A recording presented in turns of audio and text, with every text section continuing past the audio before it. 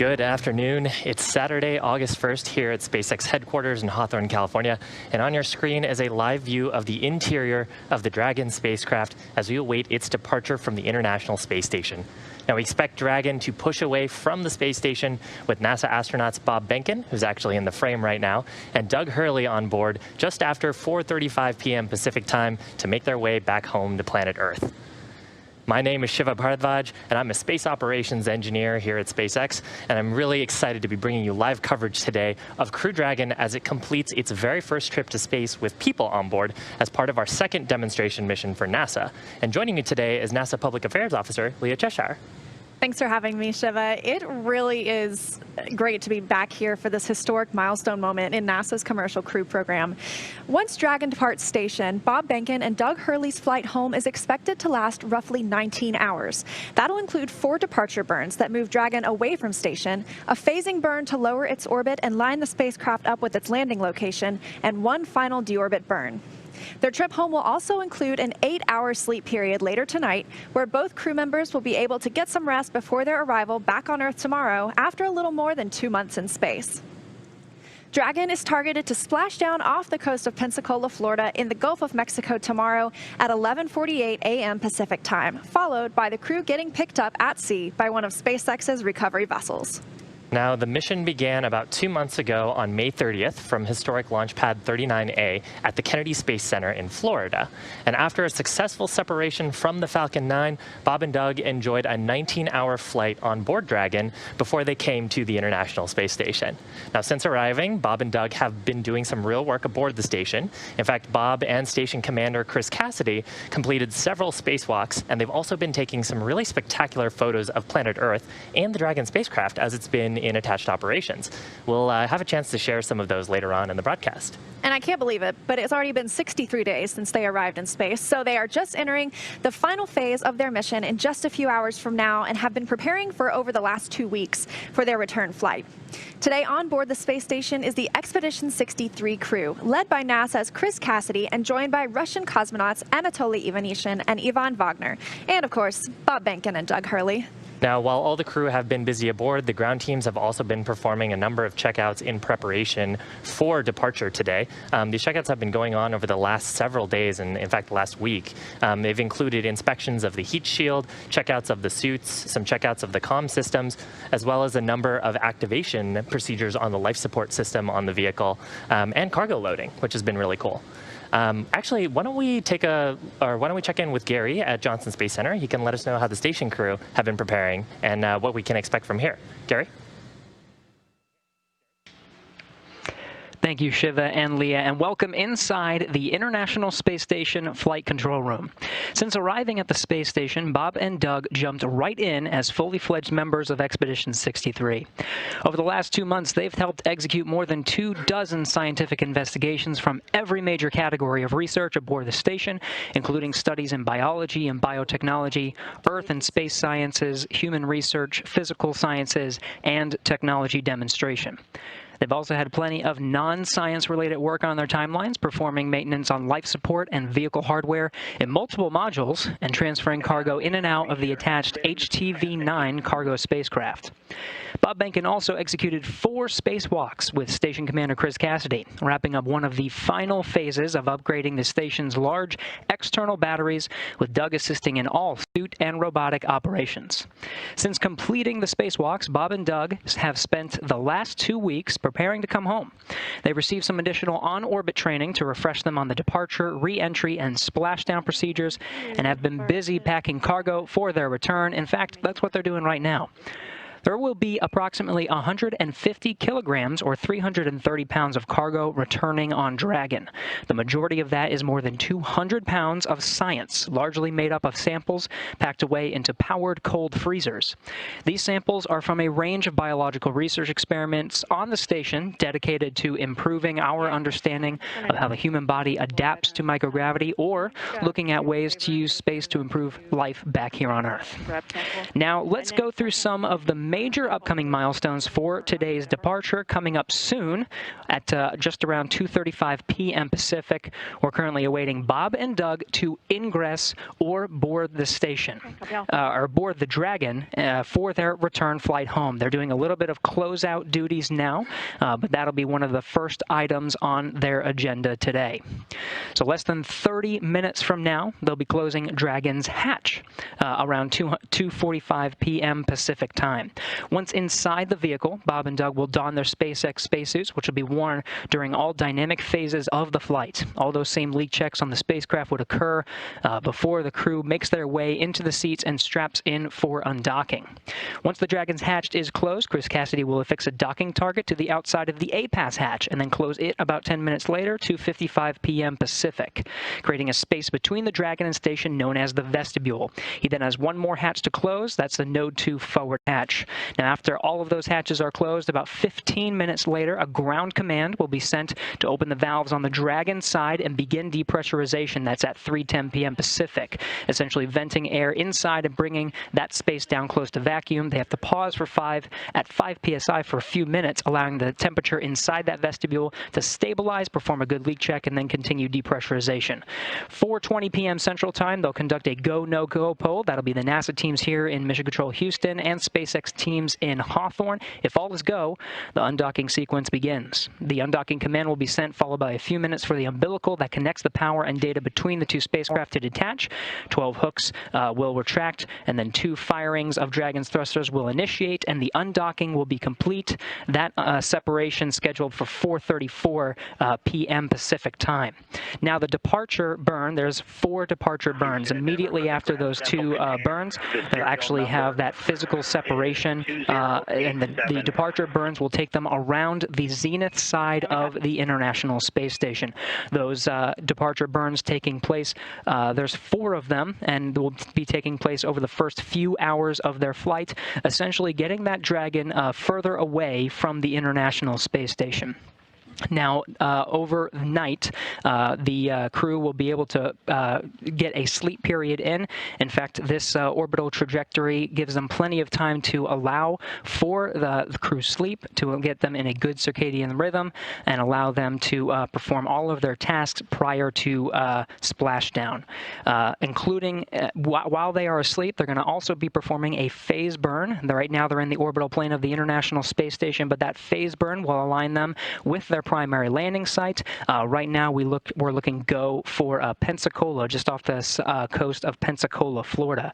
They'll perform a series of checks right upon waking up when that phase burn occurs while they are asleep. Those checks, they'll put on their suits and get ready for the deorbit sequence. The deorbit sequence is, there's a few steps there. First, there's going to be the preparation for the claw separation. There's the Dragon's trunk. They're going to perform a heavy yaw of the Dragon vehicle and release the Dragon trunk off to the side so it doesn't intersect with the vehicle during the deorbit sequence. Align Dragon back up with the orbital plane and fire the forward bulkhead Dracos. This will be one of the longest burns, and that is the deorbit burn, almost more than actually 11 minutes long. And that will slow them down enough. They'll position Dragon for re-entry into Earth's atmosphere, and then the re-entry sequence will begin. Of course, before they do that, they do have to close the nose cone. So after they close the nose cone, they'll go through the atmosphere, shoot the drogue parachutes, main parachutes, and then splashdown. That's scheduled for tomorrow afternoon, Sunday afternoon, around 1:48 p.m. Central Time, 11:48 a.m. Pacific Time. Then the recovery operations begin. After that, Bob and Doug will be back on planet Earth. Now, Station Commander Chris Cassidy will be watching the undocking and departure burn from the cupola, but the prime monitoring role falls to Bob and Doug. Flight controllers in Mission Control Houston will be backing them up. Now, as you've heard several times, Dragon's flight is intended to be autonomous, but the crew on board has the ability to take control and maneuver Dragon during the departure if necessary. On the station side, we're looking good. Solar arrays are locked in place. We have good communication links, and all station systems are looking healthy. Attitude will remain on U.S. control until the time of undocking, when we'll switch to control moment gyros only. We're tracking no issues for an on-time departure here in Mission Control Houston. Now back to Shiva and Leah in Hawthorne. Good copy. And finally... So right now on your screen is a view of mission control. That's actually where the ground controllers are all operating. Actually, why don't we listen into the nets for a second? I think there's some chatter happening there. Copy. Thanks. We're going to start 2.103, assuming we have a go. You are go.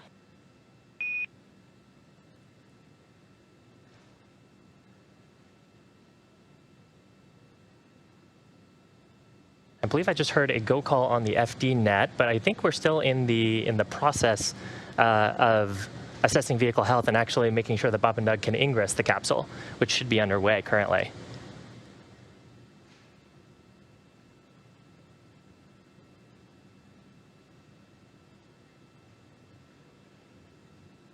So with Dragon's ingress operations now underway, we're about 10 minutes to hatch closure and about 2 hours until Dragon departs the International Space Station at 4:34 p.m. Pacific time. So next up for Bob and Doug, they need to get in their spacesuits. Yeah, and actually the suit's primary function is to protect the crew in the case of a cabin depressurization. If that were to occur, then the suits actually inflate with either a combination of nitrogen and oxygen, or oxygen depending on the pressure in the cabin.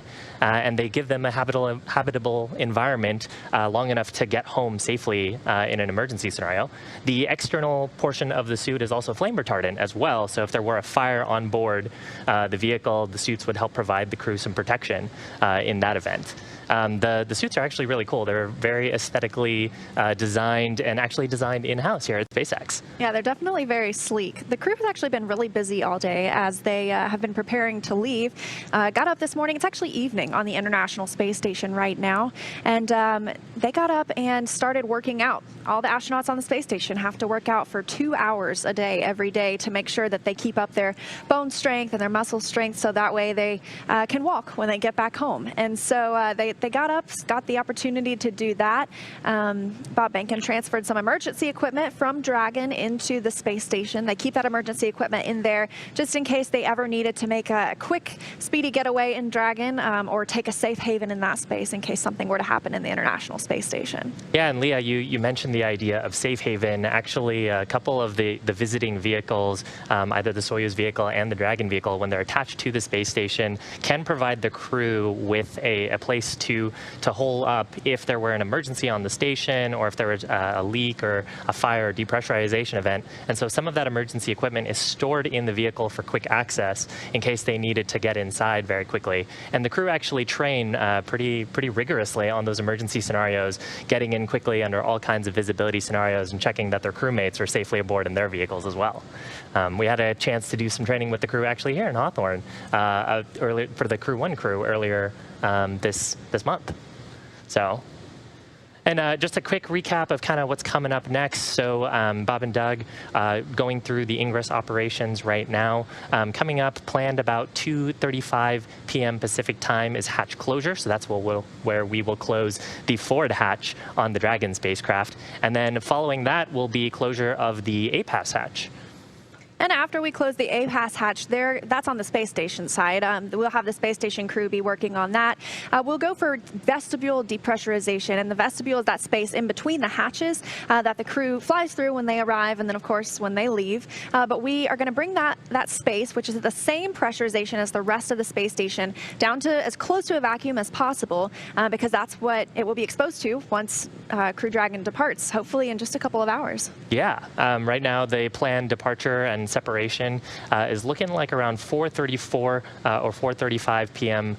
Pacific time, and that's when we're hoping to see Dragon do some small undocking burns that will separate it from the space station. On your screen is actually a view from inside the space station, looking down node 2 towards the pressurized mating adapter. I think I saw Chris Cassidy in the view there, and I think those are his other expedition crewmates on board. Yes. And Bob and Doug probably inside the capsule at this point. Yes, that looks to be Chris Cassidy over on the left, and then Anna Anatoly Ivanishyn and Yvonne Wagner SpaceX Endeavour, upside down, YO or what feels like upside down to us, but really there's no up or down in space. That's got to be nice. Yeah, I know, right? And both the hatches still open, so we'll be waiting for that hatch closure. Yeah, and actually, I think you can see that's probably the APAS hatch. If you look just past where all the ISS crew are, I believe that's the APAS hatch that's sort of coming up, kind of that white circle. And Chris Cassidy will actually have some tasks to attach a docking target onto that when we're ready to close the APAS hatch.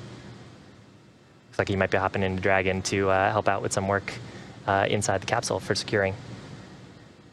Now, we mentioned earlier today, Bob and Doug have been busy today. They've actually been busy as well stowing cargo on board the vehicle. Just listening into the nets right now, it looks like they're actually going through life support activation. So I just heard a call out that carbon dioxide levels are coming down, which means that our life support system is actively taking in air from the cabin and revitalizing it so Bob and Doug can breathe nicely on board. So just some statistics while we're thinking about it. Obviously, we mentioned that Crew Dragon has been on board the station for 63 days now. Feels like yesterday. And during that time, Bob and Doug have traveled over 27 million statute miles around the Earth. So that's incredible. Frequent flyers, I would say. Yeah. Do you get is there a frequent flyer pass for Dragon? I hope so. Yeah, they're zipping around. I think on ground track they're going about 17,500 kilometers when they're at ISS's orbital altitude. If that sounds about right. Yeah, I think it's 17,500 miles an hour. I'm sorry, miles per hour. Thank you. It's still extremely fast.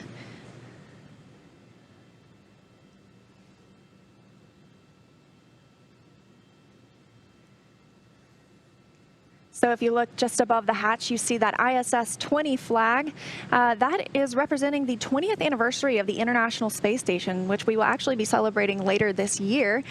So for the past 20 years, I like to explain it to people as if you are under 20 years of age, you've never lived a day without humans in space. So for the past 20 years, we've had continuous human presence aboard the International Space Station. It's truly international. We have obviously our two upside down friends we see. They're getting a better look inside by turning in that direction. They are from Roscosmos, the Russian space agency. Looks like they are taking out the intermodule ventilation. That helps equalize the air in between Dragon's capsule and the rest of the International Space Station. Yeah, that's right. Actually, while Dragon has been attached to the space station, most of its operations have been in what we call quiescent mode. So that's really just a low power state where we've only got monitoring on the thermal system, the propellant system, taking a look at some parameters in case we were to see anything that would trigger the Dragon's onboard automation to wake the vehicle up and let ground operators know something needs to be addressed. The onboard life support system is actually only used when we close the hatches and for brief periods when we are configuring the vehicle when we first arrive and periods when we're leaving, like right now. So that duct that they pull out, the intermodule ventilation duct, that actually provides clean, breathable air and circulates the air in the capsules, and providing that air from the International Space Station. And it looks like hatch closure is soon to be underway. Houston and Hawthorne from Endeavour. Still working to take out some equipment inside Dragon, move it back into the space station.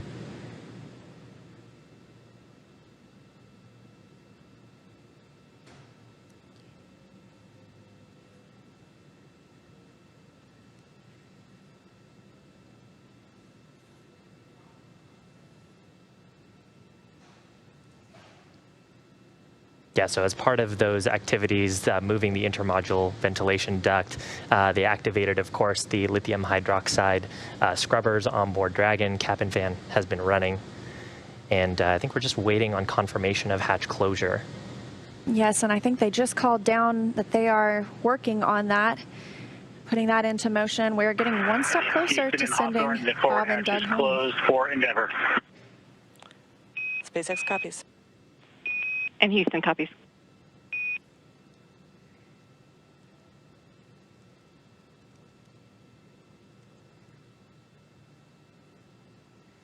And we just got confirmation that capsule Endeavour has closed the forward hatch.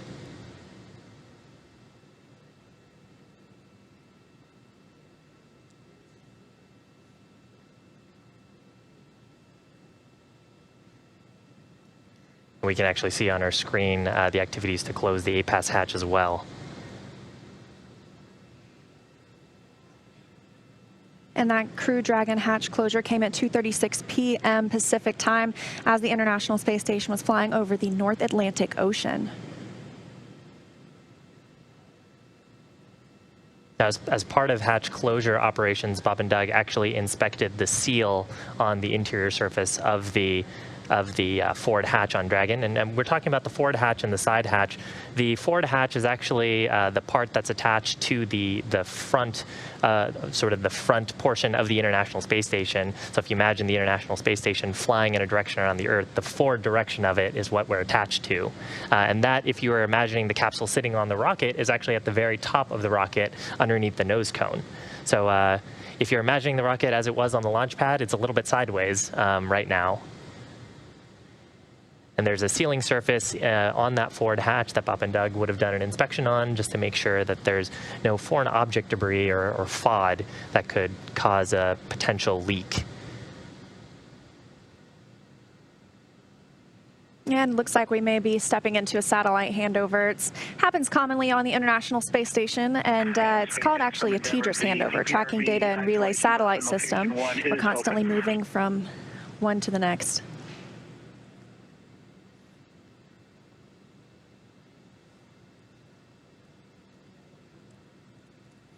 Yeah, so we actually use those tracking and data relay satellites as well on the Dragon vehicle. They provide our telemetry links. I believe they're in the GeoBelt. Hopefully that's correct. But they provide communications, uplink and downlink and commanding, actually, a downlink for us to command the vehicle as well if we need to step in on the ground side. Speaking of which, we actually have a view of mission controls in Hawthorne. So that is that's where our mission controllers are in Hawthorne. The folks who are issuing commands to the Dragon spacecraft are all sitting. In the third row there is the mission director, as well as, and here's an internal view of the Dragon spacecraft. We've got Bob in his, looks like his comfort garment, which would be what he wears underneath his suit. Nice to see the capsule getting all packed up. And then another view from the International Space Station side of things. Looks like Anatoly Ivanishin flying out of view, and Chris Cassidy down there in between the hatches in that vestibule area. He is working through procedures to soon be closing the APAS hatch on the space station side and prepare for depressurization.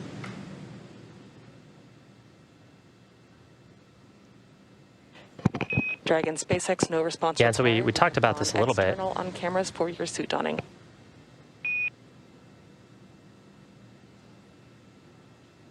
Copy, SpaceX. Thank you.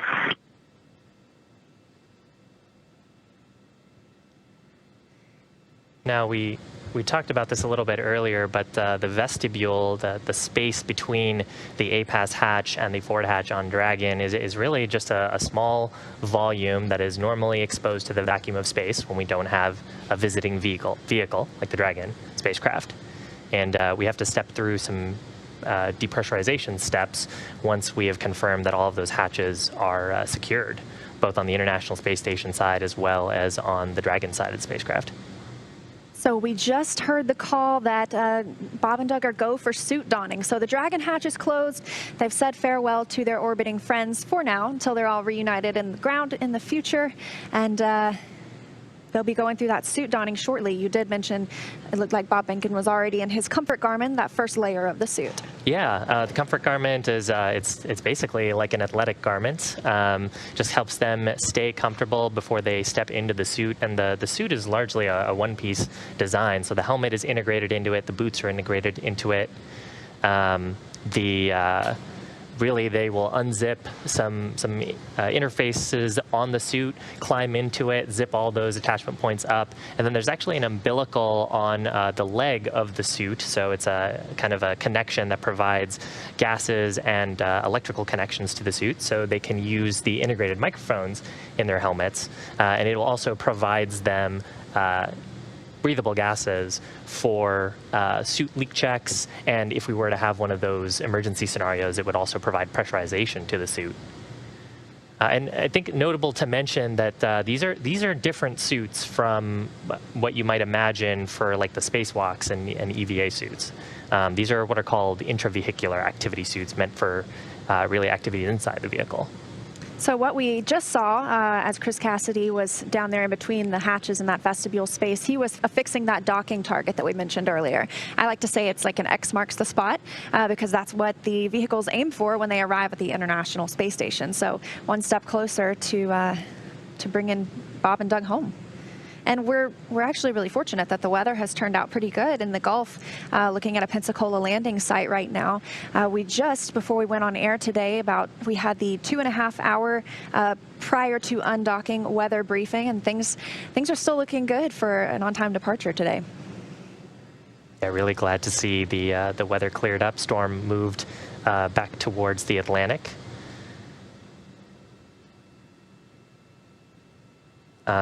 Which opens up our opportunities for landing sites in the Gulf of Mexico, which Gary had actually mentioned earlier, Pensacola being the primary site today.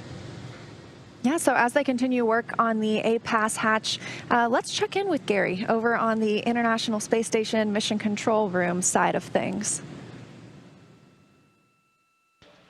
Stand by, Gary. Thank you, Leah. We're watching the same view that you are seeing, Chris Cassidy working on that A-Pass hatch on the International Space Station side. As you saw, that hatch on the Dragon side closed. Now, this is an important set of procedures that Cassidy is working right now. You already mentioned the docking target. This is that rod with the X at the end of it. X marks the spot. As Leah mentioned, this is an important item to affix to that A-Pass hatch. Now, you see he set up a camera just outside of there, and he's also going to be taking some pictures for the ground teams to know exactly how the A-Pass was configured prior to closing, getting ready for some of those next crews. Now, you saw there was a white padding on the outside of it too. That's just for a safety measure as the crew was moving in between the hatches, but everything going according to plan here. That A-Pass hatch expected to be closed about 10 minutes after closing the Dragon hatch, which was closed just about 10 minutes ago. So it should be closing very soon. The crew already just a little bit ahead of that timeline. So a few items coming up after that A-Pass hatch closure. Now you see that hatch is on the station side. There's going to be a space in between the Dragon hatch and the International Space Station hatch. That space is called the vestibule. So about 15 minutes after they close that A-Pass hatch, they'll give a go for depressurization of that vestibule. That is all controlled from the Dragon side. But we'll be watching very closely here in Mission Control Houston. Now, the depressurization of that vestibule does take quite a little bit of time. It takes about an hour, actually, to get down to vacuum, but there's going to be a check at about 5 pounds per square inch. The check at 5 pounds per square inch is going to take some time. It won't take too long to actually get to 5 psi, but once they actually get there, bringing that vestibule down to vacuum creates a little bit of temperature swings. So we need that to dampen out a bit before performing a reliable leak check. That leak check will happen at the 5 psi mark, and then we'll continue down closer to depressurization towards vacuum. Now, that's all coming up very soon. The go, no-go for actual undocking to occur a little bit more than an hour after depressurization. That at about 4:20 p.m. Pacific. And if everything goes according to plan, so far the crew a little bit ahead of schedule. We'll get them undocked right on time. We're looking at 4:34 and 58 seconds p.m. Pacific time. Everything going great so far from the International Space Station side. Now back over to you in Hawthorne. Thanks, Gary. Now that Dragon's hatch is closed and Bob and Doug have donned their suits, we'll be looking for the A-Pass hatch on the station side to close very shortly.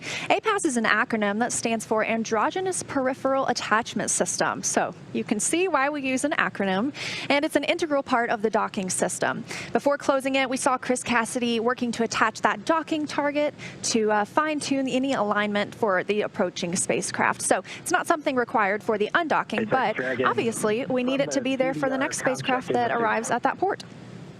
Yeah, and Gary had actually given us a... Anna, I got you loud and clear. Good to talk to you again today. How's everything going? Things are great. I'm super excited to be here.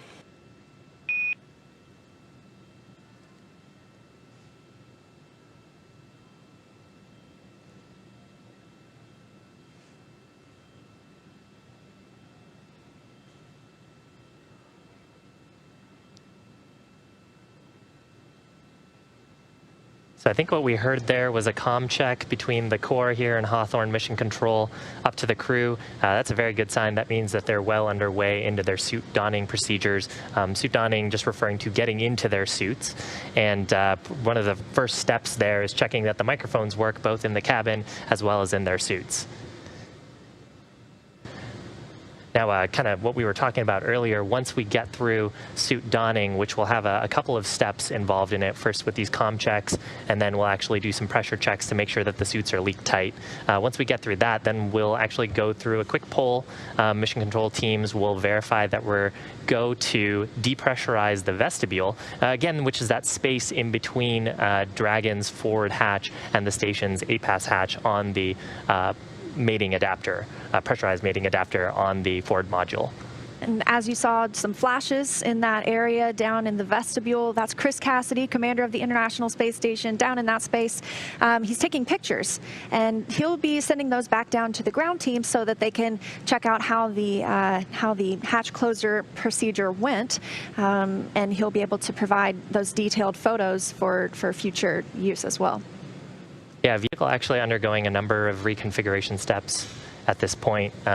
With crew, of course, on board, we have to make sure that our life support systems and thermal systems are all operating as nominal. And the volume actually in between in the vestibule, that pressurized area, which is now at about 14.7 psi, will actually vent that through some vent valves on the Dragon side of the system.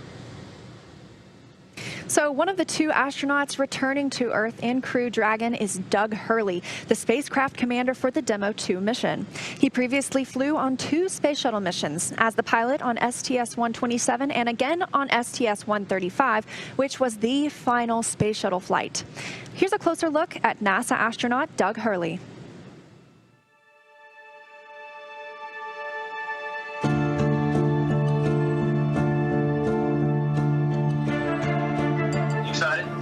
Very excited. Yeah, very excited. You feel ready? Still pumped? Oh yeah, I think we're ready. I think we're certainly ready. Joining the SpaceX Demo-2 test.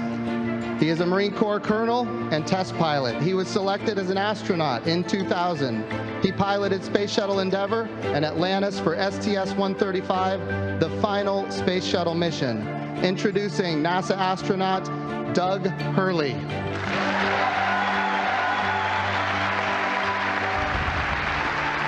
It's a life-changing process in so many ways to fly into space. It's just overwhelming in some respects. Just the sensations, the rumbling, the shaking, the acceleration. When the engine shut off and you go from, in the case of the shuttle, you go from 3 Gs to 0 Gs instantaneously and things start floating. And I remember distinctly just thinking, what just happened? To see a rocket launch in person is, it's a pretty emotional event. I remember the first time I saw a shuttle launch and it was amazing. And then when I saw a shuttle launch with my wife on it, that is quite the emotional experience. My name is Doug Hurley, and I'm the spacecraft commander for the Demo-2 mission to the International Space Station.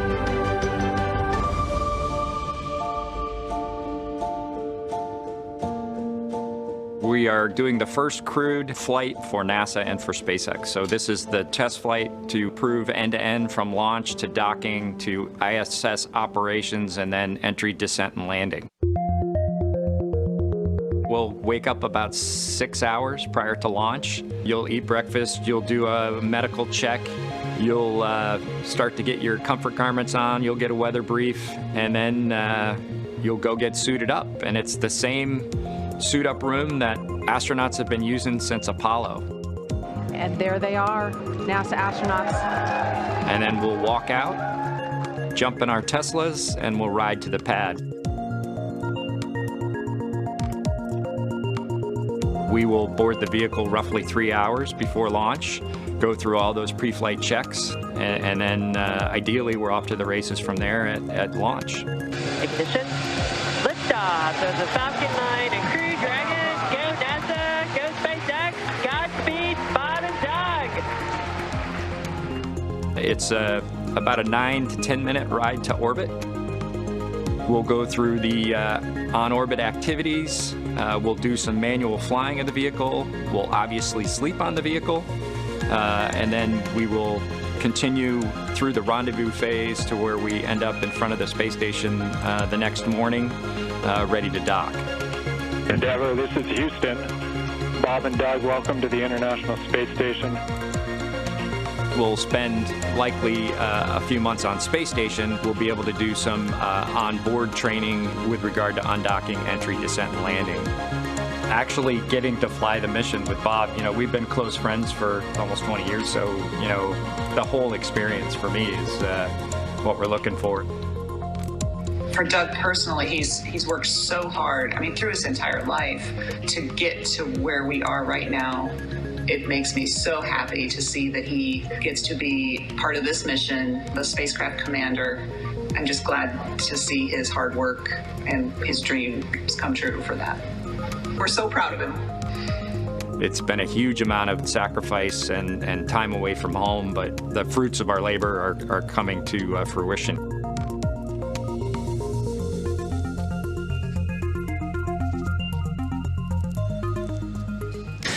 Now, with Doug is NASA astronaut Bob Behnken. He's the Joint Operations Commander for Demo-2. He previously flew on 2 shuttle missions, STS-123 and 130, and he also served a tour as the Chief of the Astronaut Office. Why don't we learn a little bit more about him?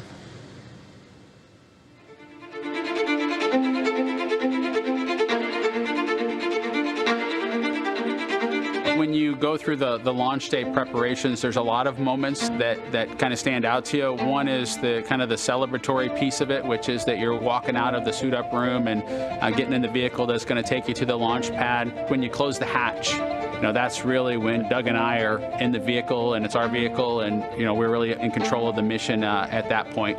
Test pilots, their task SpaceX Dragon on the big that loop. man We are could fly into orbit around the Earth when you are, and return live and well to talk about it. Section 1, There's always a balance of managing risk as you go forward to execute a test point and figuring out a way to collect the data. We hear a sound. Okay, is that sound an expected sound? Or we see a light. Is that light an expected light? What's the source of it? Does it sync up with something else that's going on or not? So trying to dissect all of that in real time in your head is, a lot of things happen like that on launching of a vehicle. From St. Anne, Missouri, he is an Air Force colonel and flight test engineer. He flew aboard Space Shuttle Endeavour twice. Introducing NASA astronaut Bob Behnken.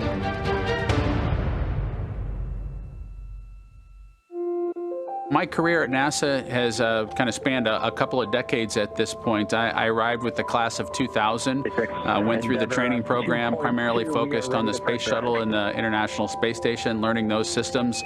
Having launched a couple times on vehicles, the second time was definitely different than the first time. You can feel a little bit guilty of, hey, should I study one more thing? Or is there one more piece of information I should get? Am I really prepared or not? So that's definitely different between where I was on my first flight and where I'm at right now. I think for me personally as a spouse, watching everything that Bob has put into this over the last 5 years, the dedication that he's shown, the perseverance is pretty special. For both of us though, the way our minds work, it won't be until sort of the mission is complete that you have really a chance to savor it and celebrate it. On a deeply personal level, I'm really excited that my son is going to get a chance to see me launch into space. Being an astronaut has been a little bit of an abstraction thing for him because he's seen me do it in old videos, but he hasn't seen me do it for real. And so I'm excited for him to see me launch into space. Really, my role on the Demo-2 mission is to make sure that we get this vehicle tested and evaluated so that we can move on to more operational missions at the International Space Station. 3, 2, 1, 0. Ignition. Liftoff of the Falcon 9 and Crew Dragon. Go NASA. Go SpaceX. Godspeed, Bob and Doug. We've got a lot of objectives on board the vehicle that we need to accomplish to really make sure that it's good to go. We'll do everything from actually talk from the Dragon vehicle to a Russian Soyuz. We'll dig out all kinds of hardware that's stowed in the nooks and crannies of the vehicle so that we have a good feel for how things are in place and getting them back in place. We plan to do all those things as just a part of our test mission. Welcome to Bob and Doug. I will tell you, the whole world saw this mission, and we are so proud. I'm looking forward to that moment when he enjoys the accomplishment, when he realizes we did this, we did a great job, we accomplished what we set out to do. Whenever he lets himself feel that and experience that success, that's what I'm really looking forward to for him. For me, I'm looking forward to when he touches down at Ellington and the NASA plane that brings him home again at the end of it. I think that the thing I'm most looking forward to is actually ending up in the water safely at the end of the mission. I'm expecting a little bit of vomiting maybe to happen in the end game. So when we get to that opportunity to do that, I'm looking for that kind of celebratory event for both of us in the water at the end of the mission.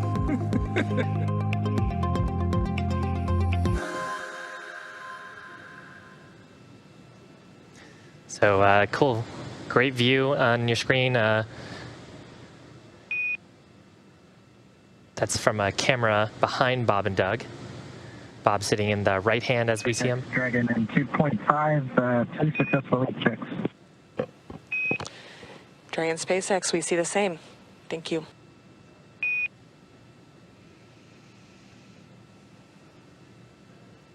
So there's confirmation of a couple of great milestones. Forward hatch is closed, suit donning is complete. We just completed suit leak checks. Everything nominal. Bob and Doug just raising their visors, get a little bit more comfortable. I love this view because it makes me feel like I'm in the back seat of Crew Dragon, just going along for the ride.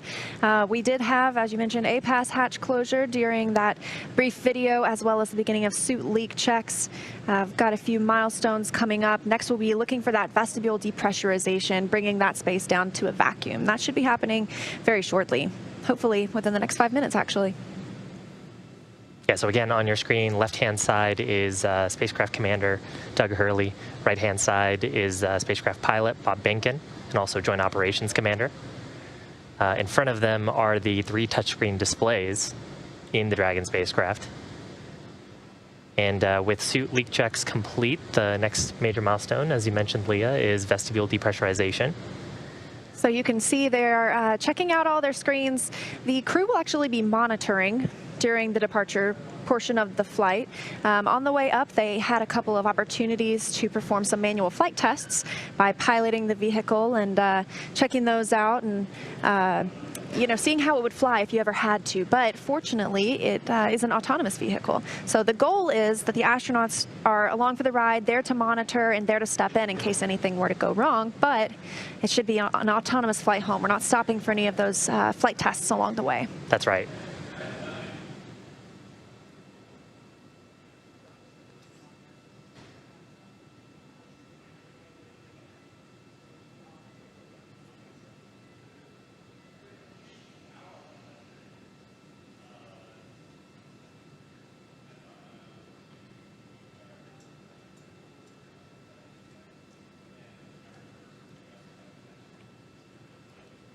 Just trying to take a look here to see what the vestibule is currently pressurized at. Taking a look at the data, it's about 14.1 psi, so pounds per square inch.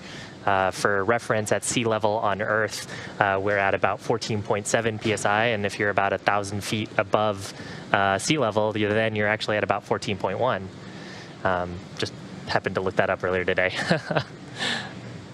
It looks like we might have lost the camera feed, might be another handover. Probably so. We are waiting for that vestibule depressurization to begin. We're getting calls from the crew that they're getting ready for that. So things are moving along smoothly. Everything is happening on time for an on-time departure from the International Space Station today. Yeah, and that call will actually be the ground side. We'll do a couple of checks, make sure that we're go, and all of the data and telemetry on the Dragon side of the vehicle looks good, and on the vestibule sensors look good. Then there should be a call to the crew from the core, letting them know that that we're planning to step into commanding vestibule depressurization, and then we'll actually issue that command. For this command, we are in joint operations. So what that means is the flight director in Hawthorne, or in Houston at Johnson Space Center, the flight director of the International Space Station has mission authority for the mission.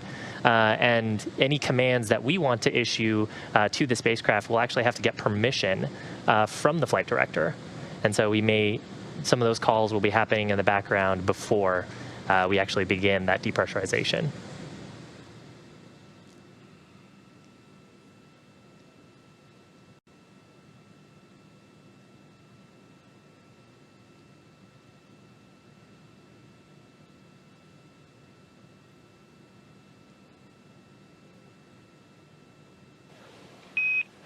Dragon SpaceX for status.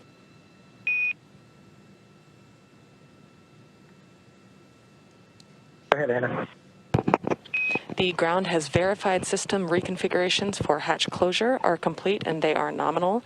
The ground will step into vestibule depressurization shortly.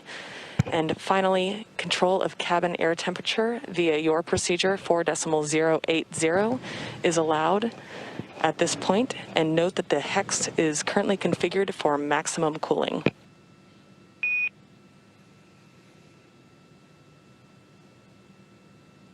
Okay, copy all, 4.080 if we need to change the temperature. Appreciate it.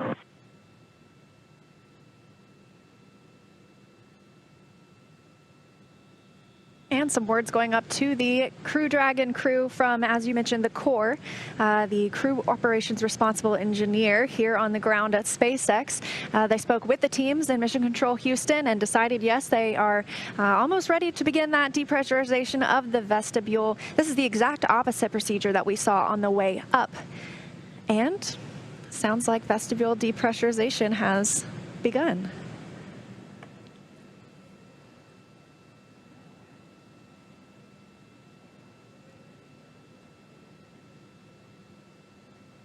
So as we mentioned, working to bring that space down to a vacuum in preparation for Dragon to depart today. That depressurization call coming at 3:04 p.m. Pacific. And moving pretty quickly, data shows we're currently at about 12 psi in the vestibule. Just dropped below 12, and only less than a minute ago we were at 14.1. And should only take 5 to 10 minutes to drop down to that 5 psi holding point that Gary had mentioned earlier. And that hold will be for 25 minutes while the teams make sure the depressurization is due to the actual removal of the pressurized atmosphere and not a change in the temperature inside Crew Dragon. Yeah, a little bit of physics there.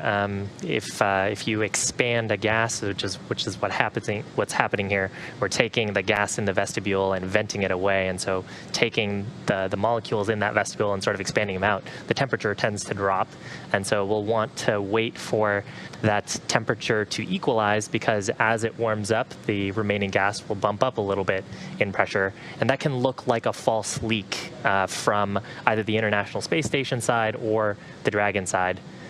So we give it some time to equalize the temperatures, and once we feel confident that the pressure is stable in the vestibule, then we actually perform the leak check and look to see that we don't have a drop in cabin pressure on the Dragon side, as well as a rise in pressure in the vestibule.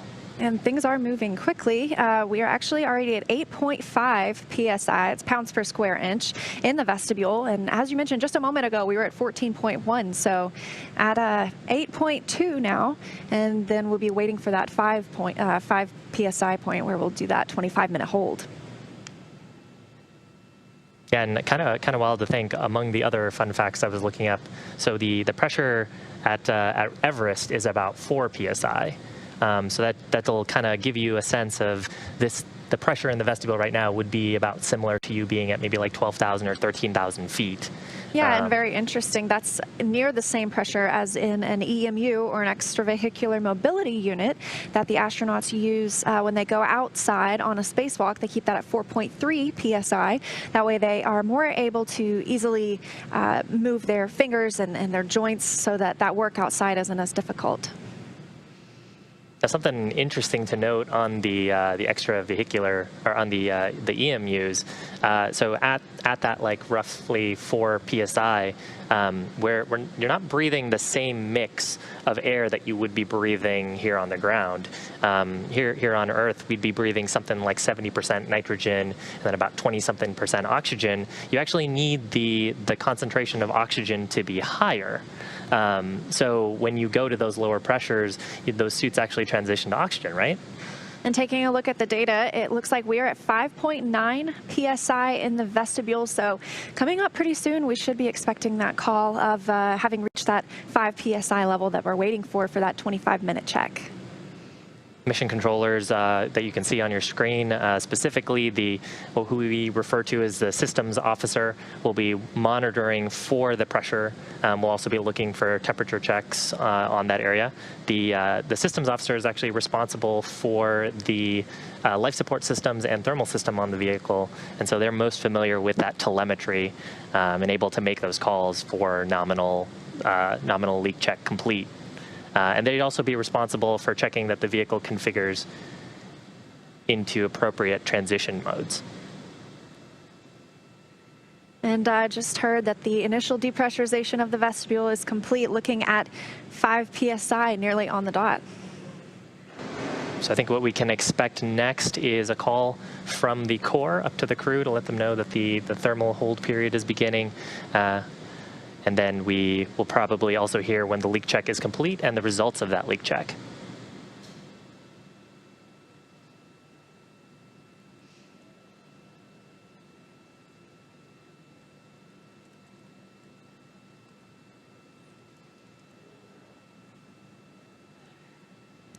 So we're kind of listening to the nets in the background. Just heard a conversation from the mission director prompting operators on next steps for start of this thermal hold period and then the leak checks. Bob and Doug really just sitting tight in the cabin at this point in their suits, able to monitor all this information from their 3 touchscreen displays in the vehicle. Yeah, and we heard that we're about an hour and 20 minutes from the opening of the undocking window, so they get more than one chance today to undock. On the way up, we saw the astronauts really only had that single second that they had to launch so that they would line up perfectly with the International Space Station. It's a little bit different coming home. Those burns will really be what help us line up with our targeted landing site. Right now, looking at Pensacola and a scheduled splashdown tomorrow. There's a view on your screen. Left-hand side is the International Space Station. So that's coming from Node 2, or the forward node. Looks like Commander Chris Cassidy taking a look down the PMA and sealing up the hatch. Probably checking the seal there, it looks like. Yeah, probably checking it for FOD, or foreign object debris, making sure that there's nothing, even a minuscule hair, that could impair the hatches from getting a good solid seal. So it looks like another handover of our TEDRS satellite systems. Those are tracked. The flight controllers know when to expect those, and so they can target their communications with the crew and any of those operations around that as well. And now would actually probably be a great time to kind of hear what the mission control team in Houston is doing and what's going on station side. Gary, can you give us an update? I sure can, Shiva. We're seeing the same results of the vestibule depressurization. It went down pretty quick, but again, as you said, we're looking for that thermal stabilization before we perform the leak checks. We saw good leak checks from the crew's suit-up procedures. The suit's looking pretty good. And then we just saw Chris Cassidy aboard the International Space Station finishing out his closeout duties of the pressurized mating adapter. That was that long tube on the other side of the hatch that he just closed, putting some items there, getting ready for the next crew coming up later this year. He closed the APAS hatch and configured that. for closure and taking some closeout photos and checking for any foreign object debris, and then eventually closed that node 2 forward hatch. That'll complete Chris Cassidy's duties really aboard the International Space Station for today. The primary role of undocking monitoring actually goes to Bob and Doug, with Mission Control Houston flight controllers monitoring from the ground. Chris Cassidy will be able to go inside the cupola. The windows are the shutters of the cupola windows are scheduled to be shut, but he'll be able to open them for situational awareness, take some good closeout photos of Dragon departing. Right now, we're just, again, in a holding period for that vestibule depressurization, holding rock steady at 5 pounds per square inch, 5 psi. That is the final step. That is the final step, final check, really, for deep vestibule depressurization until we get down closer to vacuum. And then, of course, we have the go, no go for undocking coming up in just about an hour, and then eventually we'll get to separation. Right now, scheduled for just after 6:30 p.m. Central Time, 4:30 p.m. Pacific Time. Everything looking good from the International Space Station side of things. Again, Cassidy's duties really wrapped up for today, closing both of the station hatches. With that, we'll continue to monitor this thermal stabilization, ready to continue depressurization of the vestibule coming up here shortly. With that, we'll pass it back over to you in Hawthorne. Thanks, Gary. Appreciate it. On your screen, a view from that camera looking at Bob and Doug's console. So when Dragon undocks today, it'll actually weigh over 27,000 pounds. We're looking at 27,600 pounds. Of course, in microgravity, that's nearly nothing. And they'll have about 3 days worth of food and snacks on board. So we're planning on them to get home tomorrow afternoon, well, tomorrow midday for us here on the Pacific Coast. And so those 3 days of food and snacks are there just in case there were to be some weather crop up that wasn't expected, and they can remain in orbit for a couple of days after undocking and be perfectly fine. Yeah, that's right. The supplies that they have on board are really there in case we had a wave-off scenario. So if we were to have some kind of weather come in or something happen to the spacecraft where ground teams would want more time to troubleshoot and understand and see if they could recover fault tolerance on the vehicle, that would give them time to do a couple more orbits and then try again at another opportunity. Right now, vehicle looking very healthy. It's been very healthy the entire time it's been attached to station. Actually, the entire period while we were attached to space station, we were doing weekly checkouts on the vehicle of the life support system, thermal system, power system, and the prop system on board. And spacecraft has been pretty solid the entire mission. So while we are in this holding period right now of depressurization, we're holding at that 5 psi, 5 pounds per square inch to make sure that there is no difference in temperature that's really causing that to fluctuate. A look ahead at the undocking, we are expecting to see undocking last about 5.5 minutes.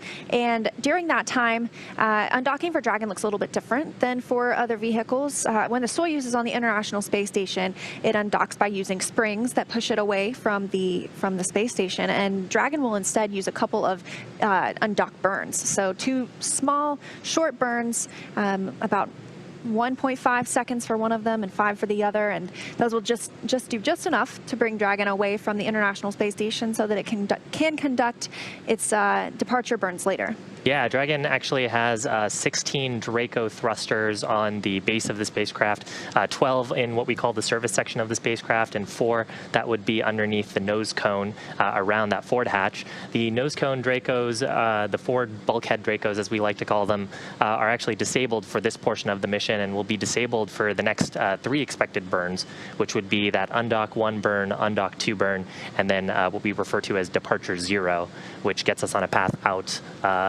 of the approach ellipsoid and the keep-out sphere around the International Space Station. So these first 3 burns will actually only use the 12 surface section Dracos. And we actually have that many because of redundancy on the vehicle. So we could lose certain combinations of those thrusters and still have full dimensionality control and the ability to control the vehicle's position, apply thrust to it. So if you're wondering what's keeping Dragon attached to the International Space Station right now, there are 2 sets of hooks, 6 on each side, so 12 hooks. And when that undocking sequence begins, the hooks will open and the umbilical, which provides power from the space station to Crew Dragon, that will detach, and then those short burns will fire and Crew Dragon will be on its way. Yeah, those 12 hooks, hard capture hooks, are actually what also provides the seal as well. So they ensure that the vestibule has that leak-tight seal. And on the way up, when we docked in late May, that was one of the major milestones after we had attached, verifying that the soft capture system had completely closed and that all those hooks had driven closed. So as you can see, NASA astronaut and commander of the International Space Station, Chris Cassidy, he's staying behind on the International Space Station for right now, and he'll return to Earth aboard a Soyuz in October. But he has just closed the Node 2 hatch. So the APAS hatch was closed earlier by Cassidy. The Dragon hatch was closed, and now just even creating a more firm seal by closing that Node 2 hatch. And as you mentioned earlier, that's on the front end of the space station, if it really had a front side. So so that's where they're at. And you saw him taking some pictures, recording that process, and he'll be able to deliver those to the ground later for analysis and just to check out at how everything went, this first departure for Crew Dragon with a crew. Good view from the interior of Dragon. We're looking at the pilot's side seat. So that's Bob Behnken, and you can see Doug Hurley's hands on just behind him. Hey, Chris, that call came down on Space Ground 1, so I'm just going to read back on the big loop that we confirm. And if you actually look on the right hand, Node 2 forward hatch and the MPEV are closed. And Chris, I owe you shortly what the undock sequence time is.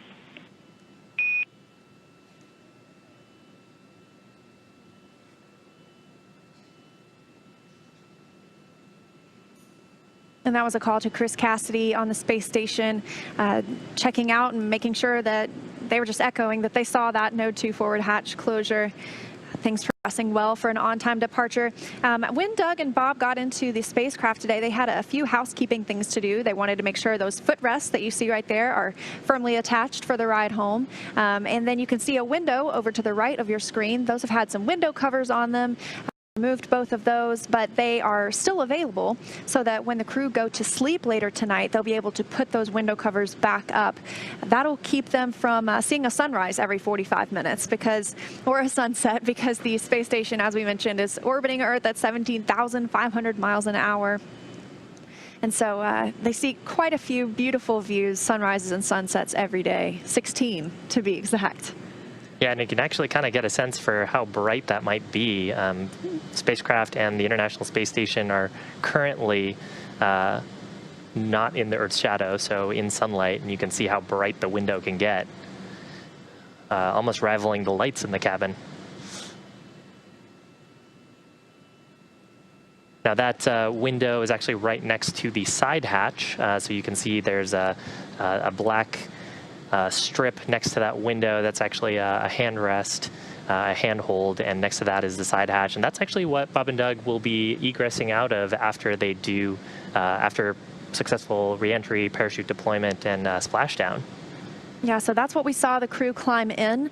Once they crossed that crew access arm, that last place that they were on Earth in that white room, they climbed in through that side hatch, but that's not what's attached to the International Space Station. The nose cone on Crew Dragon opens up and, as you said, exposes those thrusters underneath, and they actually floated through that hatch. So they arrived through that one and departed through that one, but once they get back on Earth, that side hatch is the primary egress or exit from the vehicle for Bob Behnken and Doug Hurley. Yeah, and actually one of the steps right when Bob and Doug had entered the vehicle on the launch pad was to do a leak check of that hatch. Hatch remains sealed the entire time while we're in space, and really only gets opened once we're back safely on Earth. So pretty noteworthy about this mission, there are a lot of firsts for this mission. It's our return to flight from American soil for the first time in 9 years, since the space shuttle program. And it's also going to be the first splashdown in over 45 years. So actually on July 24th, just a couple of weeks ago, that was the 45-year anniversary of the last Apollo capsule splashdown with the Apollo-Soyuz test project. So it's been a long time since we've seen a crew splashdown. That typically happens with a landing. Of course, the shuttle was an orbiter and could land like a plane. And then the Soyuz, which astronauts have been arriving in for the past 9 years, that lands on land in the steppes of Kazakhstan. So this one we're looking to land in the Gulf Coast. It means a much quicker ride home for Bob and Doug once they get back. Yeah, once we get through the Earth's atmosphere, we'll have 2 drogue chutes deploy and then 4 main chutes deploy. And then splashdown currently targeted for Pensacola, so off the west coast of Florida. And recovery actually looks a little bit different than it did 45 years ago. So we have some pretty cool recovery boats, have helicopter pads on them, as well as a what we refer to as it's as an A-arm, but it's basically a crane on the back of the spacecraft. So, excuse me, on the back of the boat. And a couple of fast boat teams will go out to the capsule, verify that it's safe to approach. Then that boat will come up, scoop up the Dragon spacecraft, put it on the deck. They'll secure everything and then open up the hatches and help Bob and Doug egress onto the recovery ship. If you've ever seen any of that old Apollo footage, the astronauts actually used to get out in the water. And so a little bit different this time. The crew will be waiting until that boat arrives with that crane to lift them up onto the deck, and they'll get the chance to get out on the boat instead of on the seas.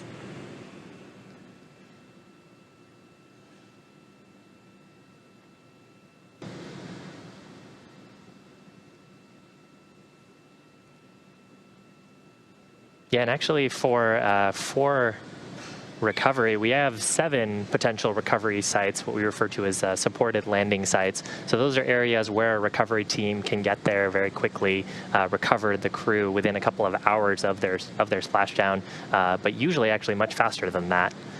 So we've got 4 sites in the Gulf Coast on the west, or in the Gulf on the west coast of Florida, and then 3 sites on the east coast of Florida.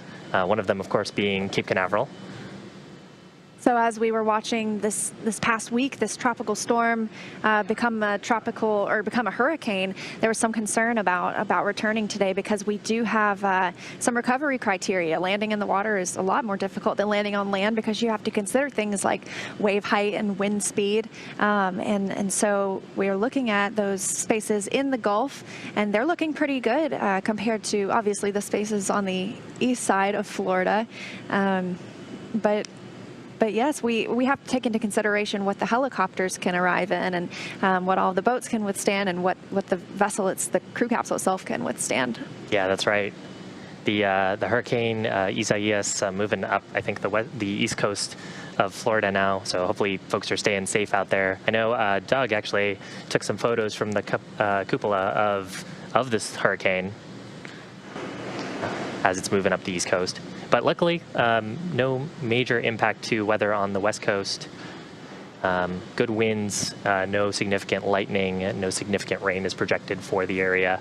And I think importantly as well, the wave heights, which are important for the spacecraft, but also for the recovery ship to be able to get close and for teams to secure the spacecraft and ensure that it's safe for recovery. So currently we are in a hold period of the vestibule depressurization. That's the area between the hatches that the astronauts fly through or float through when they arrive and float through when they depart.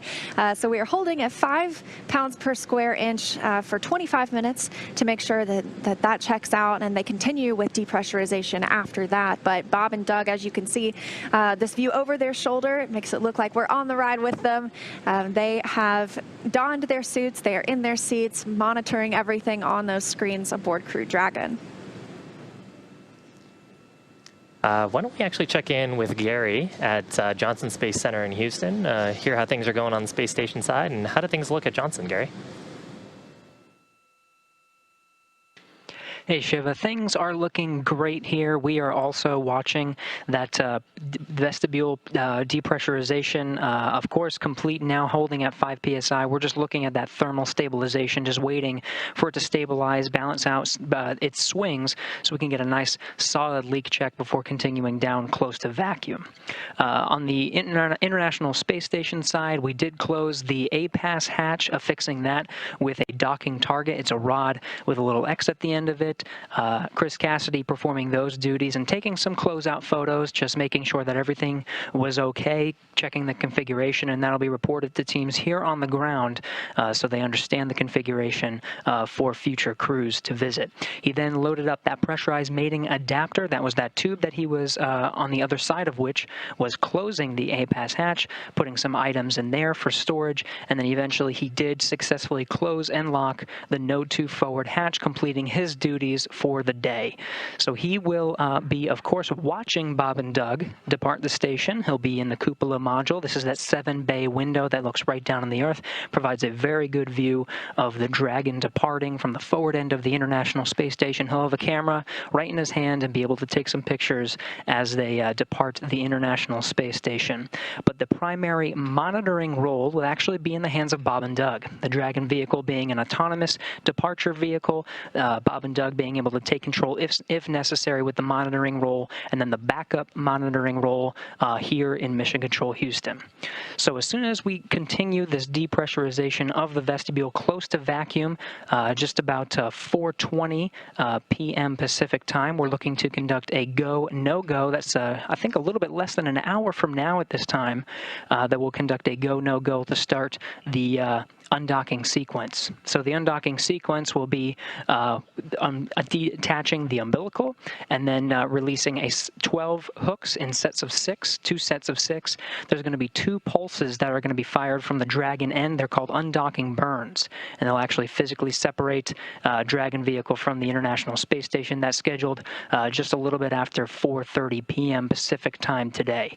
So far, everything looking good, holding steady right now, 5 psi, looking to continue that depressurization here soon. With that, everything looking good from the International Space Station Flight Control Room. We'll send it back over to Hawthorne. Thanks, Gary. Appreciate that update. If you're just joining us, the Dragon spacecraft is currently forward hatch sealed. Earlier today, Bob and Doug had actually loaded some powered cargo into the vehicle, and the life support system is reactivated. And then after sealing the hatches on both the International Space Station side and stepping into the spacecraft, we did some leak checks on the suits to step into vestibule leak checks now. Yeah, and so that vestibule area, we're holding at 5 psi, 5 pounds per square inch to conduct and make sure that it is holding and not fluctuating due to any temperature changes. Actually, the crew on the International Space Station, as I mentioned earlier, this is evening for them. And so it's actually 10:30 almost aboard the International Space Station, 10:30 p.m. And so they'll be getting ready to go to sleep soon. The crew here in Crew Dragon got to take a 3-hour nap today in the middle of the day. Looks like actually the whole crew was able to enjoy that nap. That way they'd all be alert and ready to conduct these departure procedures, whether it be sealing up the hatches or conducting any of the leak checks, monitoring the ride home. We want to make sure the astronauts are well rested, and even though the crew on the International Space Station will get their sleep period soon, we'll see Bob and Doug get theirs. They'll have about 8 hours later tonight to get some shut-eye. Yeah, that'll actually sleep shift them well before they start to step into the deorbit burn, which is actually the largest burn of the day and actually a pretty dynamic period time for them. So I want to make sure that they are all well rested so they can monitor and step in if they have to take any contingency actions, and also read back on the status of the vehicle if ground control teams are unable to properly assess the health of the system. Of course, one of the nice things about having crew members aboard is they can see the health of the vehicle and they can respond. Bob and Doug able to issue commands via those touchscreen displays, and also getting quite a bit of training on potential emergency scenarios, wave-offs, scenarios where they might need to interact with Dragon, and if it were to lose comms or have a thruster issue. But right now, very healthy vehicle. haven't really seen any issues with Dragon during its 63-day stay at the International Space Station. And if you were wondering, once Dragon departs today from the International Space Station, we're not going anywhere. We're actually going to be live all the way until they come home to Earth tomorrow. So some of the bigger things we can look forward to after undocking, we've got a couple of departure burns. The first two are going to bring Dragon up and over the International Space Station, and then the next two will bring it down and in front of the space station before a phasing burn later this afternoon to help it really sync up with its landing zone for tomorrow. That's right. I think I might have heard a call. Heard a little something. Okay, there might be a call coming on Space to Ground. We'll be sure to keep an eye out for that. Looks like pressure in the vestibule is still holding. Yeah, and so as part of those burns that they have to do, the first couple of burns are really just to adjust the apogee and the perigee. So the apogee, if you can imagine the orbit of a spacecraft as an ellipse going around the Earth, the apogee is the highest point, or the point farthest away from the planet, and the perigee is the lowest point. And so right now, Dragon and the International Space Station, of course, still docked, and they're in a roughly circular orbit. After the conclusion of these departure burns, Dragon's apogee will be about 10 kilometers below the International Space Station, but we'll be slowly reducing our perigee. And then later on tonight, Pacific time, we'll actually conduct what's called a phasing burn.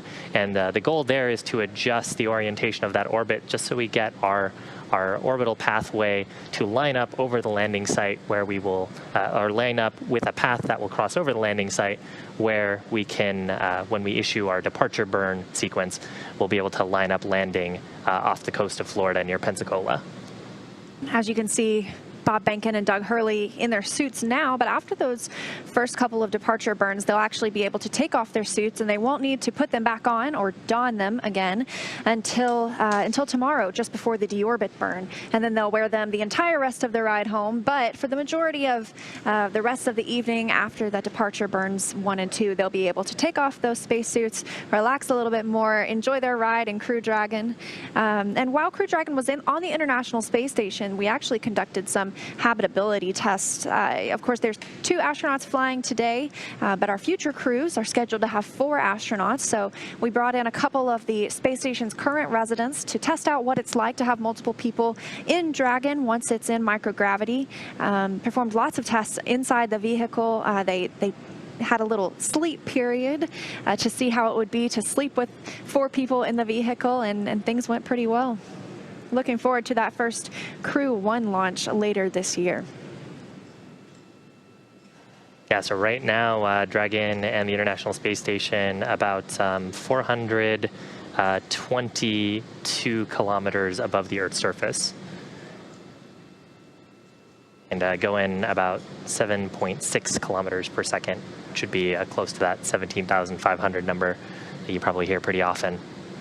Yes, and if you're looking at miles, it looks like we're about 261 statute miles above the Earth. And they are in the South Pacific Ocean. They'll be coming up across Hawaii not too long from now. There's a view from the International Space Station looking at the Dragon spacecraft. So Bob and Doug inside the portion towards the right of your screen. If you can imagine how they're seating upright, their displays would sort of be looking up towards the direction the nose cone is opened up. And behind them is the trunk of the spacecraft. So that top side, the black shiny part, is actually our solar panels on the body of the spacecraft. And below that, the white side of the spacecraft is the radiator. So that's where we're radiating away our heat generated by the avionics and the electronic hardware aboard the vehicle, and of course from Bob and Doug themselves, generating a little bit of heat based on how much physical activity and exertion they're doing. Right now it looks like they're pretty comfortable, just kind of hanging out in their suits. And actually the vestibule leak check has started, and so they're testing to ensure the solidarity of those seals between the hatches. And as we saw earlier, they checked to make sure there was no foreign object debris or FOD, so that they would have a clean seal and be able to to complete this leak check successfully, another step toward undocking. These leak checks should be pretty fast. They'll be looking to see if there's any pressure rise on the vestibule itself, which would indicate pressure coming through the forward hatch seal. Dragon SpaceX on the big loop. Vestibule thermal stabilization is complete and the leak check period has started.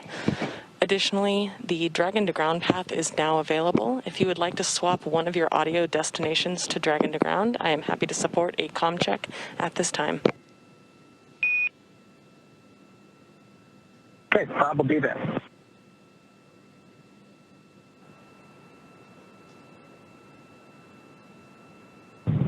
SpaceX Dragon comm checks Dragon to ground. I hear you loud and clear. How me?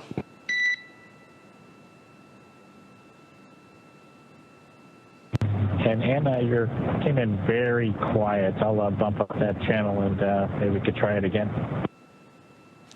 Copy. How is this?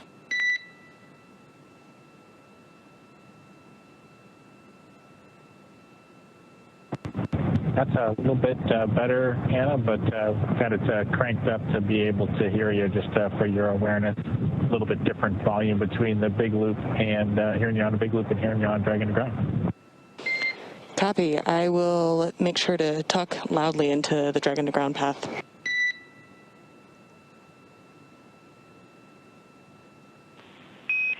And Dragon, Houston on Dragon to ground for a comm check. How do you copy me?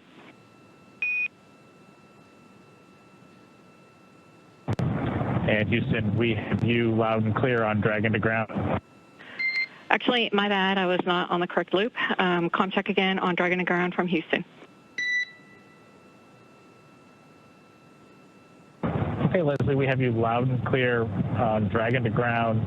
Much clearer, much less echo on this loop than the big loop. That's a good data point, and we also have you loud and clear down here.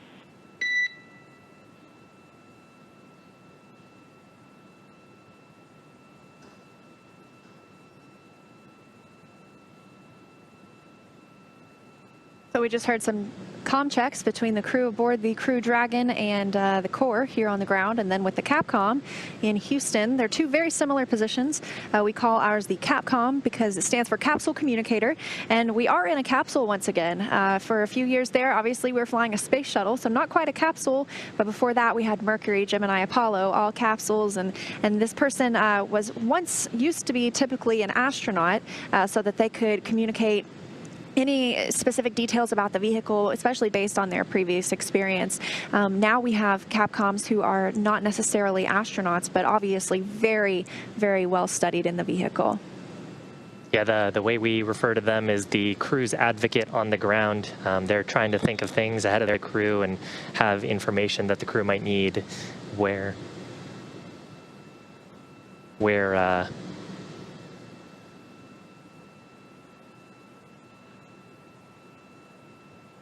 but they tend to act as the advocate for the crew on the ground, letting them know where equipment might be stored in the vehicle, letting them know of upcoming steps.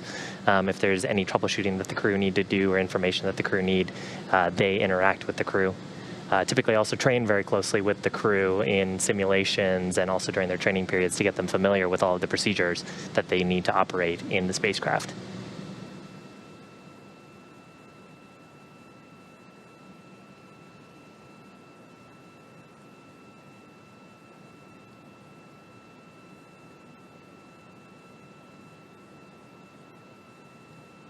Now, during those comm checks, there was some discussion about the big loop and Dragon to ground and space to ground, a lot of different loops. Really what a loop just refers to is a communications link. Operators all have the ability to talk on these loops and provide real-time communication.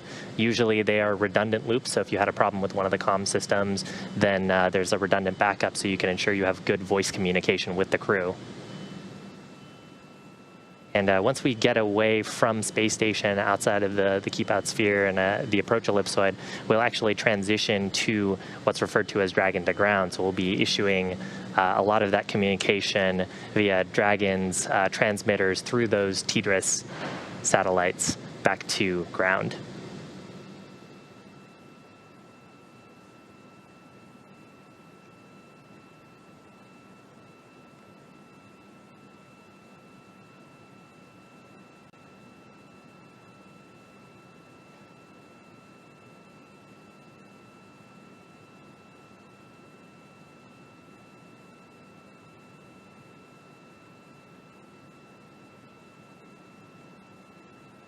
So as we mentioned earlier, 63 days aboard the International Space Station for these two spacefarers. It was not their first flight. They both had 2 previous shuttle missions, and they both have families that are very excited to see them once they get home.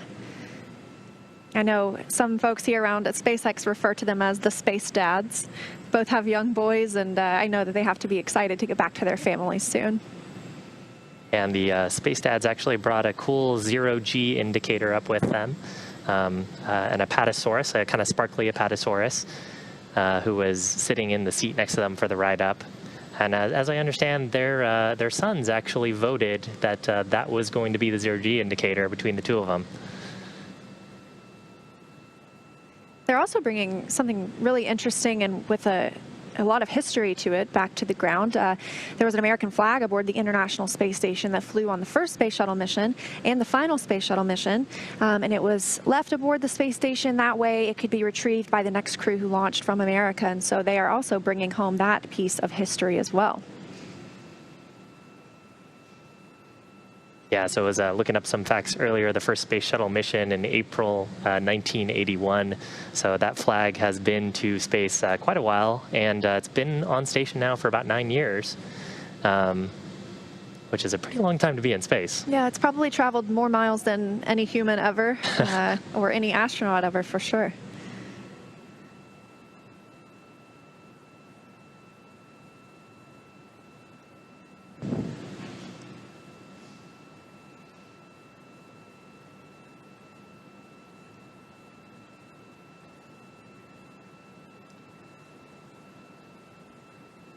So if you're just joining us, we're currently looking at 2 views inside the Dragon spacecraft. Right now in the seats are spacecraft commander Doug Hurley on the left-hand side, or in the left-hand seat, and Bob Behnken, the joint operations commander, in the right-hand seat.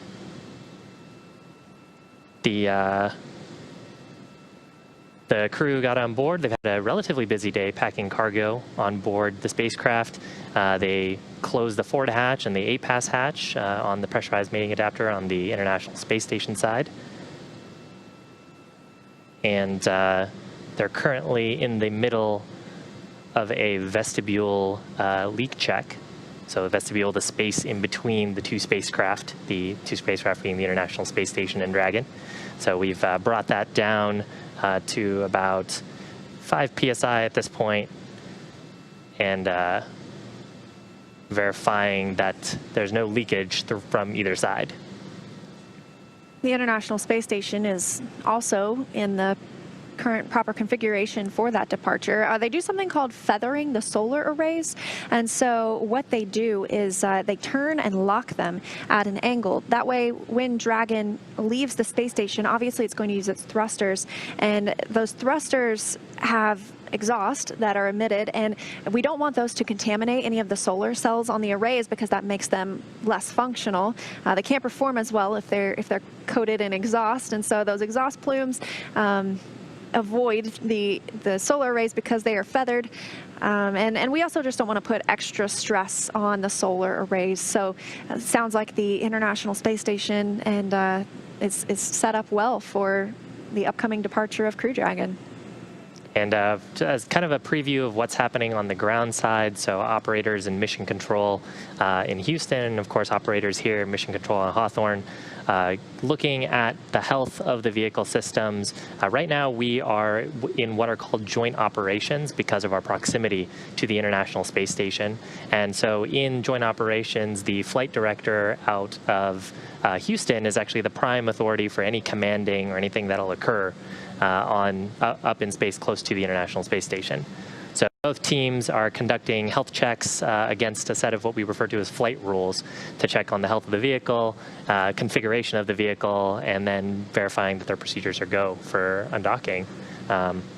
All those checks happening concurrently with this leak check. Yeah, and we'll be in those joint operations through the exit of the approach ellipsoid. So there are two invisible lines, sort of, that vehicles cross upon arrival and departure from the International Space Station, and these help us govern, we have specific rules for each one that the vehicle shouldn't cross if they violate any of those. And so some of those, for the keep out sphere, that smaller sphere around the space station, we call that 4 orbits safe. So if the Dragon were for some reason lose control of any of its thrusters, it would be safe for 4 orbits if like not hitting the International Space Station if it's inside that keep out sphere. And then the approach ellipsoid has a little bit of a lesser time frame. You need to be 24 hours safe, and that gives time for the teams on the ground to troubleshoot anything that might arise, as we mentioned, if there were some reason they couldn't send commands to the vehicle, or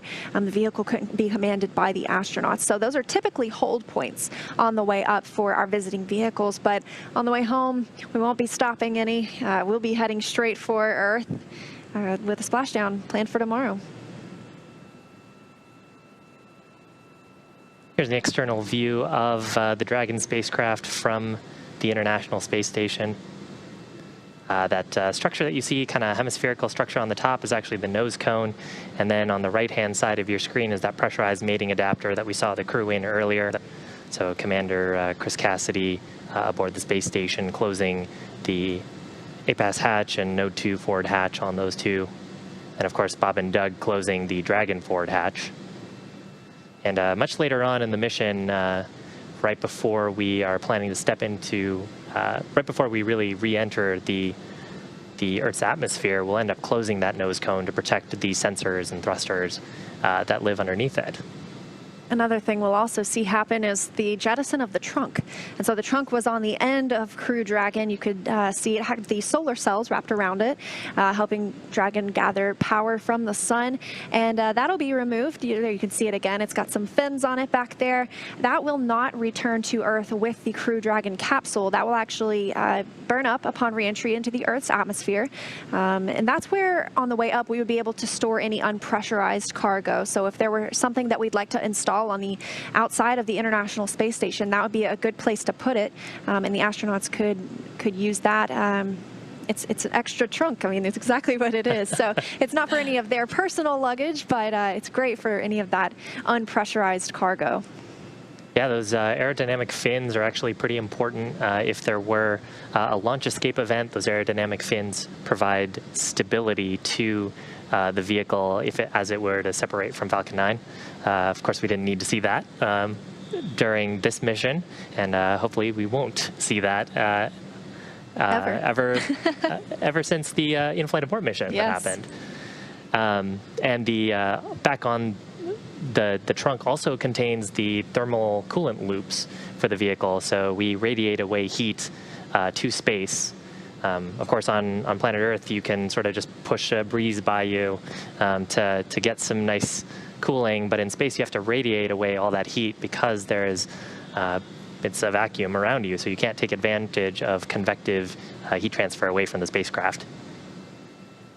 Although, interesting tidbit, there is just enough of an atmosphere to be a drag, and actually the International Space Station needs to do periodic reboosts to stay in its orbit, right? And they did one of those very recently. That was factored into Dragon's departure procedures as the International Space Station used its thrusters to reboost it, and in preparation for this October, when it will have a Soyuz vehicle arrive with some brand new crew members. And so this was factored into Dragon's departure sequence, knowing at which altitude the International Space Station would be flying.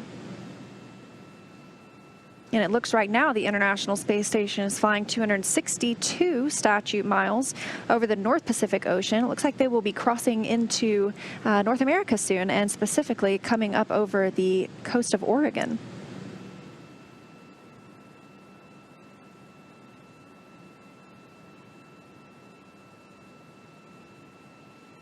A kind of a preview of what's coming up next. Currently conducting a leak check of the vestibule. Now, particularly important because any breathable gas that you bring with you into space is what you bring on your spaceship. So the International Space Station with a supply of breathable gases, and of course Dragon with tanks aboard that contain nitrogen and oxygen, and the life support system providing periodic injections of oxygen to keep the cabin at about 20 to 25% oxygen, which is about what we would have actually here on Earth. So doing a leak check, making sure that we're not losing any of that precious breathable gas through the forward hatch seal, which has been open really this entire time while we've been on space station.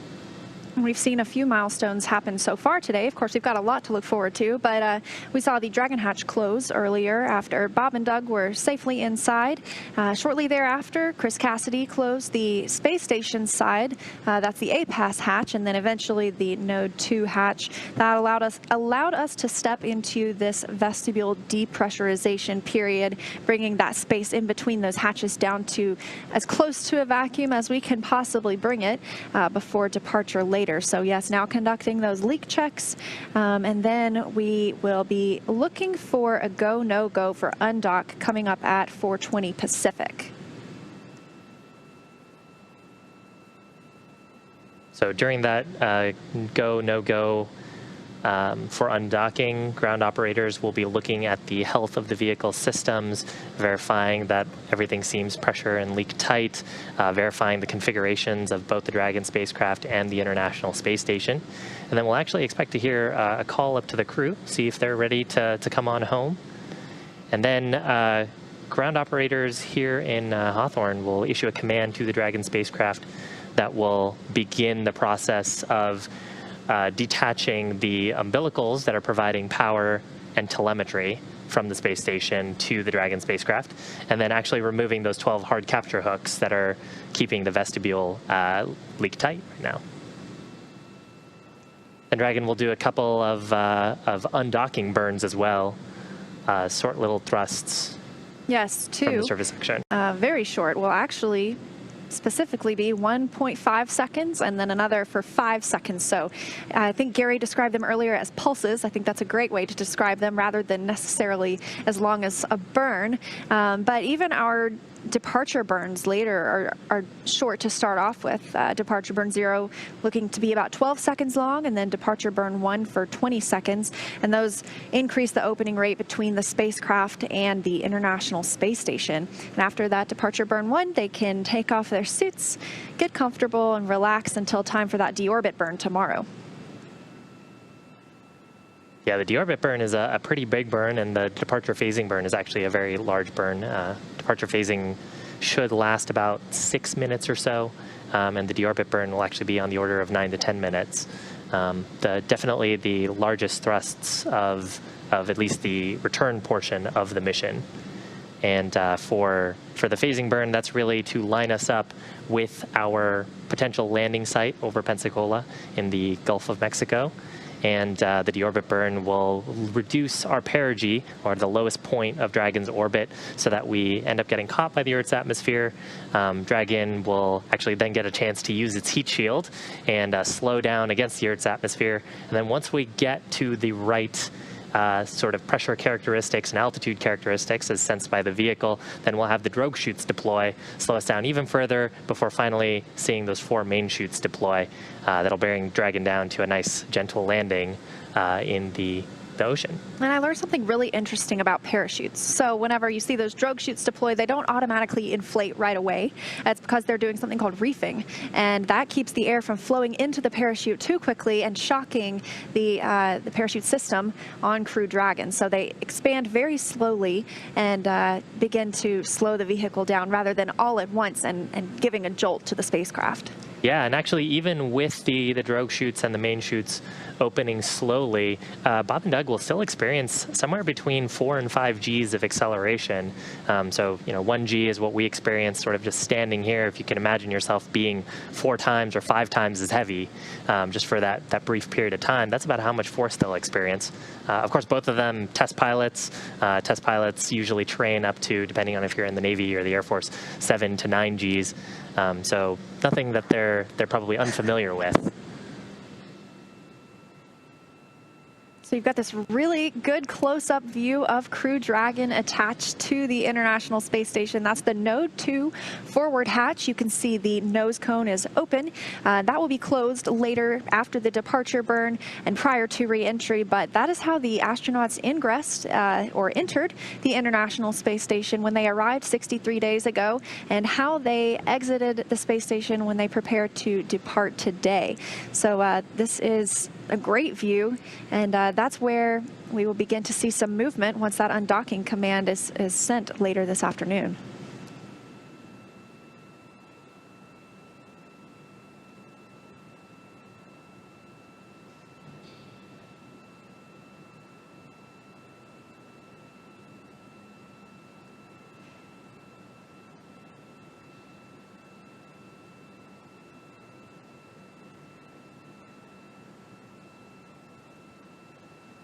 So some more facts about our astronauts today.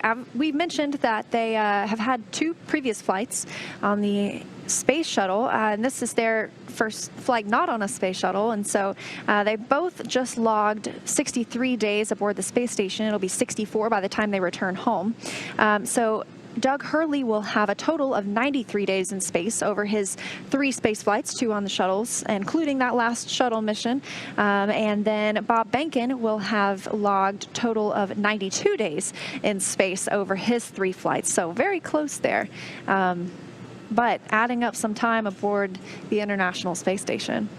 And Bob Behnken actually getting some pretty cool opportunities to conduct a number of spacewalks with Chris Cassidy, going outside the space station, conducting some work to replace power units and batteries on the space station? Yes, they actually replaced some older nickel hydrogen batteries with some newer lithium ion batteries, and these upgrades have been going on for a few years now.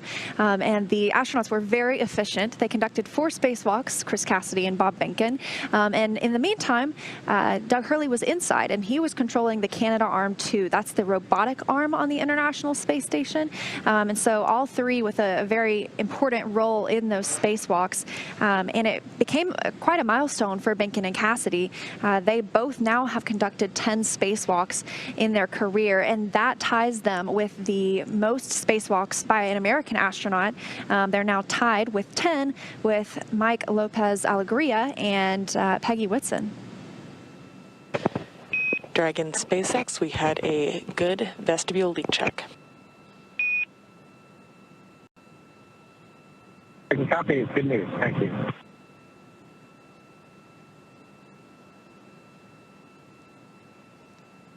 There's confirmation from the core of successful leak check on the vestibule. That means 1 more milestone down and getting ready for undock. Yeah, and that wraps up the completion of those leak checks, as you mentioned, in that small space between Crew Dragon and the space station, the vestibule. It was brought down from a pressure of, it looked like 14.1 pounds per square inch, and then to 5. So they had that hold period and then conducted leak checks. But that 14.1 was the same as the rest of the station. Now they are offset quite a bit, and so they're going to bring that all the way down to vacuum, since that's what they will be exposed to, the hatches, I mean, once Crew Dragon Endeavour begins its journey home. Yeah, and actually, if we didn't bring that space down to vacuum, then it would almost act like a thruster. There'd be a little bit of pressure left up in there, and so as the seals came, or as the seals were sort of opened up and we removed those hard capture hooks, we'd see a little propulsive thrust. And of course, being this close to station, we want every maneuver to be very carefully choreographed. So trying to make sure there's as little energy imparted by that little bit of pressure in the mating adapter.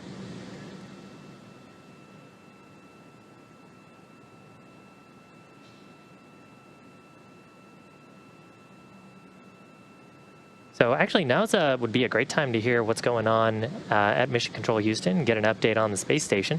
Gary, can you let us know how it's going?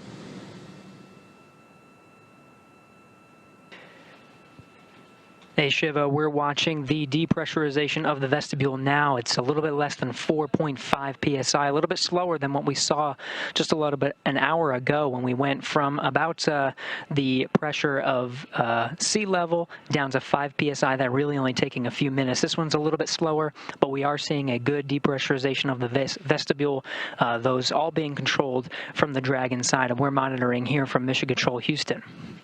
Now, some of the views you might see from the outside of the International Space Station looking at the Dragon vehicle, some of those cameras being controlled from Mission Control in Japan.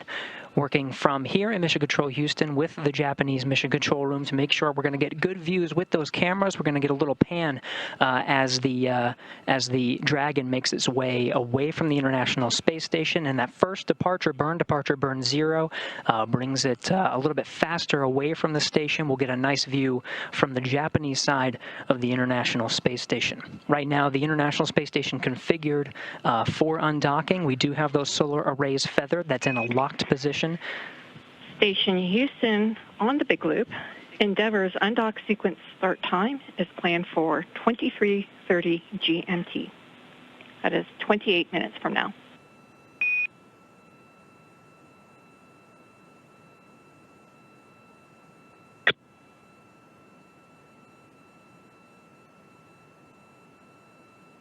You heard that from Capcom here in Mission Control Houston. That is Leslie Ringo here in Mission Control Houston. That start time is 4:30 p.m. Pacific, 6:30 p.m. Central. That is the on-time start time for the undocking sequence. Once that kicks off, that'll be the initiation of the umbilical retraction, followed by 12 hooks that are keeping Dragon in place attached to the International Space Station. Those will drive and be released 6 at a time. They're in 2 gangs. And then, of course, there's 2 undocking burns, more like pulses, just short little burps, that are going to physically separate Dragon from the International Space Station vehicle. You can hear right now everything going according to plan. We're right on the timeline. That physical separation, as long as we're on the timeline, should happen at 4:34 and 58 seconds p.m. Pacific time. Everything going well. We'll continue to monitor the depressurization of the vestibule from here in Mission Control Houston. Until then, we'll send it back over to you in Hawthorne. Thanks, Gary. So once Bob Behnken and Doug Hurley arrived at the space station on May 31st, it did not take them long to get to work. During the time on board the orbiting laboratory, as we mentioned, Bob Behnken ventured outside the hatch 4 times for spacewalks to upgrade those batteries, and Doug Hurley used the Canadarm2 to command the station's robotic arm from the inside of the station. But when they weren't focusing on the outside of the station, they continued science and research inside the orbiting laboratory. Of course, as we mentioned, they also exercised the mandatory 2 hours each day. And many of you have seen some of the incredible pictures that they took of our home planet. This is one beautiful view of a sun glint off the ocean. And then there's also one that we have from Comet Neowise in July. If you had the opportunity to see that from the ground, we saw our astronauts had a great shot of that from the International Space Station. Yeah, they had some really cool opportunities. We're sharing a lot of those photos on Twitter. And of course, you know, earlier this morning as they've been preparing for undocking, they had some work to do as well in packing cargo into the Dragon spacecraft. So underneath their seats, they've got room for powered and unpowered cargo. Right now, they're bringing home about 150 kilograms or about 330 pounds of cargo. Most of that is science and sampling hardware. About 94 kilograms or about 200 pounds of it is science that's happening aboard the space station. And Dragon does have the ability to return a lot of that cargo, so it can come back to labs here on Earth who can continue to do human science studies on those biological samples and cold sample studies on those cold samples that they're returning. And it's really something that we've been doing even since our previous version of Cargo Dragon, just continuing that capability with Crew Dragon. Yeah, that's one thing I was going to mention. When the astronauts know that there is a Crew Dragon or a Cargo Dragon vehicle coming, they know it's about to get really busy with a lot of science. Because Cargo Dragon is currently the only vehicle cargo resupply ship we have that can bring back cargo. The others disintegrate, burn up in the Earth's atmosphere upon re-entry. So we mentioned earlier that Comet Neowise picture, and I think we have it now. Look at how beautiful that is, the comet streaking across the sky just above the Earth below. I can't imagine. Yeah, especially to see the glow of the Earth's atmosphere kind of creating that blue sheen as the light refracts off of it.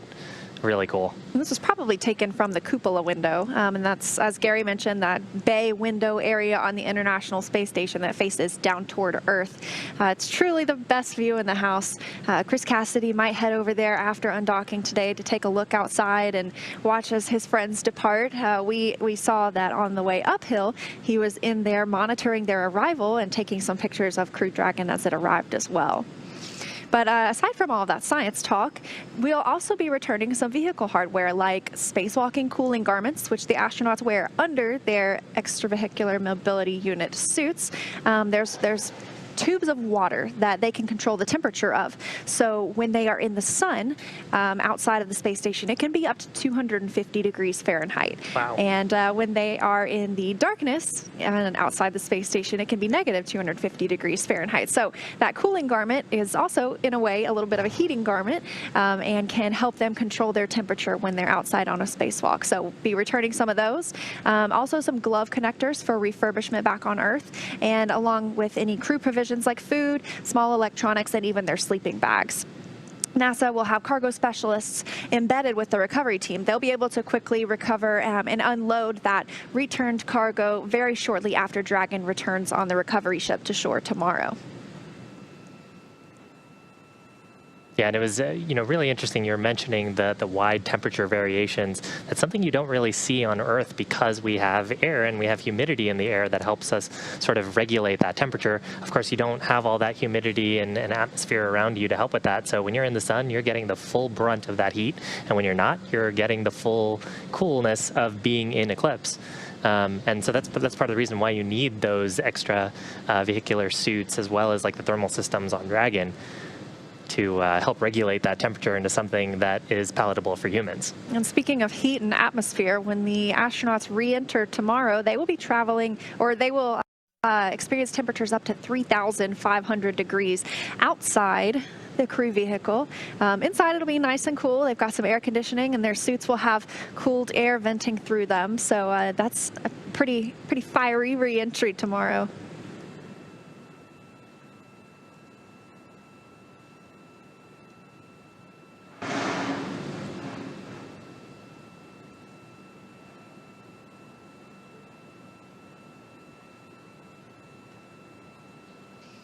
Another view on your screen of the Dragon spacecraft, and now looking at a camera that's positioned just behind Bob and Doug. So Doug in the left-hand seat, Bob in the right-hand seat, monitoring the vehicle. Looks like they've got the forward view, so on each of their individual panels. You can sort of tell that because it looks like they've got an attitude ring in front of them. And then they've got a view in the middle that has their procedures and cue cards up for what they can expect next. And speaking of which, actually, so the next thing we'll really see here is final configuration for undocking. So there'll be a go, no-go poll for issuing that final configuration. We're expecting that to happen, the actual command to occur right on time at 4:30 p.m. Pacific time.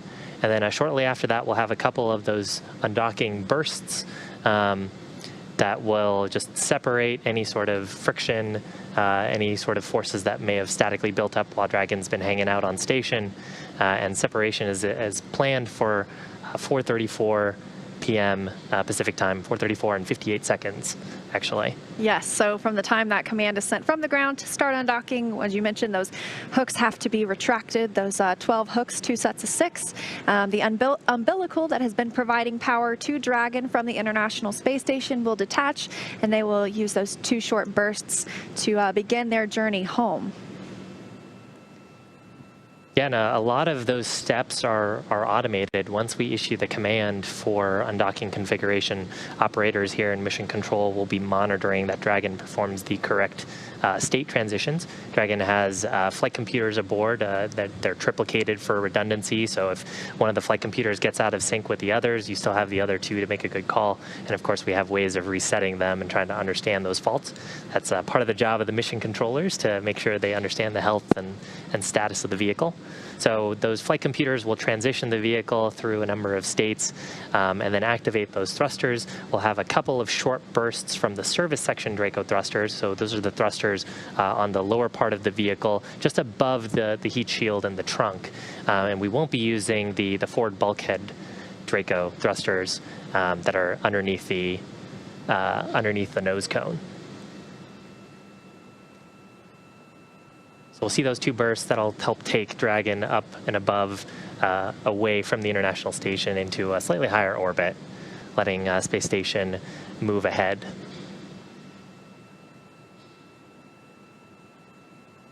Yes, those will be departure burns 0 and 1. Then that'll just increase the opening rate, the distance from the space station, and moving it out of the keep out sphere, as we mentioned earlier, and eventually the approach ellipsoid. And then after it's out of the approach ellipsoid, it'll have departure burns 2 and 3. Departure burn 3, as you mentioned earlier, is like a co-elliptic burn.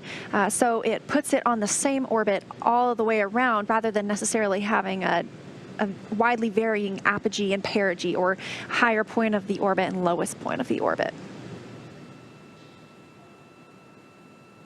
Yeah, and we were talking a little bit about the keep out sphere and the approach ellipsoid. So those are imaginary spheres. The keep out sphere being a 200-meter radius, I believe, sphere around the International Space Station. So that represents a space where any spacecraft that are in those operations need very choreographed maneuvers with the flight director before they issue any commands or perform any thrusts.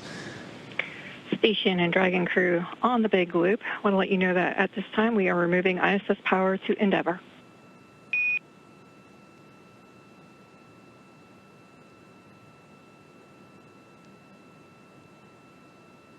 Okay.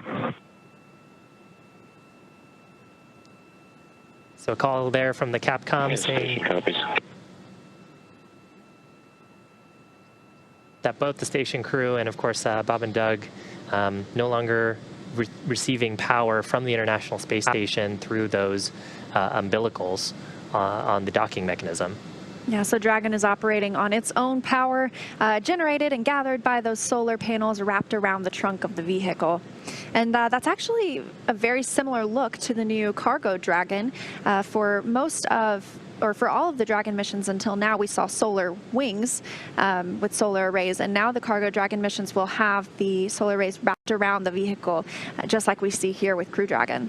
Yeah, and actually it's something that adds to the overall reliability of the vehicle. Anytime you have a mechanism in space that's potential for something to go wrong, you need a motor to drive it. You need checkouts potentially on the actuators. There's probably software that drives it. So having conformally wrapped solar panels around the trunk of the vehicle reduces that little bit of complexity, and actually ends up being a little bit lighter too. So we can add a little more cargo and add a little bit more to other parts of the system. And on the other side of the trunk is the thermal radiator. So we've got a fluid running through that, almost like an air conditioner. And that fluid is being pumped throughout various different points in the vehicle. Actually, earlier on, we heard a call from the core mentioning that the crew could adjust the hex or heat exchanger to the position that they wanted to control internal cabin temperature. So that part of the cabin air, as it goes through the revitalization system, is getting passed over that heat exchanger, and that allows the crew to keep it nice and comfortable inside the cabin. I hope they both like the same temperature, because I like to keep it warm, and I hope they both like it cool or warm, or they can agree on temperature for the long ride home. Well, taking a look at some of their interviews, I think Bob and Doug have expressed just how close of friends they are. So I'm sure it's something that they've worked out over time. I think earlier I took a look and it was about 76 degrees Fahrenheit in the cabin. So definitely to my tastes. Yeah, I could survive in that. And yeah, you mentioned they are very close. They were selected as part of the same astronaut class. So they went through astronaut training together and ultimately remained very close friends and now get to fly a once-in-a-lifetime mission like this. Yeah.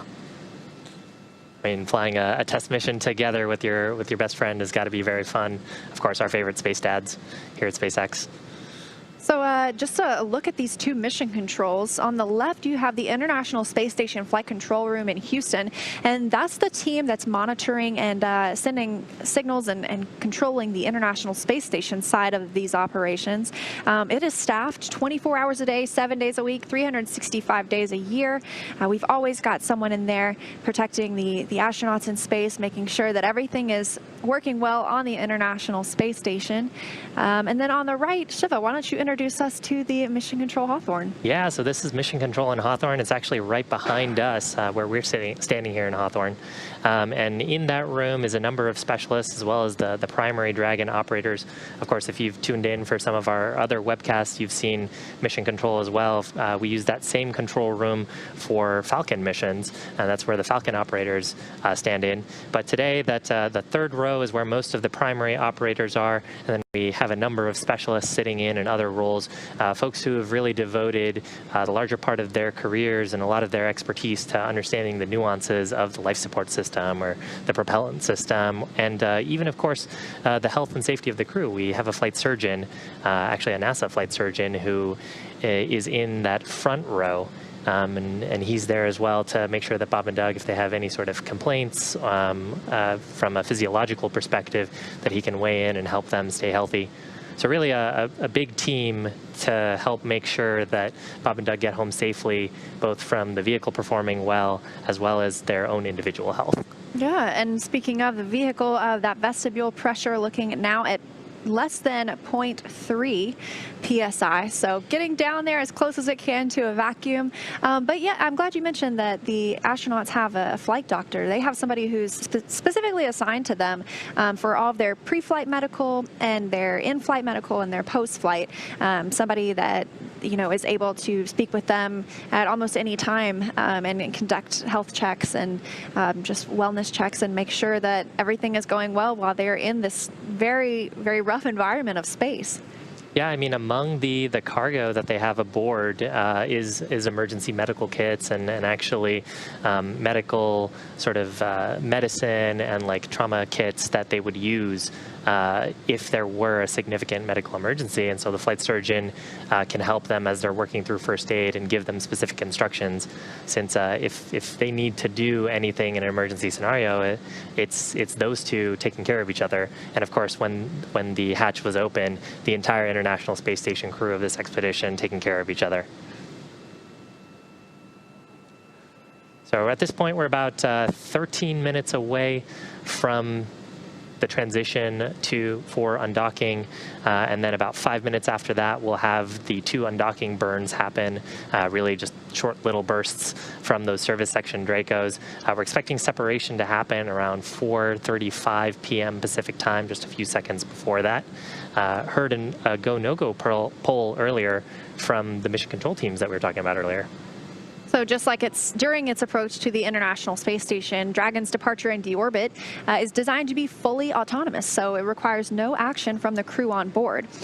Station Commander Chris Cassidy, he won't be the prime for monitoring Dragon's departure. That'll be done by the crew on Dragon. They'll be able to monitor with these screens you see here, and they'll be backed up by flight controllers on the ground. But as always, Bob and Doug will have the ability to send commands manually to the vehicle if they need to.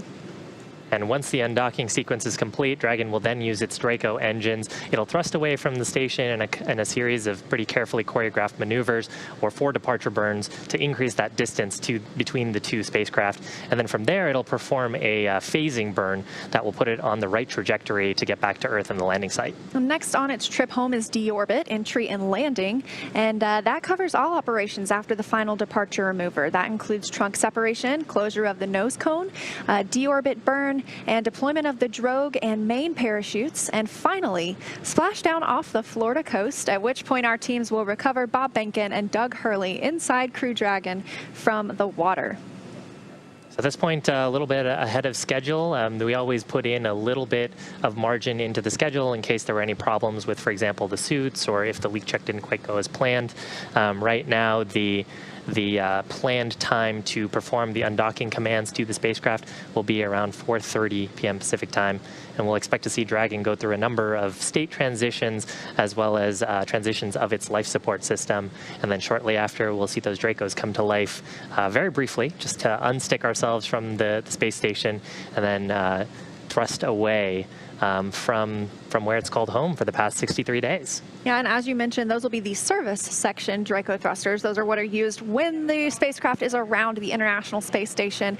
We don't want to use something as powerful as those nose cone thrusters, the forward bulkhead thrusters, I should say, just yet. But that's what we will see being used for the deorbit burn tomorrow. Yeah, those forward bulkhead thrusters just a little bit more efficient because they can expand the propulsive gases a little bit more. Sort of the principle of providing thrust to a rocket vehicle is you burn some kind of propellant or have some kind of gas that you expend from the vehicle, and that mass that you're ejecting away from your launch or from your spacecraft is through Newton's laws pushing you and giving you some momentum.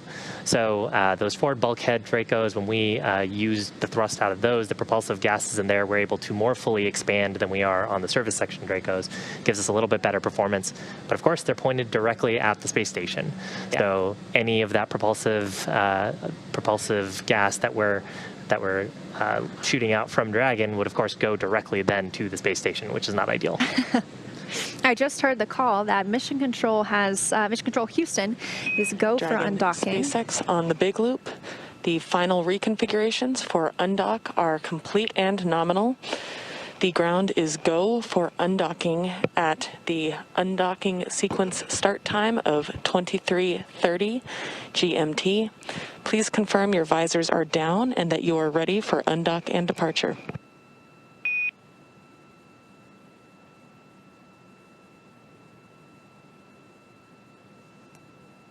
Dragon copies, go for undock on time. Our visors are down and we're ready for departure. We copy all.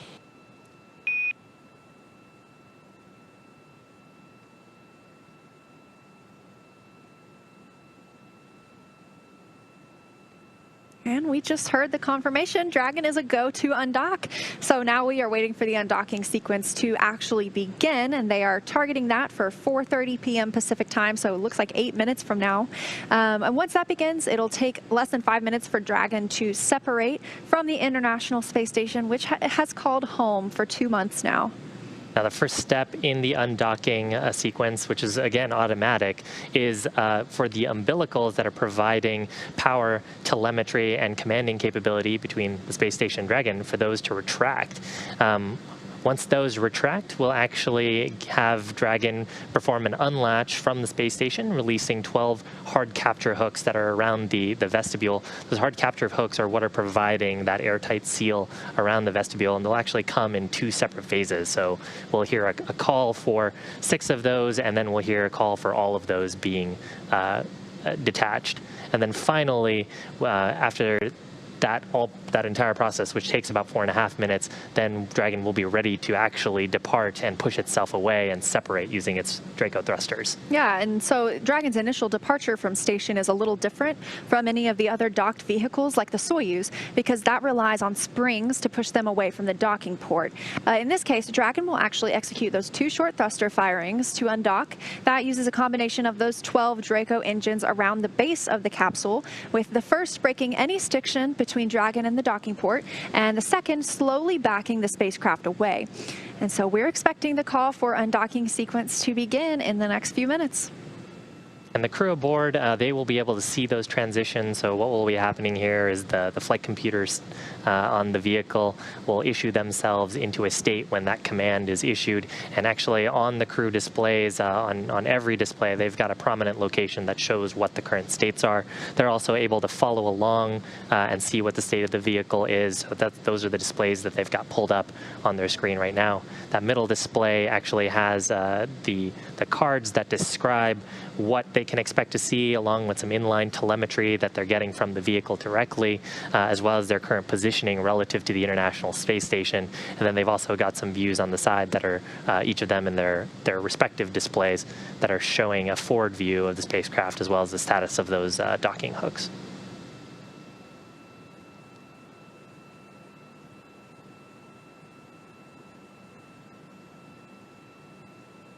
At this point, the umbilicals both still installed because that command has not been issued. And the vestibule should be pretty close to vacuum. Getting closer every second to that undocking command being sent. We're looking for that in about 5 minutes from now. Taking a look at data here, I see the vestibule is reading as 0.1 psi. So definitely not very friendly to humans.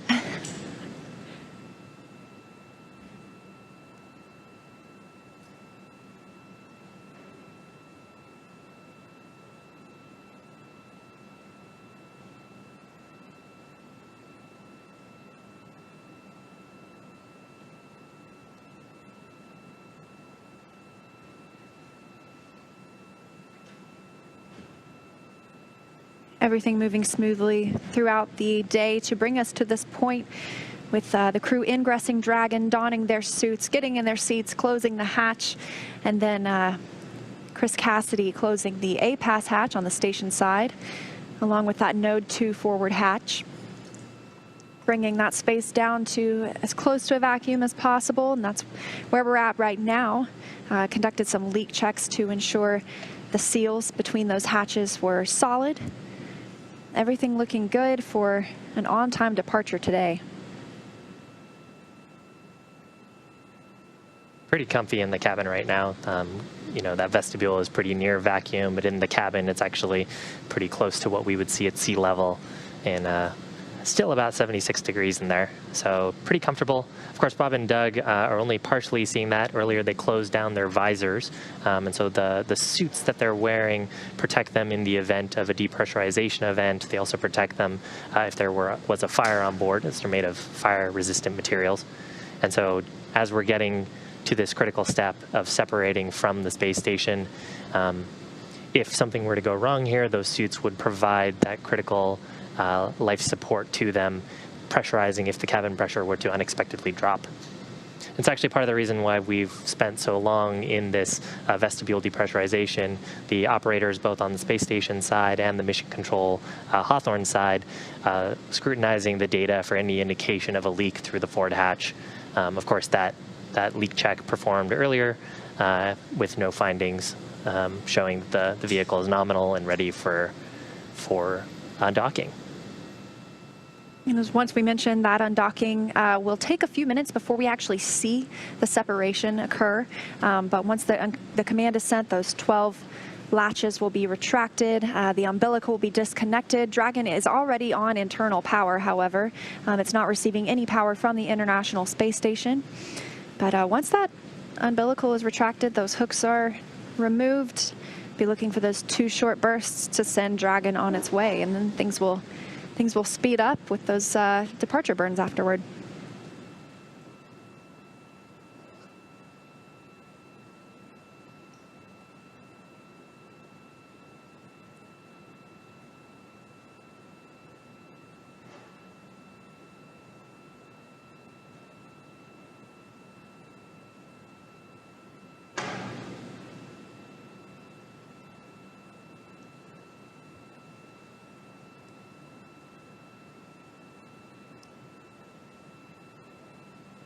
Just a couple of minutes away from that on-time undocking. That'll be 4:30 p.m. Pacific, 11:30 p.m. GMT, or the time that the astronauts use aboard the International Space Station.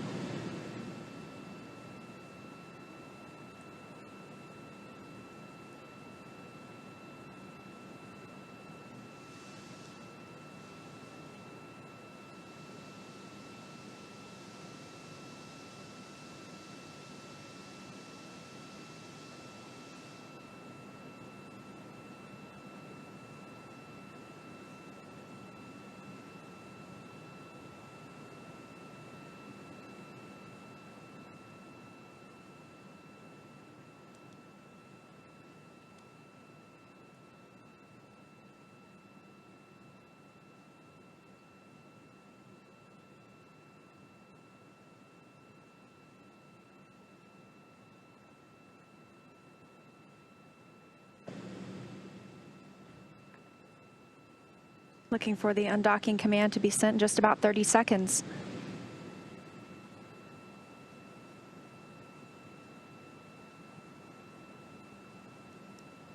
And again, a quick preview of what we expect to happen.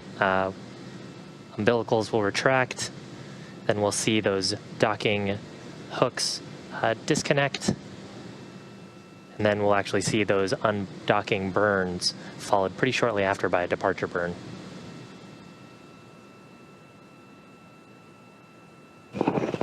Dragon SpaceX, undock sequence commanded.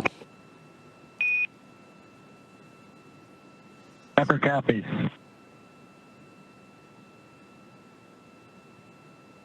So that undocking sequence right on time. And that was 4:30 p.m. Pacific time, 11:30 p.m. GMT. The umbilical now retracting. The International Space Station flying 263 statute miles over Namibia in Africa. Dragon SpaceX, umbilical demate complete and nominal. There's confirmation of the umbilicals retracted, so no longer receiving power or data or commanding from the International Space Station. And there's a view on your screen of Dragon, currently in eclipse. Gary, how's it looking from Mission Control at Johnson? We're looking good, Shiva. We are now inside the undocking sequence. Good umbilical retraction. Standing by for the driving of those hooks. There's 12 hooks that will be released in 2 gangs of 6. Standing by for the driving of the hooks.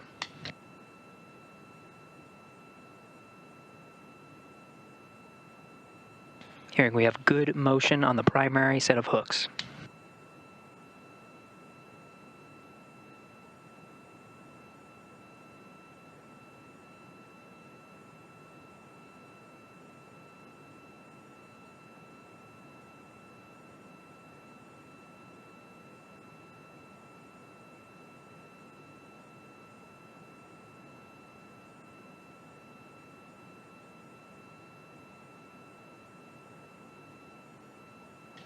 Again, first set of hooks driving the navigation light, the forward end of Dragon clearly visible from this view from one of the Japanese cameras.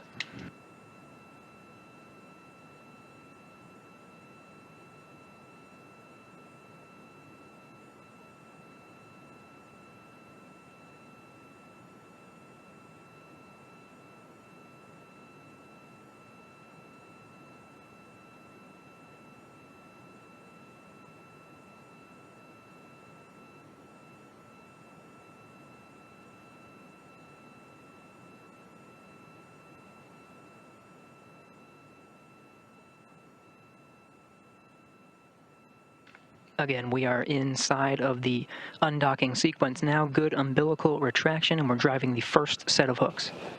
Dragon SpaceX, first set of hooks open and nominal.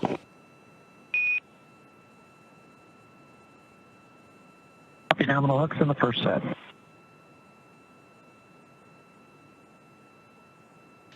The first 6 hooks have completed their driving first set down. The second set is now driving. We're now committed to undock.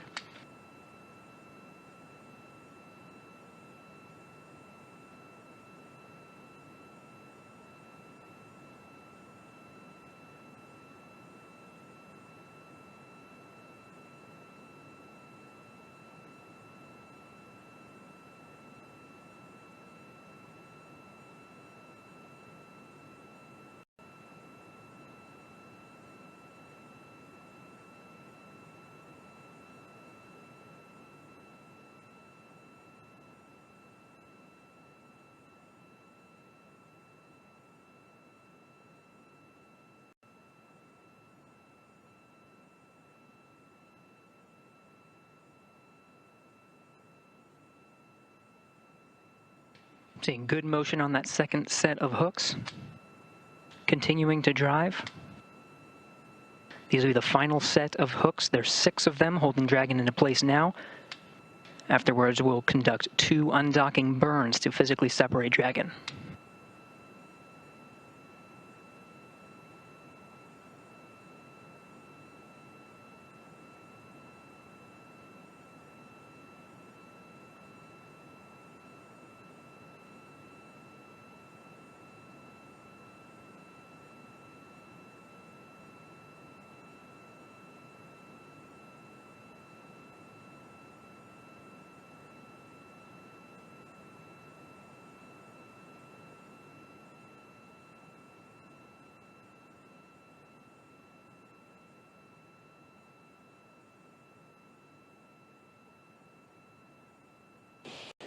Dragon SpaceX, all hooks open and nominal.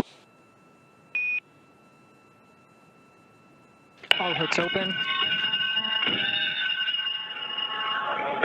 Dragon departing. Dragon SpaceX, separation confirmed.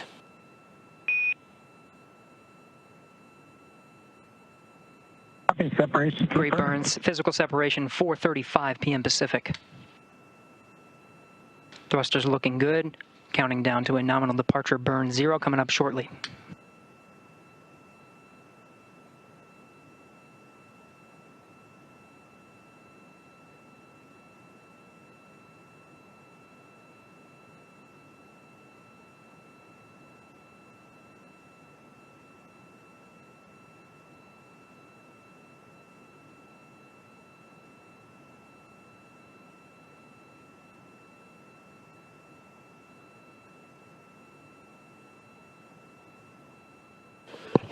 Dragon SpaceX, depart burn 0 complete.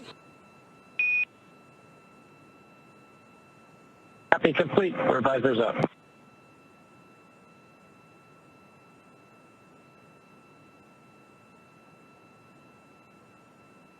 And you heard depart burn 0 complete, that 12-second firing, moving Dragon slightly faster away from the International Space Station using those service section Dracos. And with that, Bob and Doug have concluded their stay aboard the International Space Station. They're on their way back to planet Earth.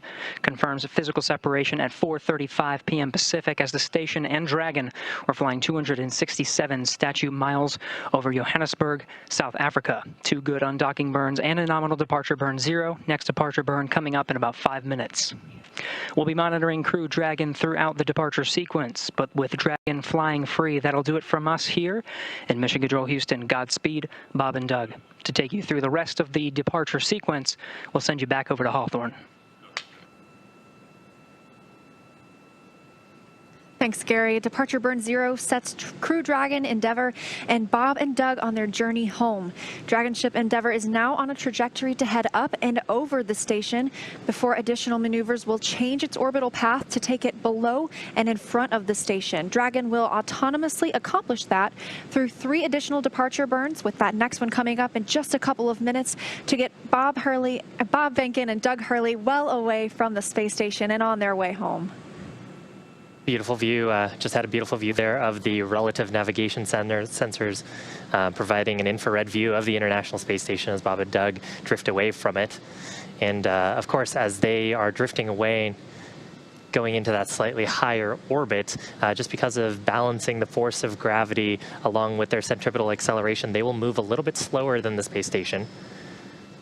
And so we'll expect space station to sort of drift ahead, and then as they conduct those additional burns, getting out of the approach ellipsoid and the keep out sphere, then they will come back down below space station with their apogee being about 10 kilometers below space station and slowly reducing their perigee. Next up in just a couple of minutes, scheduled for 4:40 p.m. Pacific time and 11:40 p.m. GMT will be depart burn 1. That's a 20-second burn to further increase the opening rate between Crew Dragon and the International Space Station. Yeah, and that view, what we just previously had, and you can actually see it on the right-hand screen of Bob's display, is a relative navigation sensor that's providing an infrared view from the forward hatch of Dragon, looking back towards the forward module of the International Space Station. So that's where Dragon has been for the last 63 days. Coming up in less than a minute is departure burn number 1. This burn coming just about 5 minutes after separation. And this is going to increase that opening rate between the space station and Dragon. And separation occurred on time today, as with everything else occurring on schedule, sending Bob Behnken and Doug Hurley back toward Earth, back toward home. So very, very exciting moment. We should expect to hear a call out here for departure burn number 1. Departure burn number 1 is pretty short. It only lasts about 21 seconds, but it's the burn that's going to get us on our way up, out, and away through the keep out sphere and through the approach ellipsoid. Again, the keep out sphere about 200-meter sphere around the International Space Station, and the approach ellipsoid, 4 by 4 by 2 kilometer ellipse. If you imagine 2 Central Parks in New York City next to each other, that's about how big that is. Just guidance references for visiting vehicles. And we're seconds away now from departure burn 1. These are autonomous burns. Bob Behnken and Doug Hurley are not pushing any buttons to make this happen. These are programmed into Dragon, and we will be looking for that in just a few seconds from now.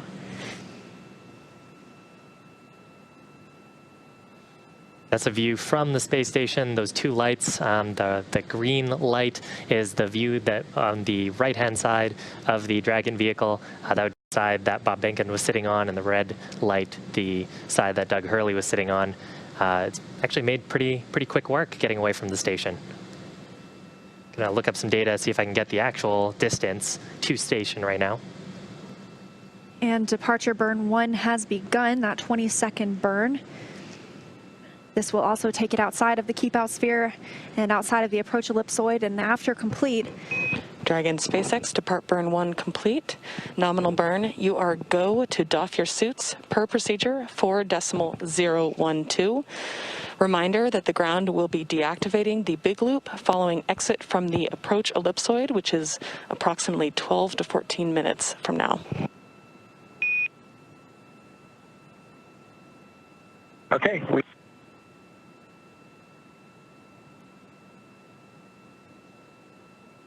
Station Endeavor on the big loop. Go ahead, Endeavor. Chris, we just can't thank you enough. It's been an honor and a privilege to be part of Expedition 63 with you, Anatoly, and Ivan.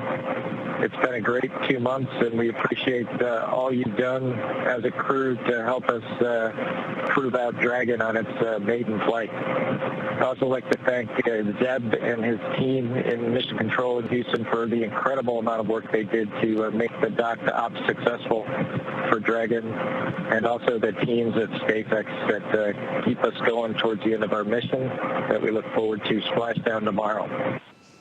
I'd also like to wish you a great success on the rest of your expedition and a safe flight home in the fall. Take care, friend. Endeavor, thank you, Chris. Thank you, Anatoly. Thank you, Ivan. Thank you, Houston, and thank you, SpaceX. Endeavor Station, Bob and Doug, wholeheartedly agree with those sentiments. It's been a real pleasure. It's been an honor to serve with you. Safe travels and have a successful landing. Endeavor's a great ship. Godspeed. Endeavor copies all. Thanks, Chris.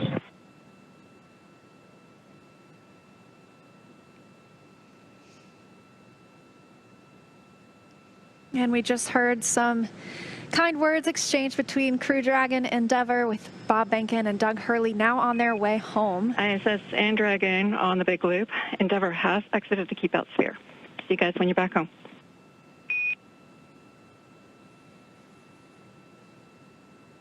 Endeavor copy. Behnken and Hurley leaving behind 3 people aboard the International Space Station that will return this October. That's Station Commander Chris Cassidy, Anatoly Ivanishin, and Ivan Wagner of Roscosmos. So you just heard they exited the keep-out sphere. That's an imaginary sphere, 200 meters in diameter, and that is around the space station. So it's one of the several safety zones set up to govern any visiting spacecraft either arriving or departing the station. Before moving into the keep-out sphere, spacecraft have to be configured where they would not cross that boundary for at least 4 orbits, even if, as we mentioned, the spacecraft were to, for some reason, lose all of its maneuvering capabilities. Yeah, and that capability, really what we're looking to hear is that the spacecraft is what's called on what's a, I am having such a hard time saying that. You'll get there. It's on a 24-hour safe free drift trajectory. And that's what the call that we're hoping to hear from. So exactly as you mentioned, Leah, if we were to completely lose commanding authority over the spacecraft, we would want to make sure that we wouldn't potentially re-interact with the International Space Station in an uncontrolled way. And so these burns helping us to get out and away from the space station in a way that we could, if something were to go catastrophically wrong on the vehicle, protect the crew aboard the space station, of course the crew aboard the spacecraft, until you were able to recover Of course, Dragon spacecraft has been really rock solid this entire mission and has a lot of redundancy into it. So that scenario is pretty unlikely, but it's a good safety standard that we design all of our spacecraft to.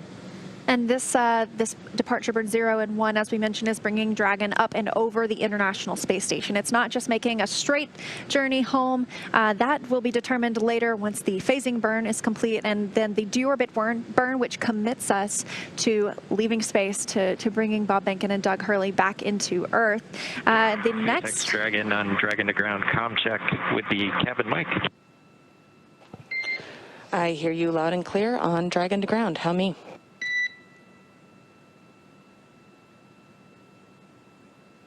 Loud and clear, Anna.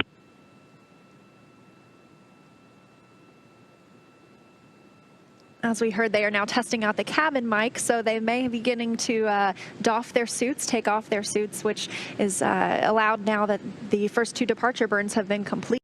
And the next is scheduled for 5:27 p.m. Pacific time. That'll be depart burn 2, and that'll be 12:27 a.m. GMT. So it's really the middle of the night for the space station crew right now, and they'll be getting ready to go to sleep pretty soon. But our astronauts are awake for several more hours before they get their sleep period later. Of course, they all got a chance to take a quick sleep shifting nap to be alert and awake for these operations. And you know, as you mentioned, the crew are in the middle of doffing or getting out of their suits. That was a pretty dynamic period of time around the station, a time where there could have been a potential depressurization, or if there were any problems with the thruster, we would want the crew suited. Of course, with that big burn out of the way and Dragon now on a confirmed trajectory away from the space station on its way out close to exiting the approach ellipsoid, Bob and Doug can get out of those spacesuits and get into something a little bit more comfortable. And that test step of verifying the cabin mic, the spacesuits actually have 2 microphones in them just towards the near the jaw, actually in the base of the helmet. And so with Bob and Doug removing those spacesuits, they're testing their cabin mic just to make sure that they still have good communications with the crew operations responsible engineer here in Hawthorne. So we should expect a few more calls here as Dragon moves away from the approach ellipsoid. We heard a couple of calls from the Capcom as well about deactivating the big loop, so to speak, and transitioning to Dragon to ground.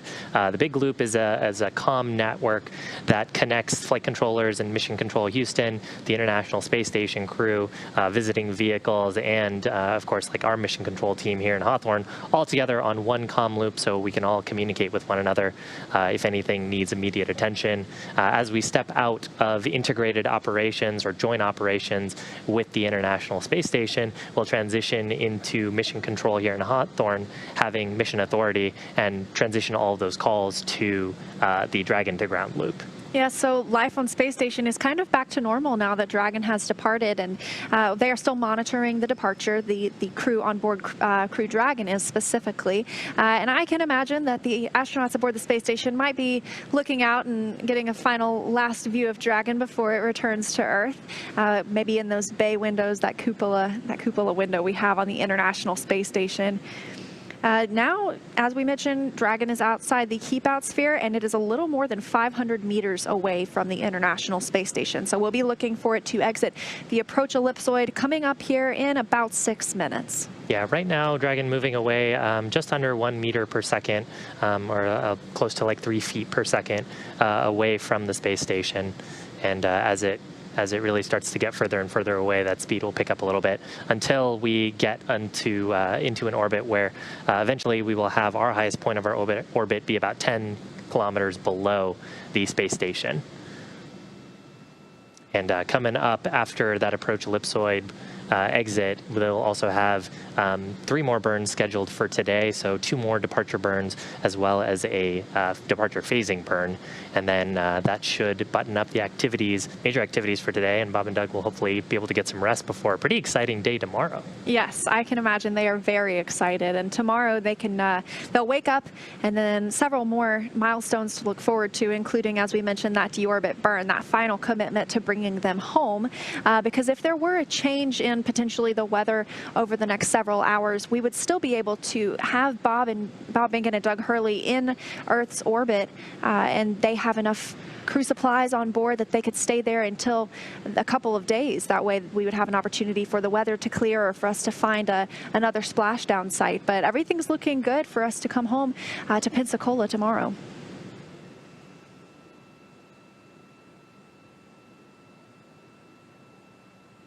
Right now on your screen, views of Mission Control. On the right-hand side, this team is Mission Control in Houston, and on the left-hand side of your screen is Mission Control in Hawthorne. Currently still in joint operations as we're still in the approach ellipsoid, and as we transition out of that 4 kilometer by 2 kilometer ellipse, we will transition mission authority to the mission director here in Hawthorne.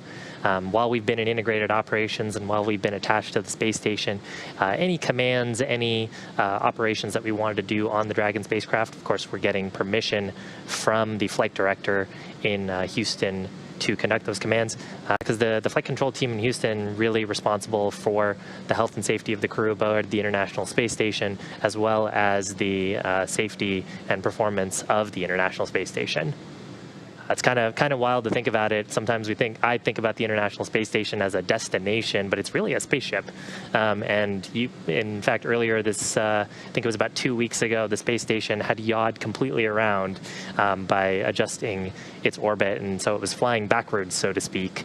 So it's a spacecraft just like Dragon, just bigger. No, definitely a spacecraft. It's actually an orbiting laboratory, and so while they were on board, we talked about some of the science that Bob Behnken and Doug Hurley conducted, and while they were there, they completed 114 hours, approximately, of scientific research aboard the International Space Station, and it's really amazing how much of that benefits life on Earth. The space station obviously is in microgravity, and that gives us an opportunity to test things and to look a little closer at phenomenon that we can't when we're here on Earth. And so the International Space Station has provided countless medical advances and technological advances for us over these past 20 years.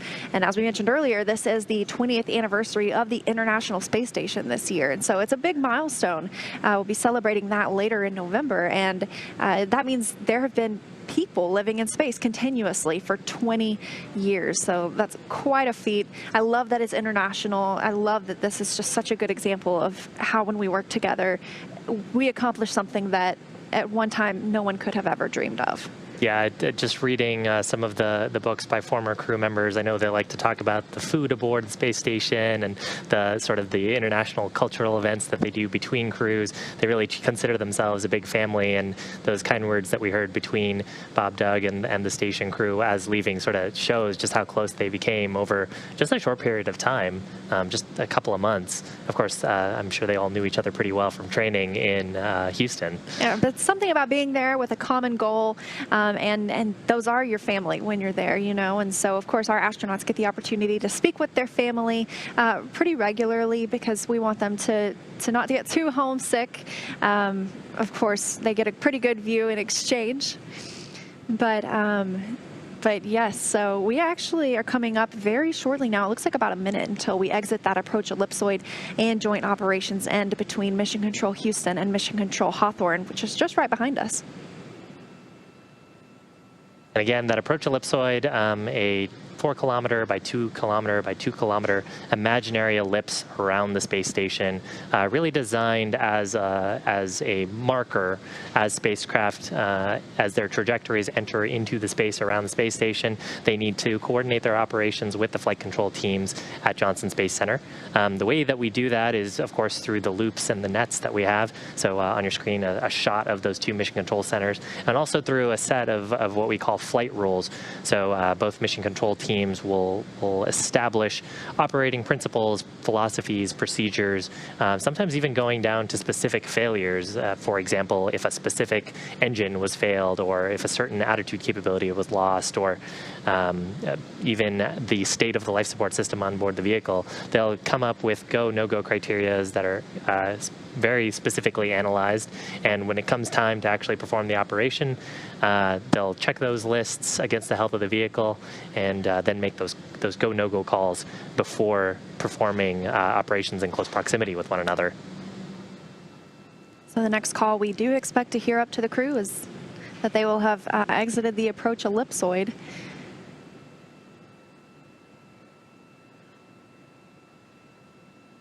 Everything occurring on time for Dragon.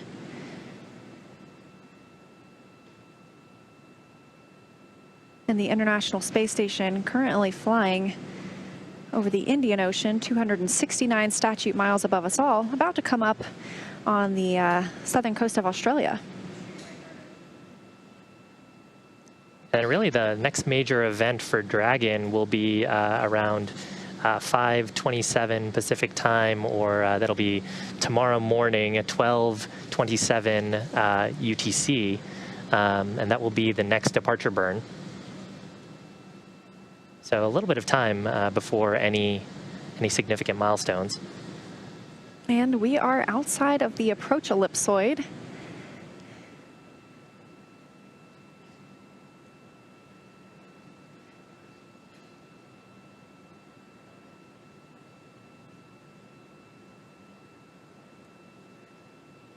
So now that we are outside of the approach ellipsoid, as we said, everything happening like clockwork today for their departure. Dragon SpaceX on the big loop. Dragon has exited the approach ellipsoid and is on a safe free drift trajectory.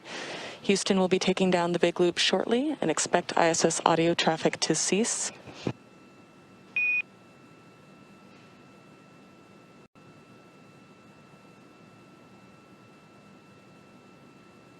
Dragon copies on the big loop.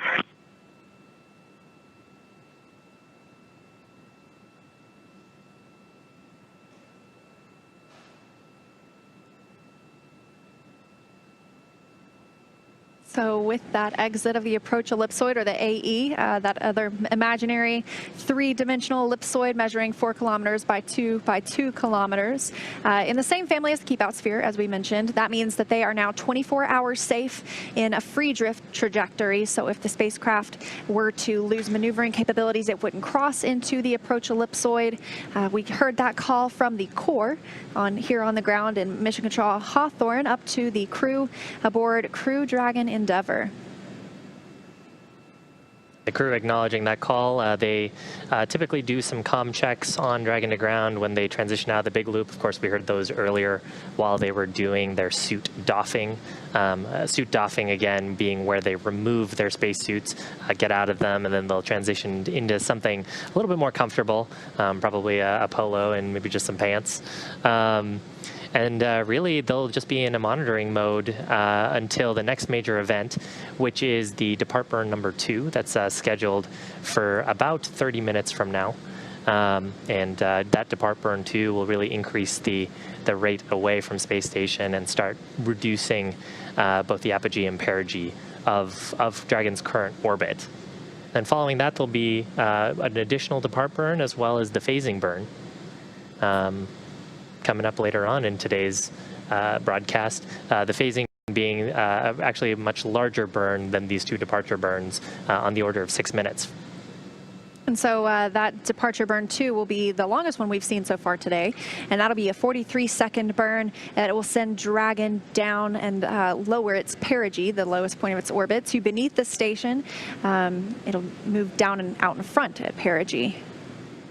And so we can, on your screen, is sort of where we're conducting this burn. So depart burn 2 at the apogee, performing an orbital burn or imparting velocity to the spacecraft at the highest point of the orbit is actually the most efficient way to move the opposite end of the orbit. So in this case, because we want to bring our perigee, or lowest point of our orbit, down a little bit further, we're trying to conduct that burn at the apogee and get the most bang for your buck and most mileage out of that propellant.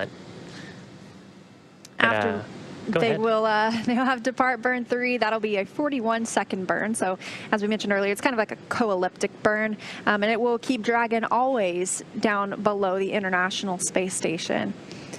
Later tonight, we'll be looking for a phasing burn. That'll be the longest one we've seen so far at over 6 minutes. And it'll put Crew Dragon on the proper orbital path to line it up with the splashdown zone. And then eventually we will have our deorbit burn tomorrow. We'll see the nose cone close. We'll see the trunk jettison, and they will come on home looking for a splashdown tomorrow in the Gulf of Mexico, specifically at our Pensacola landing site. Yeah, the departure burn, taking a look at the data, expected around 10:48 Pacific time plus 7. Let's see, that would be around 5 o'clock in the morning or so. For GMT. GMT. And again, that's the last major burn plan for tonight. That'll happen right before Bob and Doug end up getting some shut-eye for the night. They'll get about 8 hours of sleep, and then tomorrow morning get a wake up from the core to get them started on preparation steps for the final burn of the mission, which will be that deorbit burn. And then hopefully a successful re-entry. I don't know if you heard when they arrived on the International Space Station, Commander Chris Cassidy asked Bob Behnken and Doug Hurley how the ride was, and of course they said it was very smooth, and asked how if they got any sleep, and they said yes, they did get some sleep. So I'm hoping they get the same opportunity tonight that will leave them very refreshed and ready for their splashdown tomorrow, their reunion with their families, and tomorrow they will also arrive back in Houston. So they will fly back to Ellington Field, and that's part of the Johnson Space Center. It's where we do a lot of our astronaut training in the T-38 aircraft. And so they will arrive back there tomorrow, have a welcome with their families, and then it'll be, 3 people on the International Space Station until October. And that's a pretty busy day for them, because I think tomorrow morning they'll get up around, I think I know the time in Pacific, they'll get up around, I want to say 5 a.m. Pacific time, and if their splashdown time is around noon. And then if they're flying to their final site near Ellington Field, that's a pretty packed day considering they've been up that long. Oh yes, absolutely. I think it's definitely one of the most dynamic days of the mission, with the deorbit burn, with the splashdown, and then eventually flying back, being recovered in the ocean, and then getting to see your family after 63 days. It has to be pretty exciting. We were talking a little bit earlier.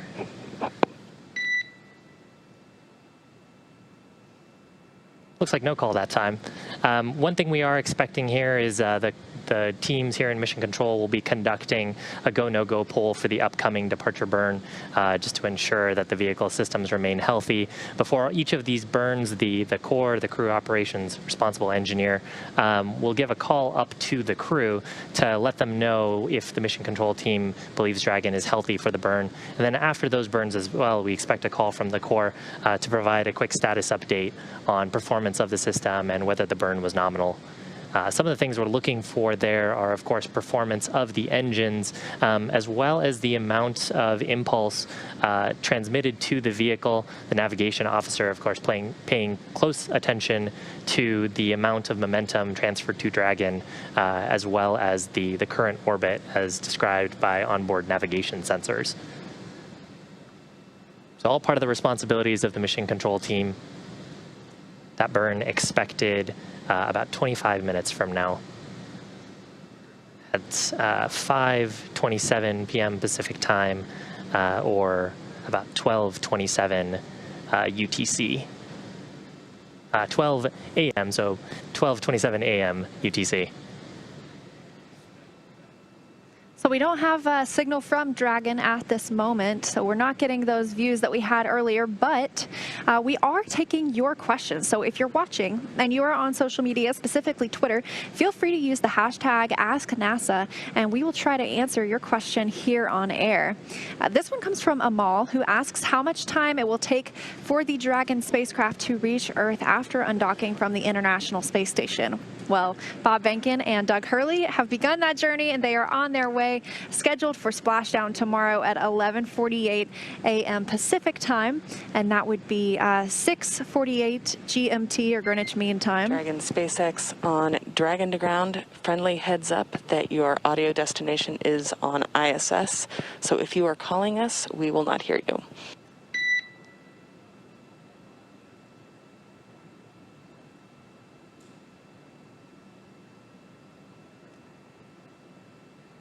So, now with that splashdown tomorrow, it's looking like about a 19-hour mission for Bob Behnken and Doug Hurley from the time they undock to the time they splash down. Of course, that time can be brought in and made a little bit shorter. For this mission, we opted to give them a 19-hour opportunity, and that gives them a chance to get some rest. And SpaceX, say again for Endeavour. Yes, just wanted to give you a heads up that your audio destination was on ISS, but I see you've swapped that over to ground now. We just wanted to make sure that if you were calling us, we would hear you.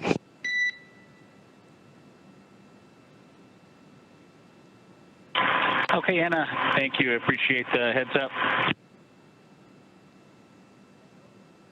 That fuzzy little dot is a view from the International Space Station looking at Dragon, currently on its way away from the International Space Station. Speaking of the International Space Station, another Ask NASA question, this one from Colin, who asks, how do you keep time on the ISS? Well, you've heard us working to convert that in our heads. The International Space Station uses GMT, or Greenwich Mean Time. It's kind of the in-the-middle space between Russia and Houston, and so since those are two of the major partners in International Space Station operations, we use that time aboard. Some cool views from the cameras on board the International Space Station. And one other note there, GMT is also sometimes referred to as UTC, or Universal Coordinated Time. They both mean the same thing, just slightly different nomenclature. And you may hear some of those calls over the nets and from the core.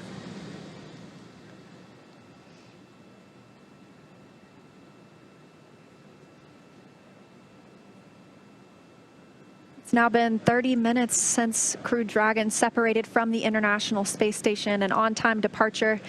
Separation coming at 4:35 p.m. Central, 11:30 p.m. GMT.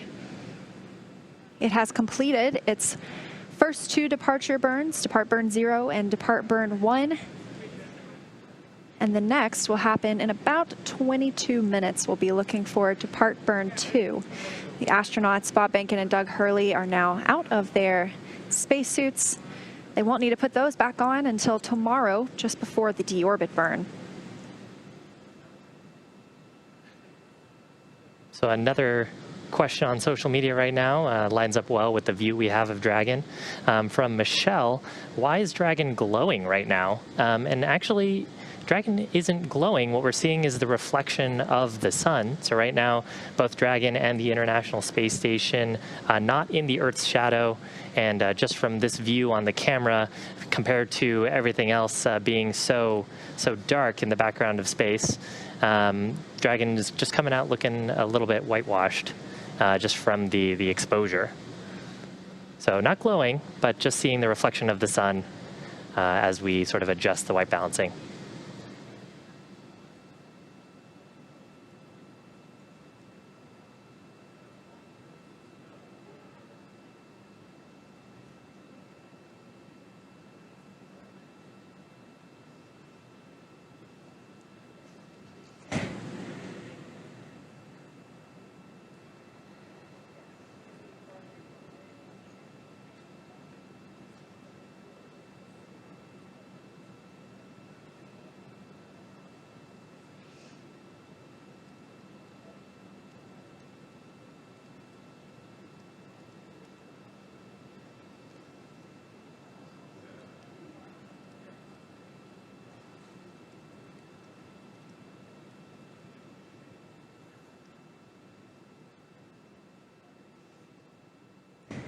Now, actually, Dragon right now departing about 4.4 meters per second, about 3.3 kilometers away from the space station. So what we're seeing on the screen is a view from the International Space Station, and Dragon about a 5K away, or not a 5K, excuse me. That would be a 5K if it was in miles. About 3.3 kilometers away from the space station. Now, we got a question from Lucas on what the main differences are between the Draco thrusters and the other burners. And I think what Lucas is referring to here is the Super Draco thrusters. So Dragon has two types of propulsion systems on the spacecraft. We have 8 Super Draco thrusters that live in those pods on the side of the capsule. Those are only used, for launch escape. So they're pretty powerful thrusters that if we were to experience an anomaly during the ascent portion of the mission, then we can pretty much use most of our propellant to accelerate away from the Falcon 9 launch vehicle. We actually had a demonstration of that during our in-flight abort test that preceded the Demo 2 mission. The Draco thrusters are actually much smaller thrusters, and we have more of them. We have 16 of them around the vehicle, 12 of them around the service section of the vehicle that we actually have been using for all of these departure burns. And then we actually have a set of 4 of them that we refer to as the forward bulkhead Draco thrusters that are right around the forward hatch. They use a propellant called nitrogen tetraoxide as the oxidizer and monomethylhydrazine as the fuel, and those are what are known as hypergalls, so if you squirt them together, you get fire.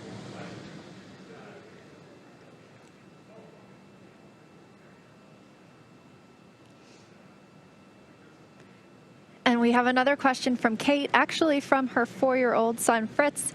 Hello, Fritz. He would like to know if the astronauts on the space station can feel how fast they are flying on the space station or Dragon. And if not, why not?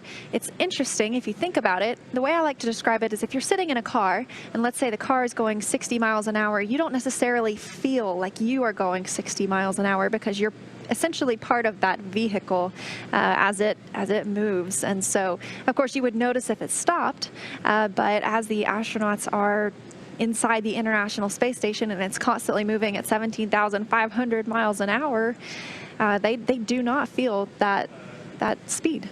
And when they're outside the space station, they don't feel that speed either because there's no wind for them to feel as it moves around the Earth. Yeah, so really if they were to feel, that's part of the fun of microgravity. Gravity is still acting on anyone who is in orbit or not, but it's really a matter of you're in a state of free fall while also your spaceship is in a state of free fall. And so you would only feel acceleration if you pushed against something or if the spacecraft pushed against you. So during those burns, actually, Bob and Doug will probably feel a little bit of thrust since they're in their seats, but otherwise not too much.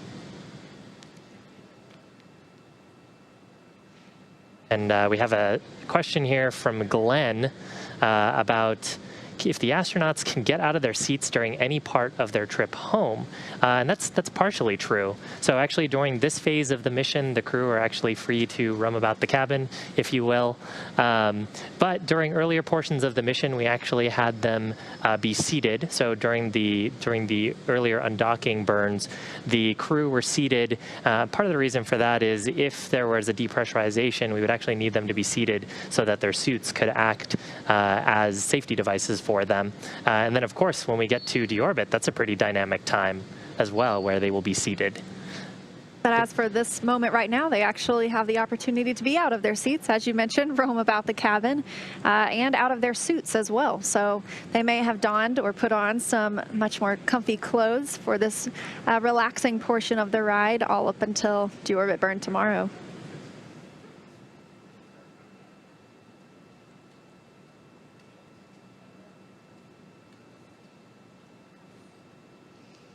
So if you're just joining us, Dragon is on its way away from the International Space Station.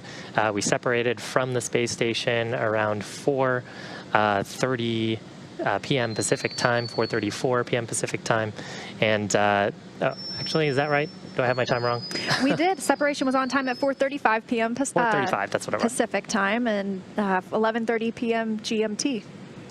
And spacecraft is now on its way away. We're awaiting departure burn number 2. So we've conducted 2 undocking bursts from those Draco thrusters, as well as the first departure burn and first and second departure burn. Now departure burn number 2 coming up, where it'll last about 43 seconds, and we'll use a combination of the service section and forward bulkhead Draco thrusters to reduce the lowest point of the orbit, the perigee of Dragon, get that a little bit closer towards the Earth's atmosphere.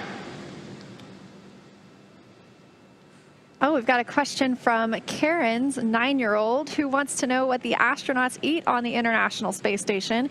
And they actually get a variety of choices. We have a food lab at the Johnson Space Center in Houston, Texas.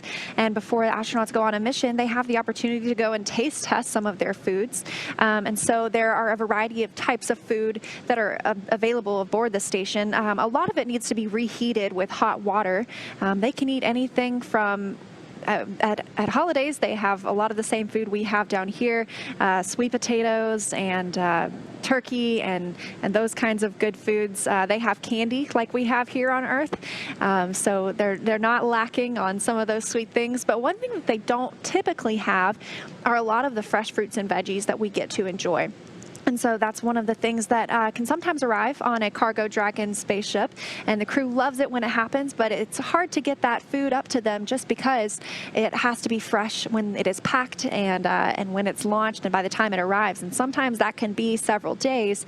So whenever they can do a late load of that cargo and get some of those fresh fruits and veggies up to them, it's always greatly appreciated. And there's always some good pictures of people juggling oranges. SpaceX on Dragon to ground. The ground is go for depart burn 2.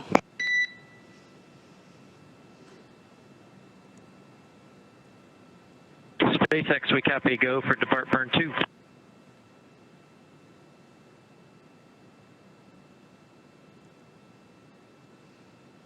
So confirmation there from the core and a good readback from the Dragon spacecraft that vehicle is go for depart burn number 2. That's expected just in about 12 minutes from now. And again, what we expect to happen here is Dragon will slew. That's just a term for adjusting its orientation or attitude. So there'll be a few Draco pulses to adjust the orientation of the spacecraft. And then we'll use a combination of those forward bulkhead and service section Dracos to perform this burn. Burn's expected to last about 43 seconds, and that really just that little of impulse because of the orbital altitude we're at will lower the perigee to our desired target. And then the burn after that will get us into our holding orbit below the International Space Station, where we'll be about 10 kilometers below Space Station before performing that final departure phasing burn for the afternoon. And this is the third of those 4 departure burns. As you mentioned, this one lasting about 43 seconds. Depart burn 3, which is scheduled to be at 6:14 p.m. Pacific time, or it looks like 1:14 a.m. GMT. That would last about 42 seconds. So that'll be the next burn until we have the phasing burn later this evening, and then it'll be time for Bob Behnken and Doug Hurley to get a little shut-eye. Before that, of course, they'll get a chance to have a meal aboard the space station, or a meal aboard Dragon. They've got plenty of food and water on board the spacecraft, of course, for the expected trip of this mission, which would have them landing tomorrow.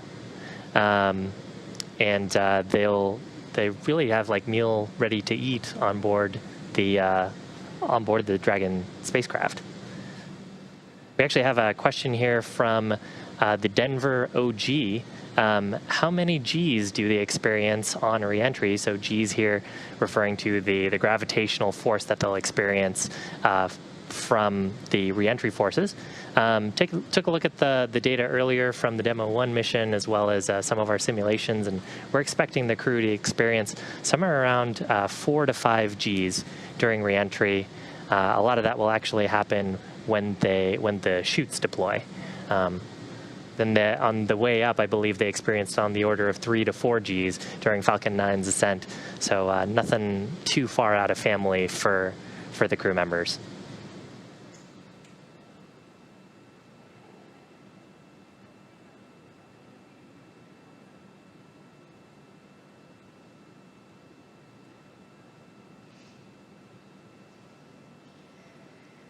So this view of Crew Dragon is from the International Space Station, and these cameras can actually be controlled by flight controllers in Mission Control Houston.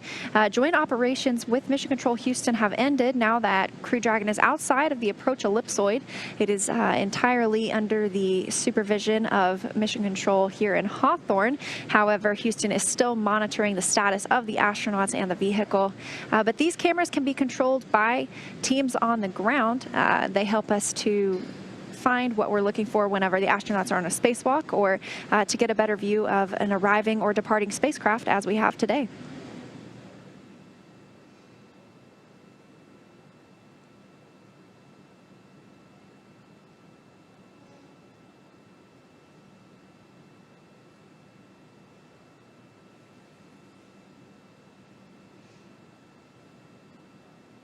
Crew Dragon looking pretty small compared to how we saw it just even 40 minutes ago. Just before undocking, you can see the trunk there near the top of your screen, and then Crew Dragon's capsule down at the bottom, and that's the only portion that will return tomorrow and splash down in the ocean. The trunk itself will be jettisoned and will burn up upon re-entry into the Earth's atmosphere.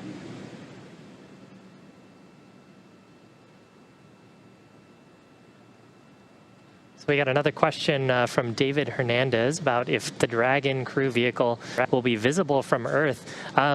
You know, there were actually some really cool photographs when the ISS had passed in front of the sun while Dragon was attached, and you could actually make out on those photographs from a telescope the silhouette of the Dragon vehicle. I think right now, if you had a telescope pointed at the right direction, you might be able to see it, sort of depending on whether the sun was behind the vehicle or not. But definitely not visible with the naked eye. So definitely need some help from a telescope. And your telescope would have to be set just perfectly because Crew Dragon is still moving very quickly.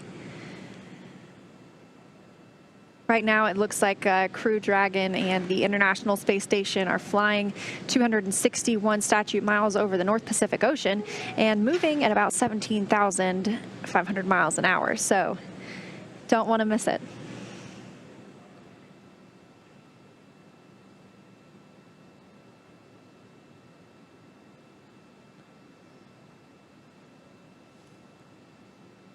So we have a question from Supermom HK fan, actually from their 5-year-old. Why does the rocket need a heat shield? And in this case, I mean, Dragon technically it does have rockets on board, although we usually refer to it as the spacecraft. But Dragon has a heat shield on board to handle the intense heat from re-entry. So as Dragon hits the Earth's atmosphere, we're going to slow it down a little bit, but we really use the atmospheric drag to slow down the spacecraft. And as the Dragon spacecraft hits into that part of the Earth's atmosphere, it'll actually compress the air and form a plasma at the base of the heat shield. And that plasma is very hot, very, very hot from the friction and compression. And they'll reach at approximately 3,500 degrees Fahrenheit on the outside of the vehicle. That's probably not uncommon for Bob Behnken and Doug Hurley, considering they both live in Houston. They're probably used to pretty hot temperatures outside, but they'll be nice and cool inside with air conditioning, as anybody in Houston, Texas knows is a necessity. Yeah, actually, when we get to that phase in the mission, ground controllers here in Hawthorne will do a check on the internal temperatures, potentially run some cooling, because before we get to that phase, we'll actually detach the trunk, and with that goes our ability to radiate away heat. So we'll actually do some pre-cooling on the cabin and flow some nice cool air to Bob and Doug during that pretty toasty portion of the mission. And a cool little glimpse right here, you can see Crew Dragon and the nose cone open, and that will remain open until after the deorbit burn tomorrow. They'll be using those forward bulkhead thrusters to make that burn. It'll be the longest that we see throughout the return home to slow Crew Dragon down enough to drop it out of orbit and bring it back into Earth's atmosphere. It'll then close after that burn, and it also serves as some protection for the vehicle upon re-entry. Yeah, it protects those navigation sensors on the top of the vehicle, the ones that we were getting those cool infrared camera views of the space station with, and what we also use for relative navigation when we're in proximity ops with the station. All of those underneath there. And actually, just coming up in about 4 minutes from now, we'll get a brief glimpse at those forward bulkhead Dracos. They'll be used during this next burn, departure burn number 2. Again, expected to last about 43 seconds to bring or reduce the perigee, get that a little bit lower. So we'll be looking for that burn at 5:27 p.m. Pacific time, or 12:27 a.m. GMT. That is the time zone the astronauts have been used to when living aboard the International Space Station, but now that they have departed, they will begin shifting their time zone back to life on Earth and back to that of Houston, Texas, which is Central Time. Got another question here from Kevin Shannon about who the core is and what their role is in astronaut and vehicle health. The core is a position here in Hawthorne Mission Control, very similar to the Capcom role at Johnson Space Center. Stands for Crew Operations Responsible Engineer. And really, they are responsible for understanding all of the procedures that the crew run, as well as looking out for the crew and providing them updates on the status of the vehicle. They synthesize information from the other mission controllers, as well as think ahead to things that the crew will need to know to conduct their actions on orbit and transfer that information over the comm loops. So we heard a bunch of that earlier. I think on the Capcom side, that role has traditionally been an astronaut, although that may not be the case these days. It was at one time solely astronauts who held that capsule communicator position. Nowadays, it does not have to be. It's always, though, someone who has extensive knowledge of the vehicle or of the space station or of the task at hand. So at one time, it was always an astronaut because they do have that experience in that vehicle, but now it can be any other very experienced individual. We got another question from Dylan, who asks, I believe I heard you say there's no up or down in space. Can you explain that? Well, it's when you're in microgravity and you can orient yourself whatever which way, there's not really the same up or down as we have on Earth. I'm standing on the floor right now, but when you're on the International Space Station, that floor could also be where some of the research racks that you're working on are located, and so you just flip upside down to get better access to them. So there's not necessarily an up or down because there's that gravitational pull is not as strong there in microgravity, and so direction really goes out the window when you become an astronaut on the space station. Of course, orientation is still very important, so we have frames of reference defined for the spacecraft. If you noticed when we were showing views of Dragon attached to the space station, the nose cone was up, so to speak. Dragon fits to the pressurized mating adapter in a very specific way. So the guidance officer and the prop systems officer and the team here are, of course, understanding the orientation of the vehicle, but up or down is sort of a relative sensation. And we are about 1.5 minutes away from departure burn 2. And this one's going to bring Dragon, it's going to lower Dragon's perigee, or the lowest point of its orbit, to below the space station. We've had Dragon above the space station at this time, but it'll be bringing it back down and in front of the space station's orbit. So it'll be a 43-second burn. And we'll be looking for that here in just about a minute now. Really cool to still be getting these views from the International Space Station. Dragon right now is about 10 kilometers away from the space station, still retreating at a rate of 6.3 meters per second. So we probably have a pretty good lens on that camera that's giving us these views. So a 10K. If you ever run a 10K, that's how far Dragon is from the International Space Station. And they've made pretty good time, too. They separated about at 4:35 p.m. Pacific, 11:35 p.m. GMT. So under an hour for their 10K so far.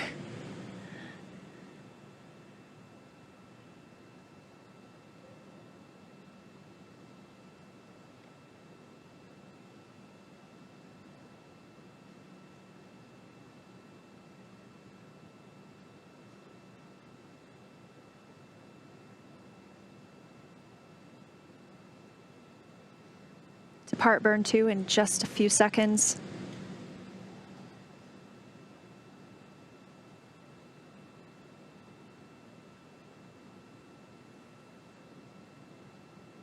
And the burn has begun. We'll be looking at a 43-second burn using a combination of service section thrusters and thrusters on the forward bulkhead, which is the area of the nose cone, or that the nose cone would be covering when it's closed.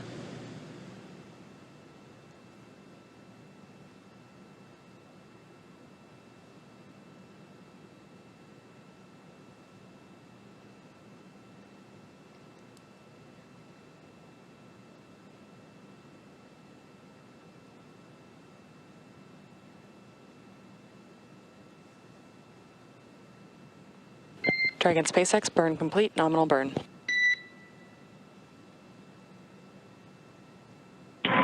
copies. Nominal burn. There's confirmation from the core of a nominal burn, that burn happening just off the west coast of the United States, out over the Pacific Ocean. And the next burn will be Depart Burn 3. That'll be almost 42 seconds, specifically 41.8 seconds. And that will occur at 6:14 p.m. Pacific, 1:14 a.m. GMT. That'll be the last of those 4 depart burns, and then we'll be looking later tonight to the phasing burn.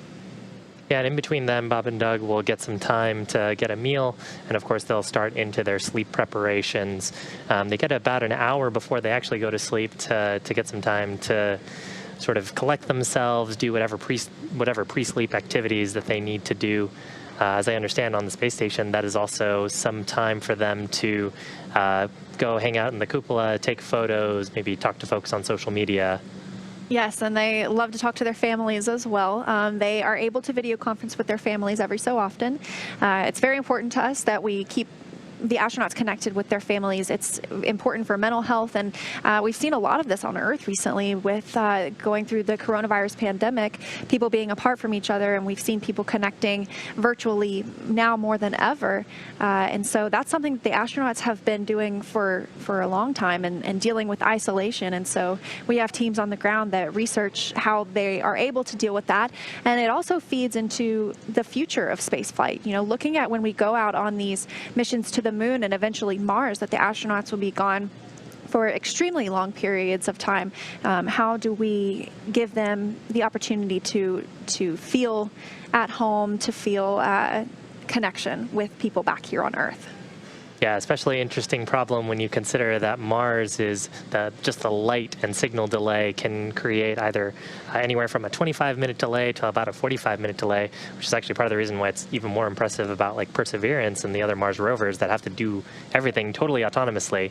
There's really no time for a ground operator to issue a command and then see if it worked. But that adds an interesting aspect to connecting with your families, because that's a long time to have to wait for a reply. It would be.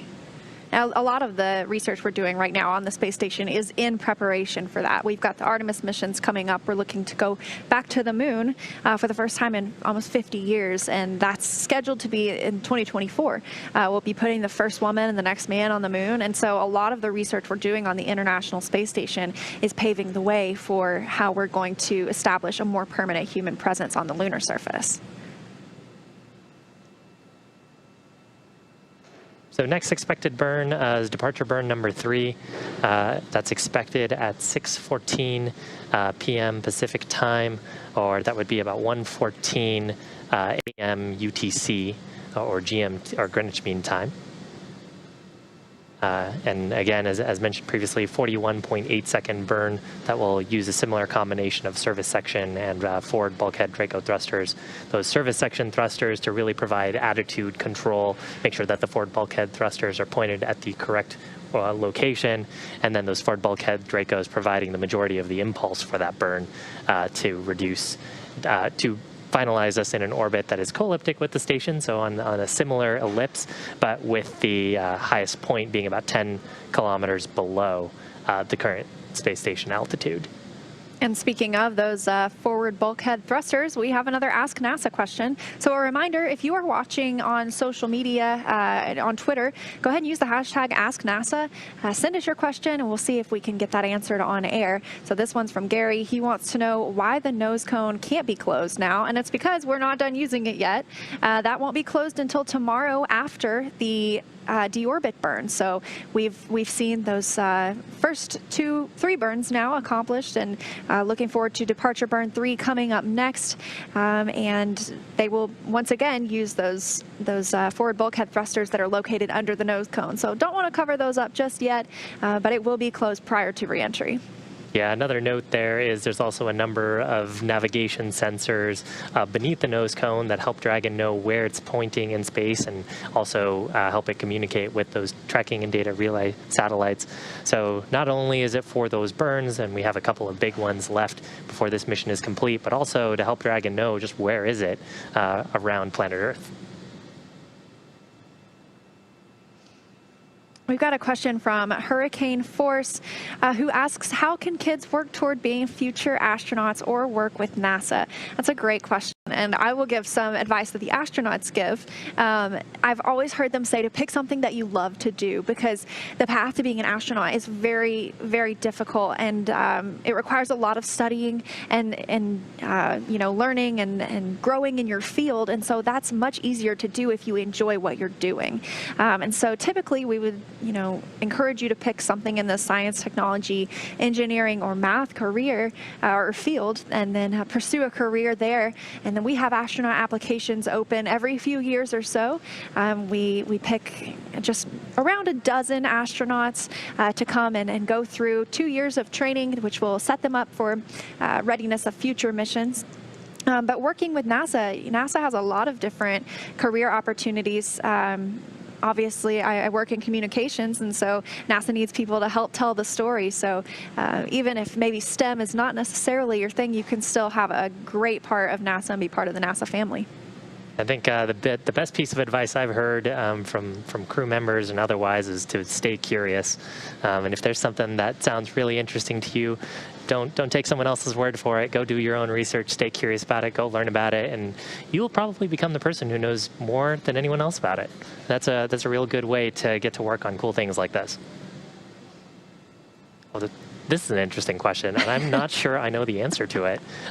This is a question from Lucas the Hunter. What does space smell like? You know, I personally haven't been, so I haven't had the opportunity to try it. But I've heard a few different things from the astronauts. One has said it smells like burnt cookies or burnt steak. So the common theme there is it smells a little like something that burned. So, like I said, I haven't gotten to try it out. Dragon SpaceX, no rush, but please let us know when it is okay to come back on board with video.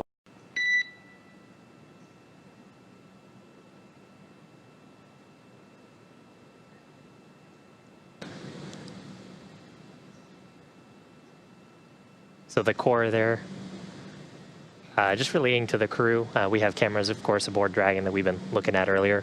Relaying to the crew that we've had those off for their privacy so they could doff their suits, and requesting if we could come back aboard. And SpaceX, you're welcome to come on board at this time, and we've just wrapped up our timer for suit drying. Copy all. Thank you so much. And Doug there referring to the drying time for the suits. So, of course, any perspiration, any wetness in the suits just from having people in them, we want to try to dry that out, make sure that the suits are nice and clean, wouldn't have any possibility of getting kind of gross or building up any sort of microbes. In fact, when we got first to station, we did a longer drying period, and the crew wiped down the suits with some cleaning wipes just to make sure that there was nothing that would grow in there for the 2 months that we were on station, and conducting a similar operation right now. So another walkthrough of everything that's happened today. If you're joining us now, or if you weren't here for the start of our broadcast, we joined the International Space Station while the astronauts were still on board the space station with their other three counterparts. That's NASA's Chris Cassidy and Anatoly Ivanishin and Ivan Wagner of Roscosmos.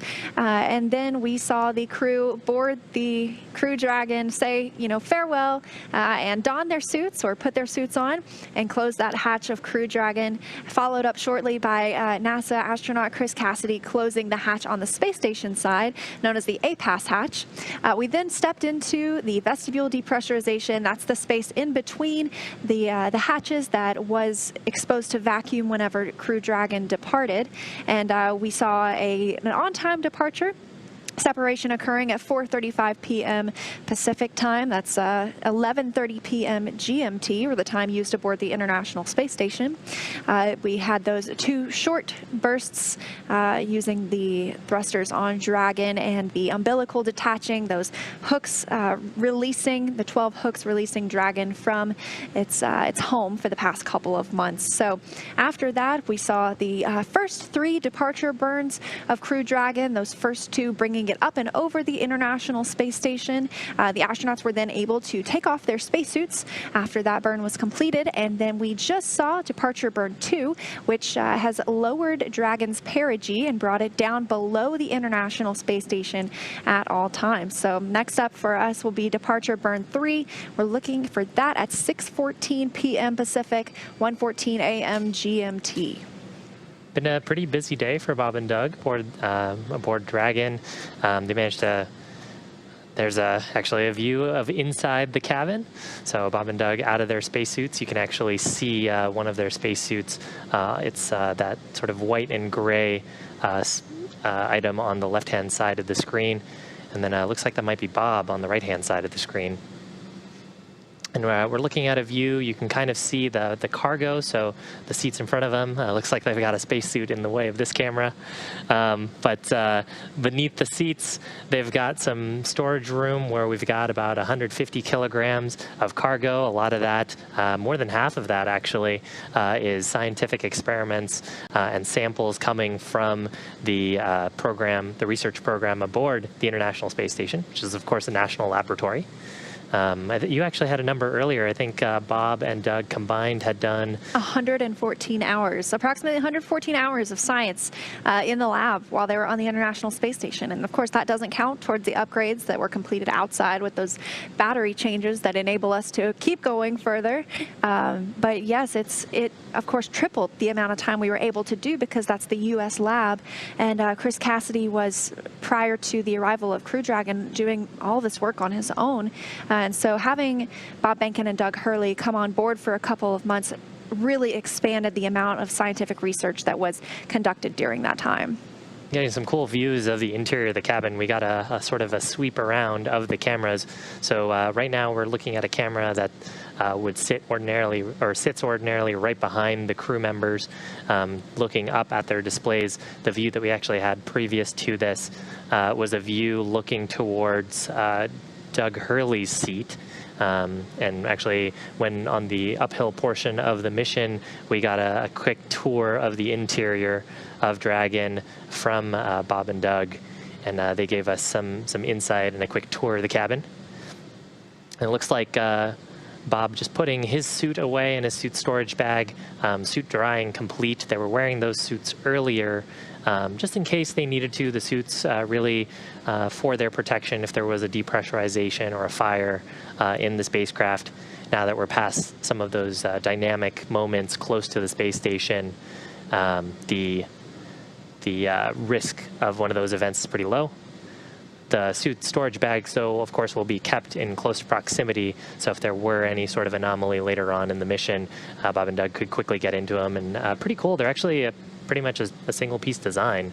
They can be put on within less than 15 minutes. As you mentioned, I think you made a good call. It looked like a polo and some khakis to me. So they're now out of those suits and able to relax until before the deorbit burn tomorrow. Probably a lot of Velcro on those as well, I'm guessing. I know on space station side, they tend to have a lot of Velcro on pretty much every surface. Yes, it's interesting. The astronauts use Velcro on, their pant legs will have strips of Velcro, and anything that they work with, their spoon or some, like their drink bags might have a little spot of Velcro on the other side, so that way if they need to put it down, they can't really put it down, and they don't want it to float away and become lost in the recesses of the vastness of the International Space Station, and so they can just tack it to their little Velcro spot on their little pants leg and come right back to it. Yeah, and you might wonder how something would float away. There's, actually a couple of things. One, it's really hard to impart something with no force. If you've watched videos of crew members on the space station sort of playing with their food or playing with drink bags, they might put something and it'll start to twist and turn, move, and they'll grab it and move it close to them, and it'll start to twist and move. And the other, there's actually a life support reason for doing that as well. As the crew members are exhaling carbon dioxide, unless you have really good circulation in the life support system from all the fans and scrubbers on board your spacecraft, that carbon dioxide will tend to sit and bubble and create pockets of unbreathable air. So the life support system is also providing a lot of positive pressure and moving gases around the cabin. just to make sure that we are circulating and revitalizing that air, running it through our scrubbers, and of course, regular injections of oxygen so it's nice and breathable. Really cool views inside Crew Dragon. And it has now been over an hour since they left the International Space Station. So much has happened in that time, with obviously the on-dock burns, the departure burns, and exiting the keep-out sphere, approach ellipsoid, the termination of joint activities between Houston and Hawthorne, and now the crew settling in for the rest of the ride until tomorrow. Yeah, you can kind of see what we're talking about here. Is suit helmet, sort of as Doug is putting away his suit, kind of floating a little bit. Nice, cool view into that clear visor. That visor actually creates a sealing surface as well, so those suits will keep pressure in them in the event of a depressurization.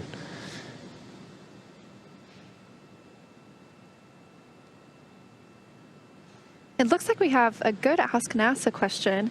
I think it's tailor-made for you, Shiva. Yeah, this is a good question. So a question from Anir. My 9-year-old son has a question. What is Dragon's outer layer made of, like the material you used to make it? So I think what Anir might be referring to here is our heat shield material and our thermal material. The external surfaces of Dragon are actually made of a material called pica, which I think is phenolic impregnated carbon ablator. So pica material is something that that actually NASA developed, and Dragon and SpaceX have actually done some work to upgrade it over both the crew program as well, over the cargo program and as well as over the crew program. And so we're using something called Pica 3, I believe, on the Dragon spacecraft. A cool example of kind of the partnership between the NASA teams and the SpaceX team in developing the spacecraft. It looks like the windows outside, or to the outside of Crew Dragon, are a little bit dark now, and that is the case because the International Space Station is now in an orbital nighttime, or I should say Crew Dragon Endeavour, flying over the Atlantic Ocean, about 261 statute miles above us all. As I mentioned earlier, the space station orbits the Earth, sees 16 sunrises and sunsets a day. So currently constantly moving at 17,500 miles an hour. And Crew Dragon is about on that same trajectory at this moment. Yeah, again, this next upcoming burn, which is scheduled for about, let's see, 28 minutes from now. This next upcoming burn will put us into a co-elliptical orbit with the station. So all that means is the station is on a slightly elliptical orbit, mostly a circle, but not quite. And Dragon will be on a very similar ellipse to the space station, but just with its highest point of orbit about 10 kilometers below the space station.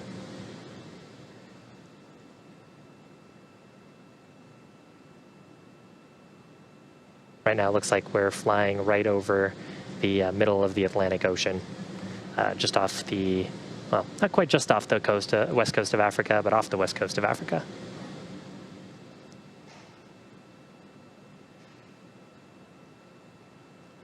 One fact I love about the International Space Station, perhaps not, maybe not Crew Dragon Endeavour as we discussed. You might be able to see that with a telescope, but for the International Space Station, you can see that with the naked eye. You don't need a telescope. It's the third brightest object in the night sky, and so if you go to spotthestation.nasa.gov, you get the chance to see when the space station is flying over your area. So it's pretty amazing if you get the chance to look it up, and tells you when you can go outside and where to look in the sky to see the space station fly over. Every time I get the opportunity, I love to go and try and see it, and I wave at whoever is on board the International Space Station. It's funny for me to think that they're only about 250 miles above us. Of course, they're in outer space, but 250 miles is not that far when you think about it on Earth. So that's a pretty short road trip, honestly. Exactly. But pretty hard to get there. Need a lot of thrust and power to get through that, and that's why we need something like Falcon 9 to be able to get us into orbit. And of course, once you're in orbit, that's not the end of the story. The Dragon spacecraft as well, in this case, had to provide quite a bit of thrust to then rendezvous with the International Space Station.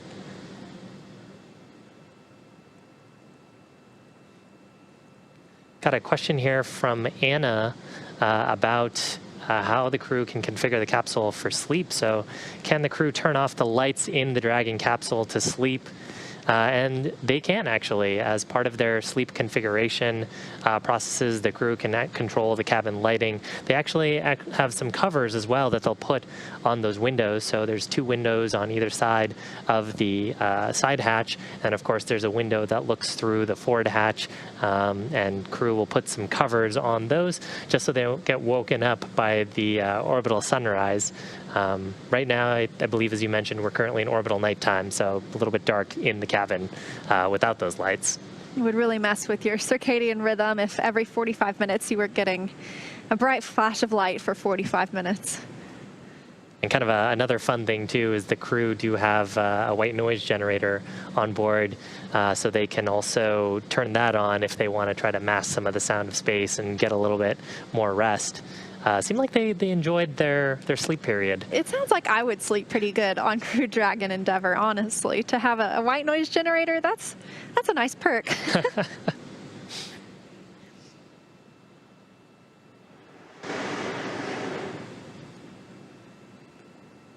So this might be a question for you, Leah. Can you actually see fireworks from the International Space Station? You know, I'm not positive about fireworks, but one thing you can see is lightning. And so that makes me think that fireworks might be visible from the International Space Station, in which case I can't help but wonder if maybe they got a real show about a month ago for 4th of July. But yes, they can see lightning on the International Space Station, and especially it's just amazing to see the photos they send back of the forces of nature. I can't remember if it was Bob Behnken or Doug Hurley this morning that posted a picture of Hurricane Isaias, and, you know, it just looked like a monster on Earth. Luckily, moving away from our landing sites, though, that was actually one of the concerns for the flight control teams. We were monitoring the weather, checking if Hurricane Isaias was going to move into the Gulf of Mexico or whether it was going to move up the eastern seaboard into the Atlantic. And until we had some certainty on that, we actually didn't have our go decision for undocking. Luckily, the storm does seem to have picked a direction and is moving up the East Coast. So hopefully everyone is staying safe out there. But that does open up the opportunity for Bob and Doug to come home towards a primary landing site pretty close to Pensacola. And that's the primary landing site, and there's a backup landing site actually near Panama City, also off the coast of Florida. And this was no rush to come home today. This was really the beginning of opportunities for Crew Dragon Endeavour to bring Bob Behnken and Doug Hurley back to Earth. And so over the past several days, you know, we've gotten weather updates, weather reports, even up to the time that Crew Dragon was undocking. We were looking at meteorologists providing weather reports on what we could expect in the next 24 hours, really, in the Gulf. And so the astronauts could have stayed aboard the International Space Station if that weather turned out looking nasty in the Gulf. But it looks like everything is going to be clear, and we should get nice splashdown tomorrow. And of course, still no rush. The crews aboard, we're continuously performing weather monitoring on the landing sites. We get those reports, I think, about every 6 hours.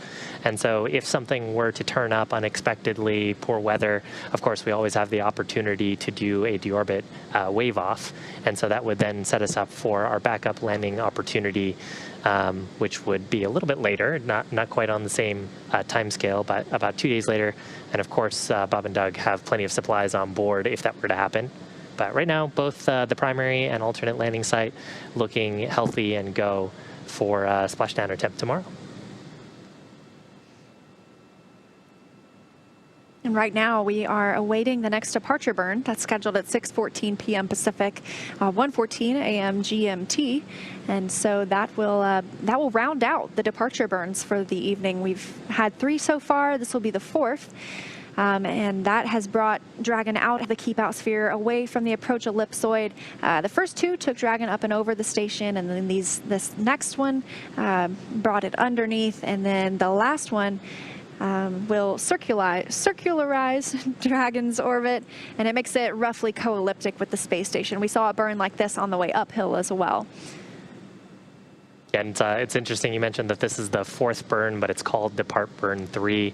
And actually, we saw a little bit of this on the way in. So there are 3 hold points and a hold 0, 1, and 2 on the way to the International Space Station. All of those depend on the distance that you are from the space station. So it can be a little bit confusing when you consider the nomenclature here. Part of it is sort of the counting scheme. Part of it is also, are you at that point that is known as hold 0, hold 1, hold 2. So Depart Burn 0 being that first burn that we conducted, and then the Depart Burns 1 and 2 we saw earlier today, getting us out of the approach ellipsoid. And then Depart Burn 3 being our fourth burn of the day, if you don't count those 2 undocking burns that we saw.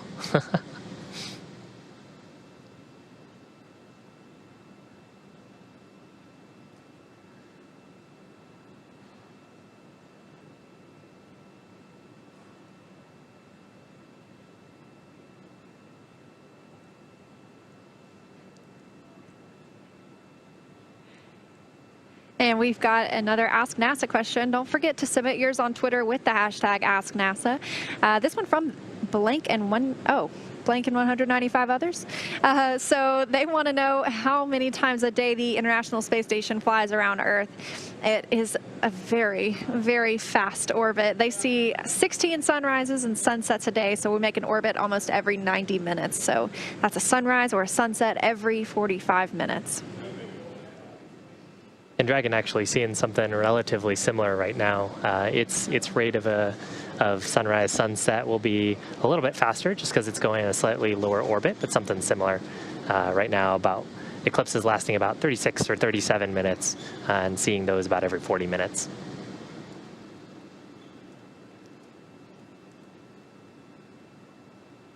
So we've got a question here from Merv about how we keep Dragon oriented in the proper reentry position to make sure that the heat shield is deflecting heat properly. And that's a great question.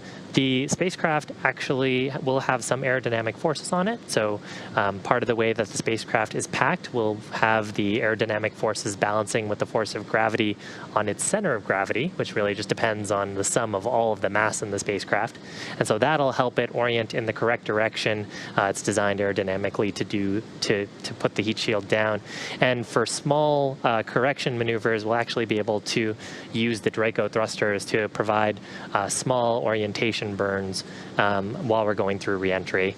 And then once we actually get through the reentry portion of the mission and get to drogue deployment, the positioning of the drogue chutes on the vehicle will keep Dragon in the correct orientation. Although at that point it's less about heat rejection and more about making sure that the capsule splashes down with the heat shield side facing towards the ocean.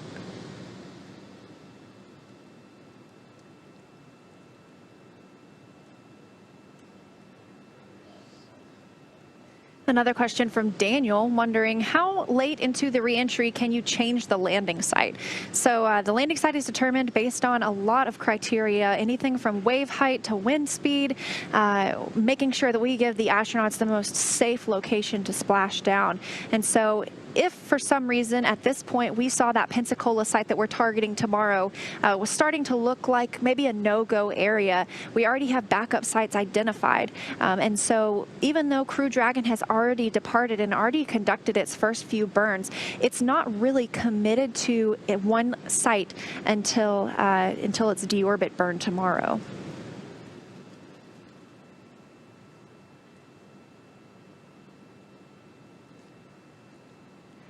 We also got a question here from Bob. If either of us were asked, would we go to the space station? And absolutely.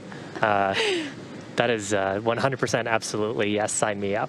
I would definitely go. My mom always says, though, make sure I don't know about it until you get home. So I would definitely go to the space station, but I'd have to save all my cool pictures for when I got home so she wouldn't worry the whole time. I think it would be pretty busy on Space Station 2. Hopefully they'd be able to put us to work. Both Bob and Doug have extensive experience in test pilot school, and of course Bob also has his PhD, so both of them getting some good scientific work in on Space Station. Right. Those would be some pretty big shoes to fill and try to work with. Of course, a lot of that science, or all of the science, is developed by researchers here on the ground. And so the astronauts are really the hands in space that make it happen for the researchers here. So when that science returns tomorrow in Crew Dragon, it was just loaded this morning, that'll be delivered back to those researchers. And so it's really enabling not just our priorities for what we want to research in the International Space Station, but it is the national lab. So we have payloads of all kinds that arrive for research on the space station. Yeah, and actually, kind of a fun thing there, and it actually segues pretty well to this next question from Andy. So where does the Dragon capsule get its electricity from? So we were talking a little bit about the cargo aboard. Some of that cargo is in freezers, and it's sitting in a set of cargo pallets right underneath the two middle seats. Those cargo pallets actually receive power from the spacecraft, and the spacecraft receives power from solar cells that are on the trunk. So earlier we saw some pretty cool views of the trunk. Half of it is black and shiny with solar panels covering it, and the other half has a white structure on it, and it's radiating away heat through a thermal radiator. That upper portion receives solar power from the sun whenever we're not in the eclipse or shadow of the Earth. And when we're not in the middle of a burn, we actually point the spacecraft such that those solar panels are pointing towards the sun, as well as pointing the radiator away from the sun, so we can get the most performance out of both of them. And the next question, how long did it take to build the International Space Station? Dragon SpaceX, the ground is go for depart burn 3.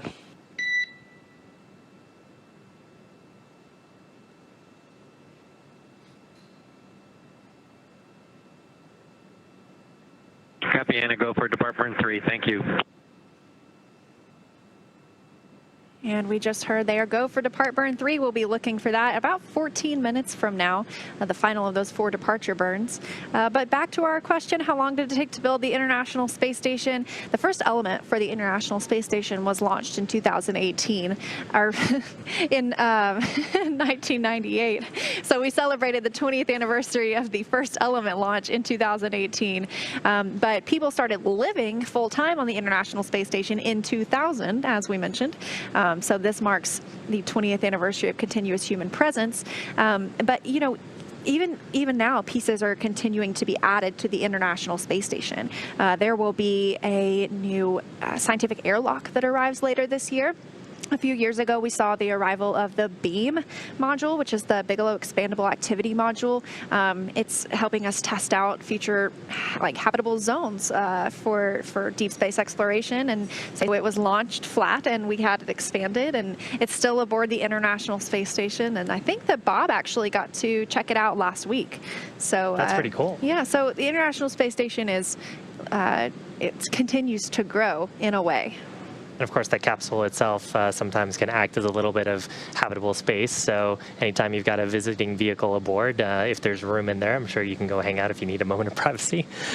And the International Space Station is actually huge. It's the size of a football field, which is one reason it makes it so easy to see with the naked eye, from the ground, from Earth. But the habitable space inside is that it's equal to about a 6-bedroom house, also the same as a Boeing 747 aircraft. So that's about the amount of space that the astronauts have to live and work inside. Of course, you have that entire space, though, but it's not covered in equipment. If you were imagining a 747, you'd only have the part that you could walk on, but because of microgravity, you can really take advantage of the ceiling and the floor, because there isn't really a ceiling and a floor. And no assigned seats.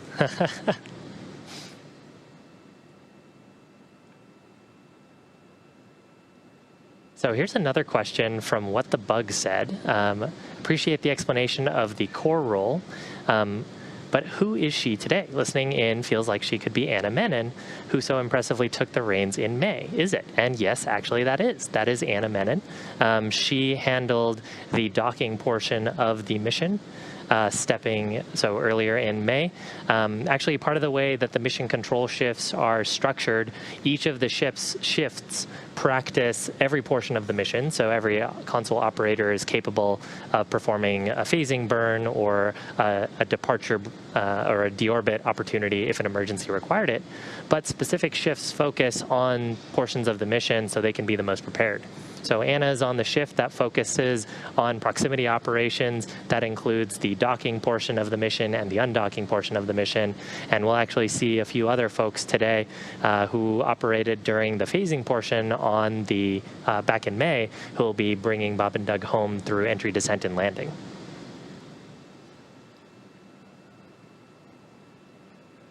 We have a question from Michael, who is curious about the activities planned for Bob and Doug immediately after their safe return. Well, they will be lifted from the water using a crane that's on the ship that will come and retrieve them. So they will still be in the capsule.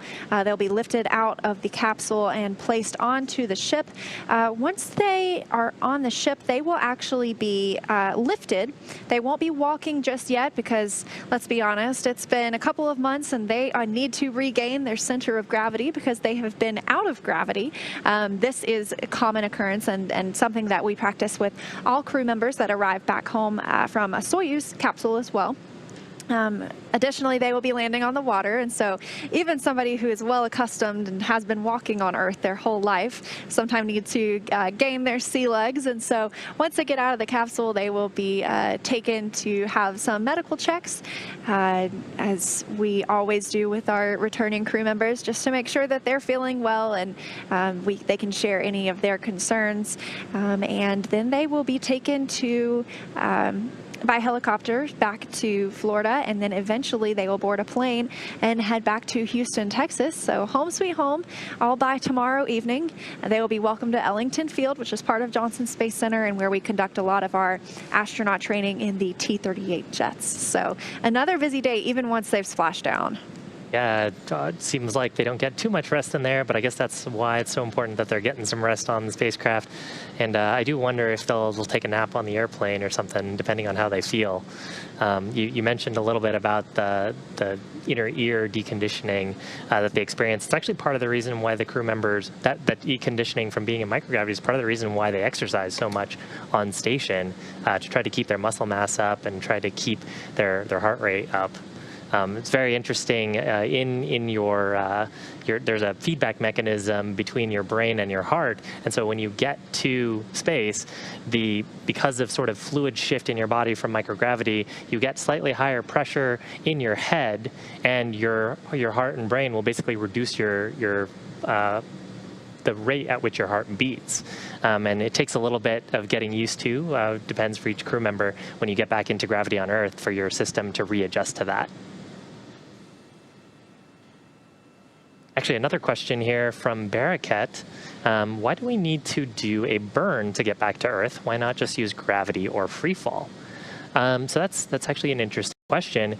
If we had all the time in the world, and just kind of let the capsule do its thing, there is enough atmospheric drag in the upper portions of the Earth's atmosphere to deorbit the Dragon capsule and actually eventually the International Space Station as well. But of course, that will deorbit you whenever the drag just happens to work out the right way, and it becomes really then difficult to pick which landing site you want to go to. So there's, of course, a team of folks that are helping us, helping the crew as well with the recovery operations. So we want the capsule to land pretty close to them.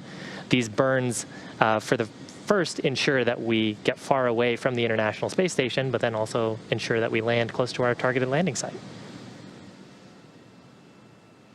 And this one from Starman, this question asking, do the astronauts bring any music with them when they go up to the space station?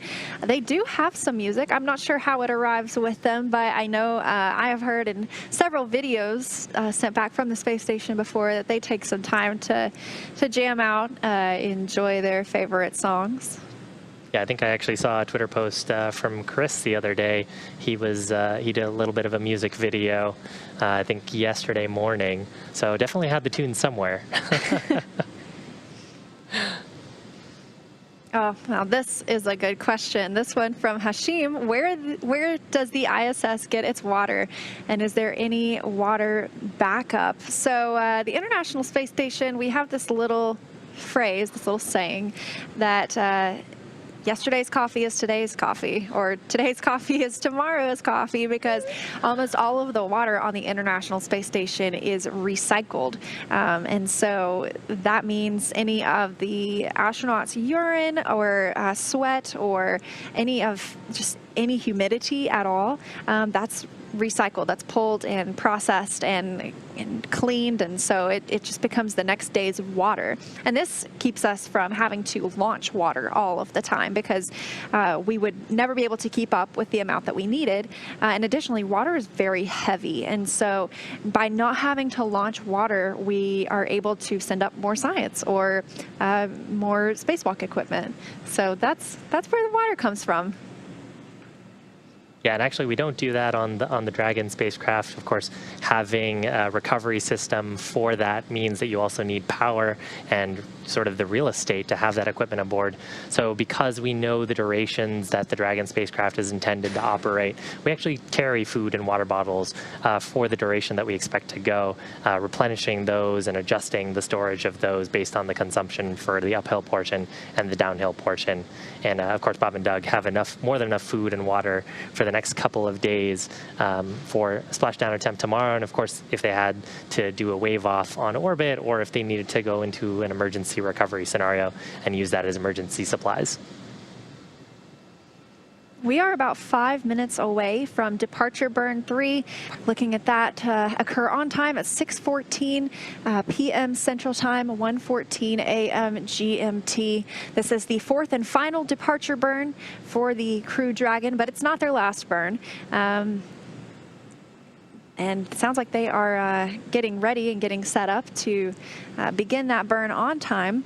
It'll be a 42-second burn, and it'll be the last until the phasing burn later tonight.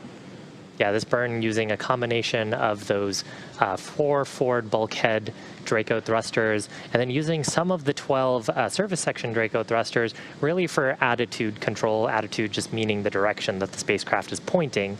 So we want to point those forward bulkhead Draco thrusters in what's referred to as the retrograde direction. So if you imagine the spacecraft flying in a direction, pointing opposite of that direction is the retrograde direction.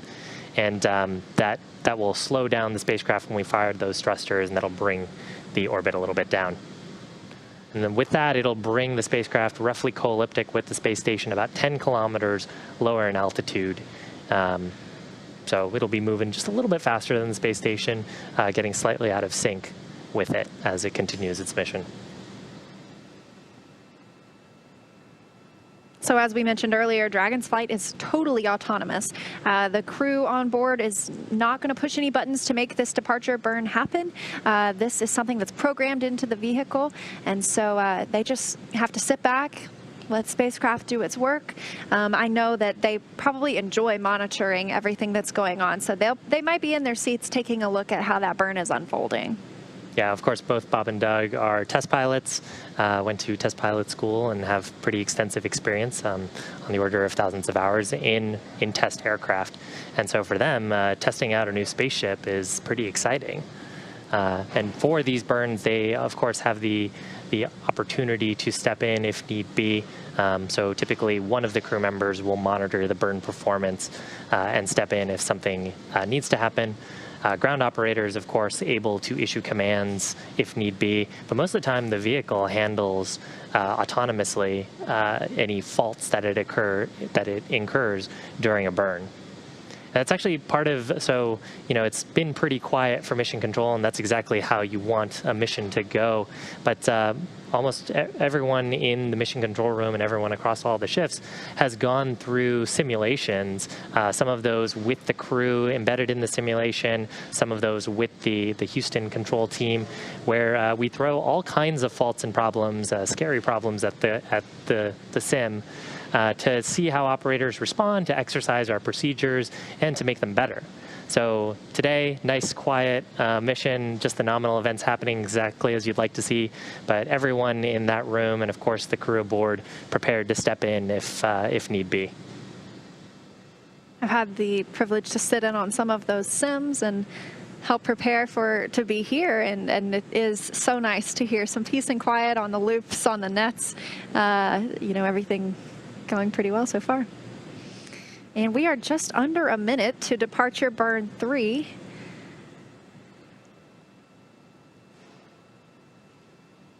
Looking for this burn to last 42 seconds.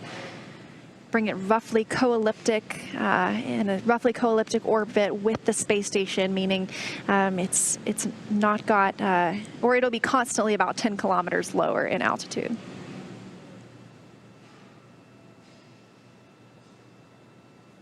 And once that burn occurs, we'll also expect some words from the core to the crew, acknowledging how the burn went and sort of next steps after this.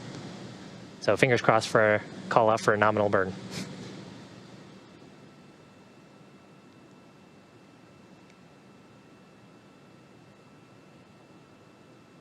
It's worth noting what some of the other folks in mission control are doing during a burn.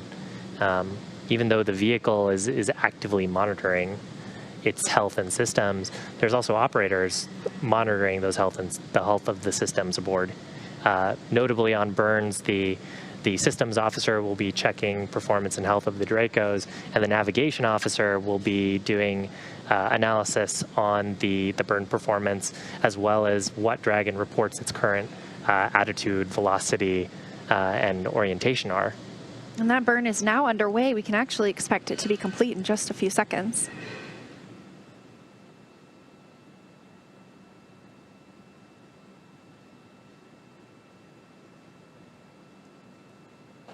Dragon SpaceX burn complete, nominal burn, and at your convenience, I have 3 additional items for you.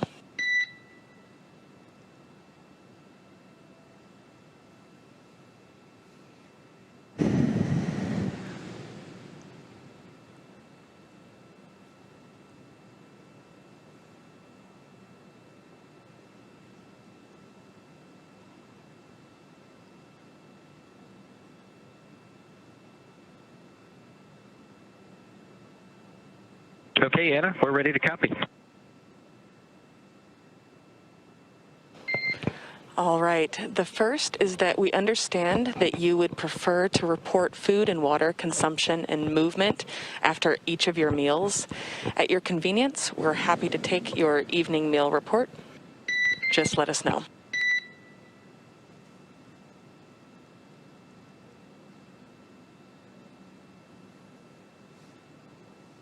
Okay, copy that. We'll give it in a few minutes.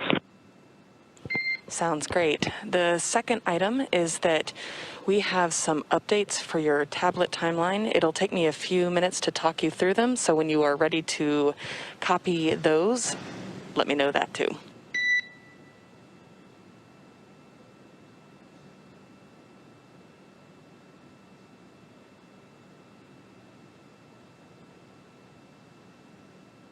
Okay, we have the tablets open to the timeline in the anchor section, and we're ready to copy. Copy. So on your day 1 primary timeline, please scroll to crew pre-sleep day 1, and I am requesting that you add 30 minutes to the 6 continuous events, beginning with crew pre-sleep day 1 and ending with GSC collection entry.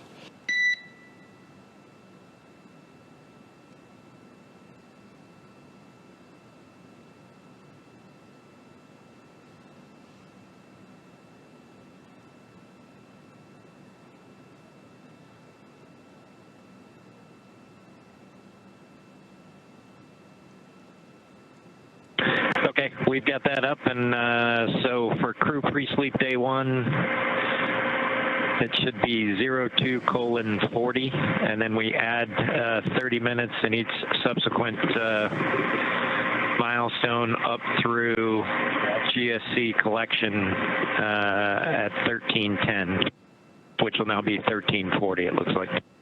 Good readback. The second change to make is to please subtract 15 minutes from your scheduled fluid load start and fluid load end events. Your new fluid load start time is 1448.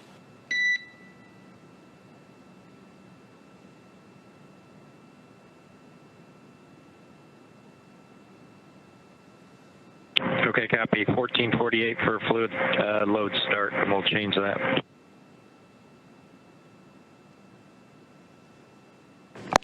And you copied the fluid load end subtraction of 15 minutes too, correct?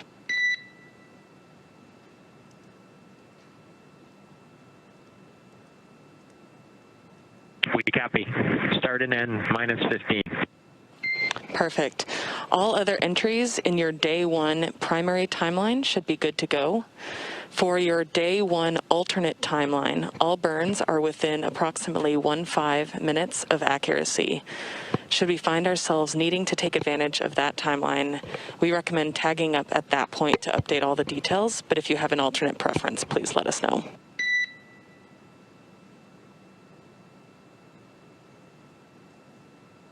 We love your plan.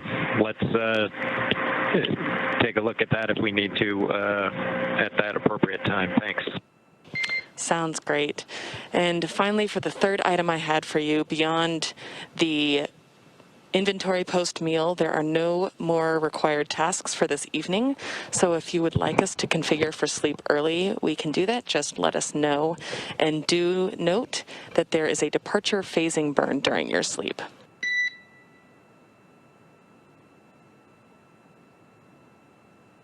Yep, we saw that. We'll get the inventory to you in a few minutes, and then probably once that's complete, we'll start working our way towards configuring for our sleep period. We copy all.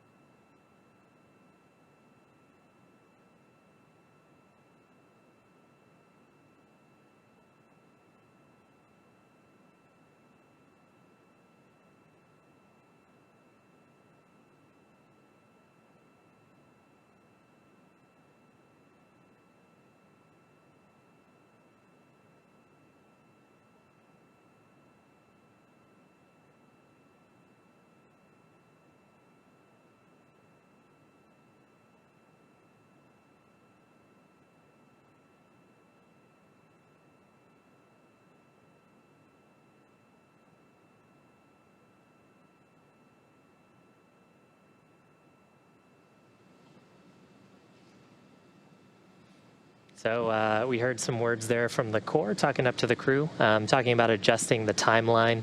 So the crew actually have a set of tablets aboard that has a copy of the timeline. And of course, as we are conducting burns during the mission, there might be slight adjustments based on the actual performance of the vehicle. And so some of those timeline adjustments getting made to the crew's schedule, they have the ability to insert those adjustments from the Corps call-ups. And to make sure that they are in sync for when events are expected to happen. It's been a really long day for the crew so far. Very productive, obviously. They got up and loaded the last bit of cargo, that cold stowage science research cargo, into Crew Dragon. And then just before we went live today, they had the final weather briefing, and everything looked good in the Gulf, and so a pleasant surprise based on how things have been trending the past few days. But it looks like Hurricane Isaias is going to stick to the east coast of Florida and leave a clear space for us to land in the Gulf tomorrow. SpaceX Dragon to ground with the food inventory. And I am ready to copy.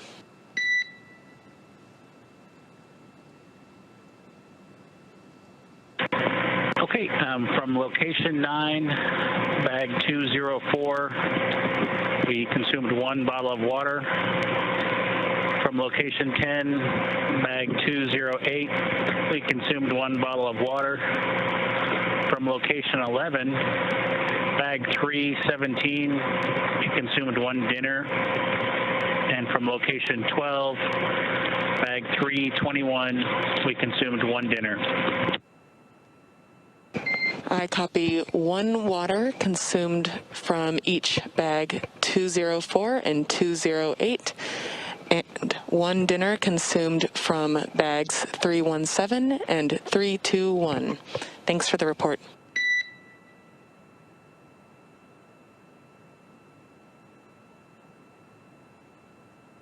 And Anna, I have a issue with the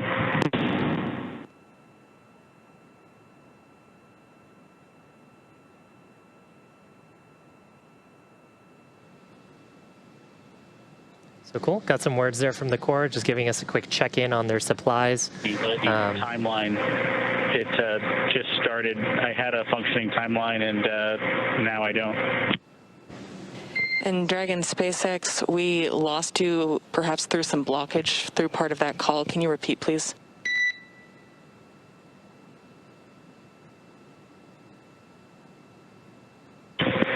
Yes, the timeline application on my tablet gives me a error message that says Safari cannot open the page, and then it's got a HTML address because your iPad is not connected to the internet.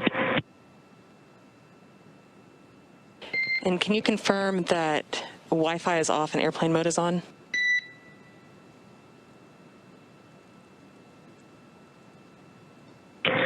Yes, Wi-Fi is off and airplane mode is on. If you have the display cameras up, I'll try to show it to you. We will take that. We are coming up on a ground station pass, and we have the display camera up.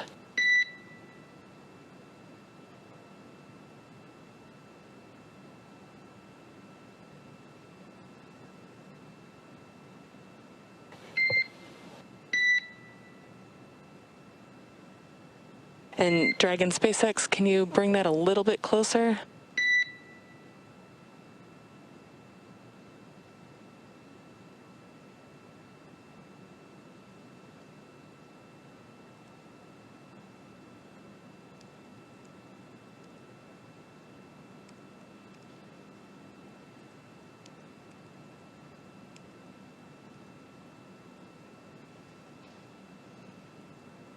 Dragon SpaceX, we got a good image of that. Thank you. We will look into that and get back to you.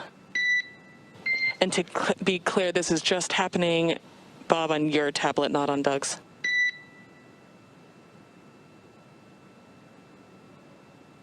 Yeah, it's just happening on my tablet. I did have a fine timeline before, but when we started investigating to set up to load the changes that you just read up to us, it went to that page instead of the timeline that I had before. Copy all. We'll dig into it and get back to you. Thanks.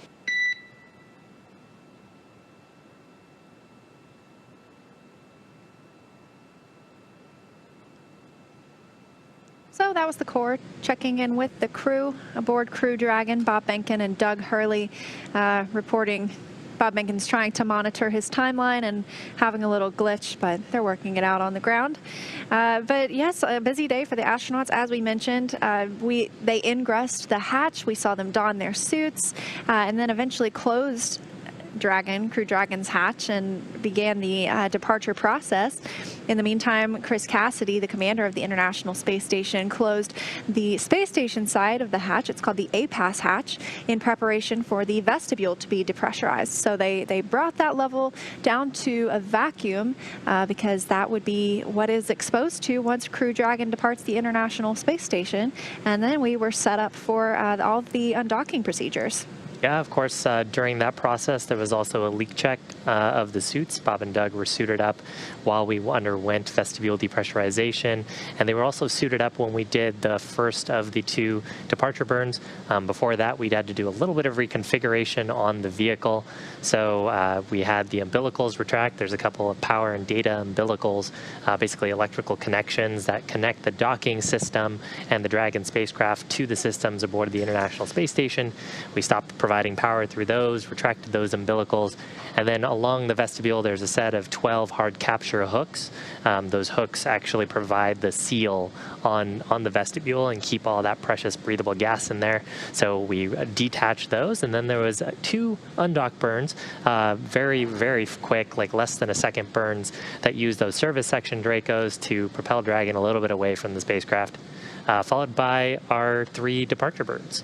Yes, and all of those burns were conducted nominally, and all of them conducted on time. Everything has been like clockwork today for Crew Dragon, and so with all of those 4 departure burns complete, the next will be the phasing burn. But the crew, as you saw just a moment ago, a view from inside the cabin, they are now outside of their suits. They're able to kind of relax. There they are. It looks like Bob Behnken there monitoring and maybe even troubleshooting that little glitch he saw while monitoring the timeline. But everything moving smoothly for Crew Dragon, and in the background there you can see Doug Hurley looking out the window. Let's see, the International Space Station is currently flying over Australia, just came up across the coast, and I'm sure it's a great view. So Crew Dragon is not too far from them because now their orbit is roughly co-elliptic, meaning they stay about 10 kilometers beneath the space station at all times. Yeah, so Dragon right now just coming up on the west coast of Australia, and looks like they're in an orbital daytime, which you can see, and you can actually kind of get a sense for how bright it would get in the cabin without those window shades. One of the next activities that the crew will get is an opportunity for some rest. They'll get 8 hours of sleep in the Dragon capsule, and so when they do that, they'll put on some window shades just to make sure that they aren't getting that bright light from the reflection, well, from 1, directly sunlight entering through the windows, and 2, from, I'm sure, the beautiful reflection of that sunlight off the Earth's surface.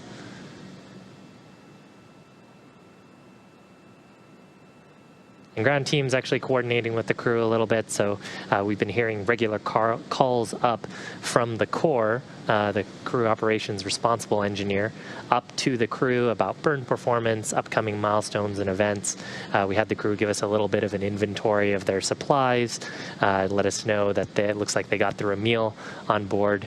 And actually, that's kind of an interesting thing to talk about. So we were talking about location 9 and 23 and a couple of other locations.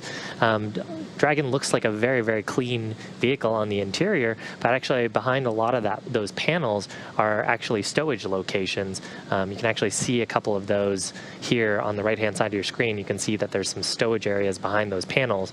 So ordinarily those panels stowed inside, we've got bags designed by the SpaceX team that fit inside of them, and then inventory of supplies, water, medical supplies, of course crew personal supplies, and food.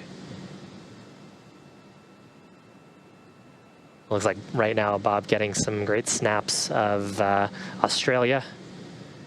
I'm pretty excited to see what those turn out to look like. Yeah, absolutely. I've been very impressed with their photography skills while on board the International Space Station. And astronauts, before they depart for the space station, actually get a little bit of a photography class from our teams at Johnson Space Center. So it helps them determine a target and how to frame it, because Earth observation is a really important part of some of the research that we do. As we mentioned, it looked like earlier Doug Hurley was able to get a picture of Hurricane Isaias. And we've seen, land changes over the years from the International Space Station, tropical storms and hurricanes, and so it's an important part of what we do aboard the space station by doing those Earth observations. And of course, also getting some opportunities to look at the heavens as well. We got some cool photos earlier of Comet Neowise from the International Space Station above all of the atmospheric distortion that you would see on the ground. Of course, when ground telescopes look at those, especially the large telescopes, they've got active control mechanisms to try to deal with the disturbance created by subtle motions of the Earth's atmosphere. But if you can put a telescope above the Earth's atmosphere, then you don't have to deal so much with those disturbances. So Bob and Doug, where they're at, pretty thin on the atmosphere, and able to get some great photos of Neowise as well. Taking every second they get to take a look outside of the windows, some last views from orbit before returning to Earth tomorrow.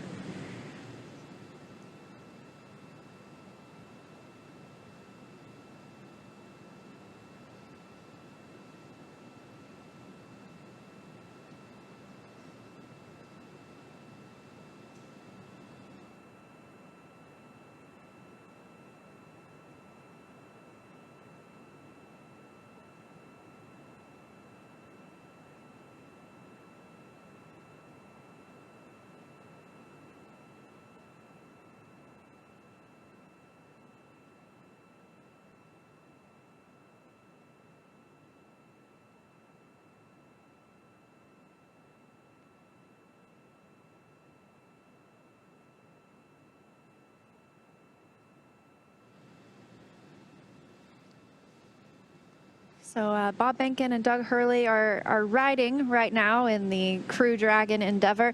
Not a lot scheduled for the next few hours except their crew sleep period, which will come up at, let's see, well, they'll get a pre-sleep opportunity to conduct any of those nighttime routines they might have at 7:40 Pacific, and then they will go to sleep about an hour later. And then we'll be looking for the next burn. That'll be the biggest one we've seen so far, taking place at 10:48 p.m. Pacific, and that is 5:48 a.m. GMT. So that's the phasing burn. We will be looking forward to that. The crew will already be asleep, and that burn will last over 6 minutes. It's a pretty big burn as well. It's what gets the spacecraft aligned on the right trajectory for the landing site. Again, our primary landing site is off the coast of Florida, the west coast of Florida, and the Gulf of Mexico. That'll be near Pensacola, Florida. And we've got a backup site near Panama City in Florida. And so those burns pretty important to get Dragon aligned on that. Dragon will be coming up on what's called an ascending trajectory. So if you imagine the Dragon spacecraft sort of coming, it'll be moving up from sort of the southwest corner of Florida up to the northeast corner of Florida, and that pathway up along the northeast is ascending relative to the equator. If Dragon were coming down the opposite direction, so if it were coming from sort of the central part of the United States down towards Florida, then we'd refer to that as a descending opportunity. Sort of just has to do with how you define the ellipse in orbit. Actually, we got some really cool views of the interior of Dragon, and that ties pretty well to a question on social from Infinity Gabe. So there's so much room in Dragon, they're walking around. Can you go into more depth on the vehicle's dimensions? Yeah, sure can, actually. So just making sure I get the numbers right. The capsule itself is about 13 feet in diameter at its base, and actually going up to the top of the nose cone, it's about 16 feet. The nose cone is actually pretty big. So I think it's about 4 feet for the nose cone. All of that is not necessarily habitable space. Below that is the forward hatch, and then you've got sort of the bulk of Dragon. The interior volume of the vehicle is 326 feet cubed, about, so 9.2 meters cubed for our metric friends. And there's plenty of space in there. I hear it can get a little bit crowded when you've got 4 crew members in there, but of course you can use the entire volume. And this question from Julia asking if the crew gets jet lagged when they land. You know, it's going to be interesting. They've tried to sleep shift their schedules as much as possible today so that they are awake and able to monitor these major dynamic parts of the mission, the burns and things like that. So today they woke up at about their normal time, but in the middle of the day they got a 3-hour nap. And so later tonight, they will take an 8-hour sleep period, getting the opportunity to get well rested before tomorrow. They won't get a nap tomorrow on Crew Dragon before splashing down. But I'm not sure if they get jet lagged. I'm sure that there's some amount to get used to when your time zone changes that much from GMT to CT, where they're going in Houston. Well, I also wonder how much the adrenaline probably kicks in for them, because they've been training for this for a while. Actually, earlier this week, we had an opportunity to do what we refer to as on-orbit training, so giving them a brief refresher about what to expect during the deorbit opportunity. Of course, both Bob and Doug underwent a tremendous amount of training with the teams here, a number of simulations, but they've been on space station for 63 days, about 2 months. And so that refresher on what calls to expect, what their responsibilities are, what the ground is expected to do, and what kinds of actions they might be required to take during the descent portion of the mission. Always good to get that refresher. Dragon, of course, is a completely autonomous spacecraft, so hopefully all Bob and Doug will need to do is enjoy the ride back down. And here's a question from Amy's kiddo, Ben. He'd like to know if the astronauts sleep in their seats in the capsule or if there's different sleep space.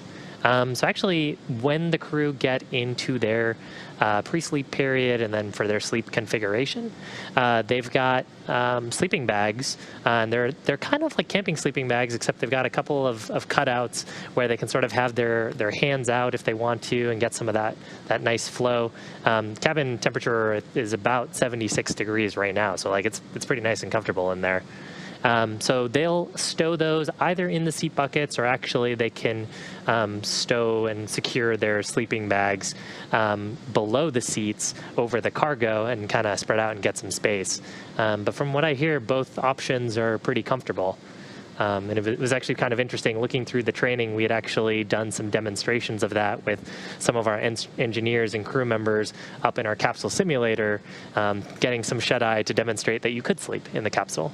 And it's funny, one of the things that the astronauts really get a choice of on the space station is they have those cutouts for their arms. And some people like to strap their arms down because in microgravity, your arms just naturally float up to about this area, halfway up, kind of looks like a zombie state. So crew members have the option, if they want to strap their arms in and snuggle up, or they can just let them float free. And this question from Inulia, wondering if the muscles of the astronauts weaken after their trip to space. We do a lot of counteractive measures while the astronauts are in space. One of those being they typically, or they work out 2 hours a day every day. We have a couple of different exercise devices up there. We have a treadmill, and of course it's kind of difficult to work out in space. You can't run on a treadmill like you would on Earth because you just bounce right off, and so they have bungees that they attach to that keep them pulled down and running on that treadmill. We actually had an astronaut run the Boston Marathon while in space once, so that was impressive. And then additionally, they have something called the Advanced Resistive Exercise Device, or the ARED, and that can be configured for a lot of different exercises. Anything you can think of, they can do squats with it, bicep curls, they can even do crunches with it. And so by using all of these these exercise devices, they also have like a little bicycle on the space station, or the stationary bike. By using all of those, we help keep their bone density strong and their muscles strong, so that when they can return to Earth, they're strong and they're able to get back to normal life pretty quickly. Yeah, and actually, it's that's an interesting point. So I think a lot of people, when they think of lifting weights on Earth, you lift a weight and it's heavy, and you exercise your muscle groups and go through whatever repetitions you need to work on your physical fitness. But of course, in microgravity, any action that you want your muscles to act against needs some kind of resistive force, because your weights would be free falling with you, and so they'd effectively weigh nothing. And that's actually part of the one of the cool reasons why Bob and Chris Cassidy were able to move around those massive many 100-kilogram battery assemblies on the exterior of the space station. If you're all falling at the same rate, then you don't have to worry about the carrying it. So on the ARED, it's a resistive device. You've almost got like resistive bands, if you will, that are counteracting the motion of the crew's muscle. And so when they're exercising against that resistance.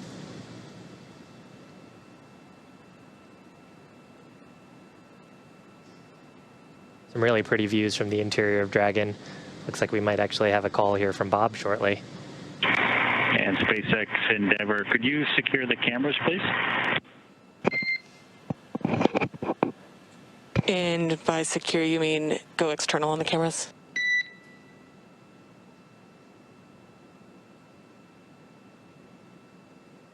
Yep, that would be great. Consider it in work.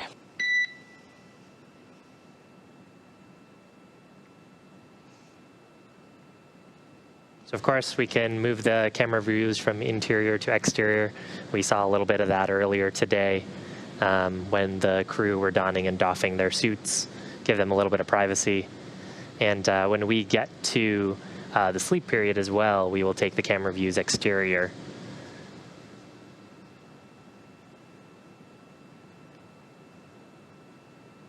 We've got an Ask NASA question from Dragon Jim. SpaceX cameras are external.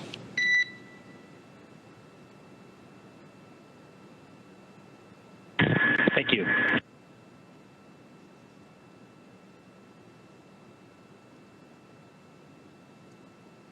So this one's actually a fun Ask NASA question from Jim on whether Dragon will lose radio contact during the re-entry burn.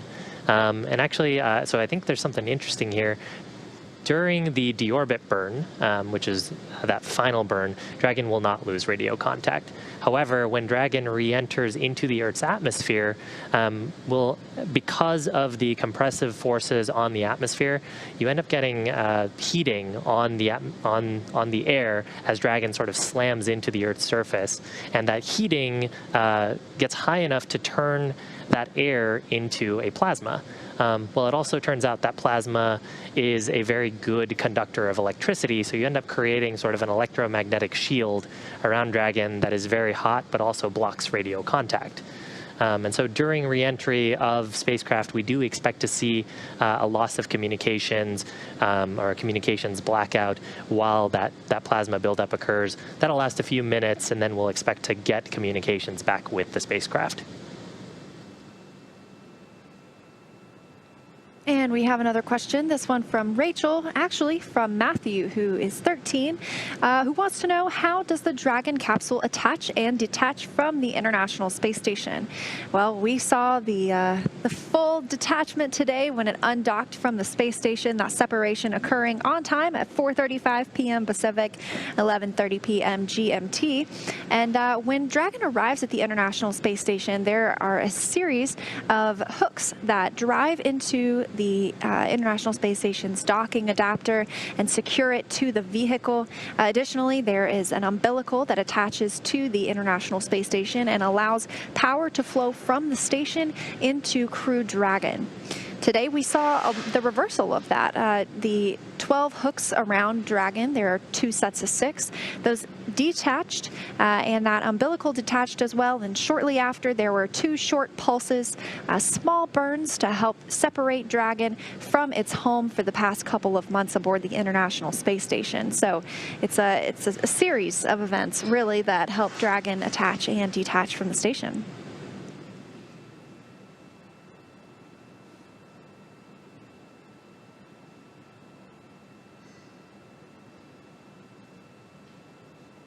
Got another question here from Yashwant. How many parachutes does Crew Dragon have? So Dragon has 2 sets of parachutes. We have drogue parachutes that are designed to slow us down from sort of our re-entry speeds to something a bit more palatable for the main chutes. And then we also, there's 2 of those drogue parachutes, and then we also have a set of 4 main parachutes. So what will happen is when we get through the re-entry portion of, or when we get through the atmosphere and that heating from re-entry, Dragon sensors aboard the spacecraft will detect both the atmospheric pressure as well as the altitude as read by its onboard altitude sensors. And once we hit the designated pressure and altitude, then we'll deploy those drogue parachutes. They actually sit above the side hatch on the vehicle. So we'll pop off some panels there and shoot out the drogue chutes. And then when the drogue chutes sort of reef, so that's a slow opening of the parachute, and deploy, they will be open for a short period of time before exerting enough force on the main chutes to actually pull them out. And there will be 4 main chutes that will bring Dragon down to a pretty soft landing speed, just a few meters per second before we touch down, splash down into the ocean.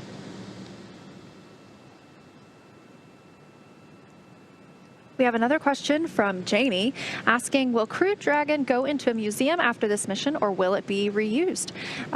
Crew Dragon is designed for reusability, and so after splashdown, it will go to post-processing at a SpaceX facility in Florida.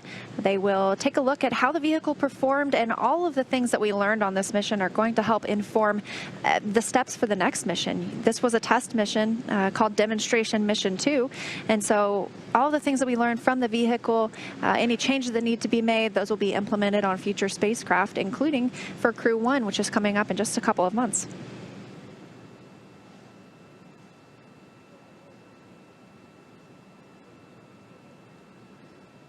Another question here from Steve about the duration of a shift at Mission Control. So I'm actually not sure what the duration of the shift is at Johnson Space Center, but here in Hawthorne, shifts tend to be between 9 and 10 hours, sort of depends on the mission and the phase of flight.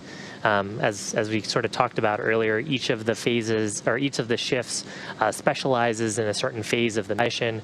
So, for example, our phasing shift, if the duration needs to be pretty short because of the overall duration of the mission, they may not have a full 8-hour shift. So it really kind of depends, but somewhere between 8 and 10 hours is a good number. And it's about the same for Mission Control Houston. It is staffed 24 hours a day, 7 days a week, 365 days a year. So we actually have 3 orbits, is what we call them: Orbit 1, Orbit 2, Orbit 3. And those people divide up the day and take care of everything going on the International Space Station.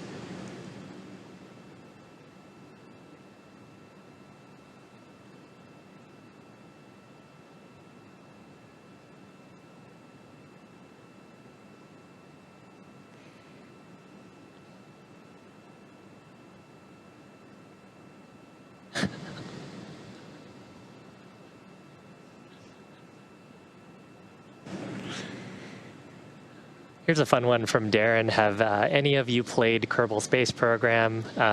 Definitely have played Kerbal Space Program. There's, in fact, a couple of my friends upstairs. Apparently, there's a mod for Kerbal Space Program where you can write your own flight computer software and try to launch the spacecraft totally autonomously. So a few folks upstairs who work in flight software are pretty good at that. But it is a very fun physics simulator for rockets. I can't say I've played it, but I have friends that love it.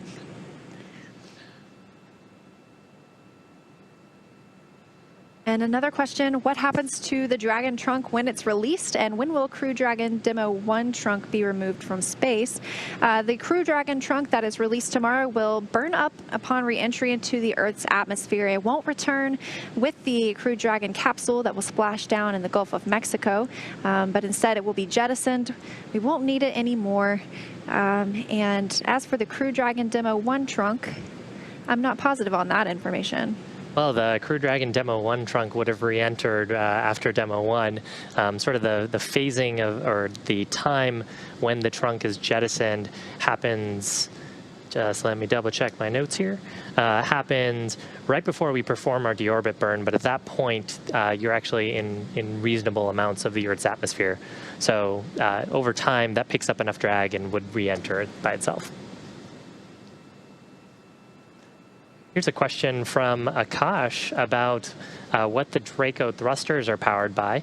So the Draco thrusters, and actually the Super Dracos as well, use a fuel called monomethyl hydrazine and an oxidizer called nitrogen tetraoxide.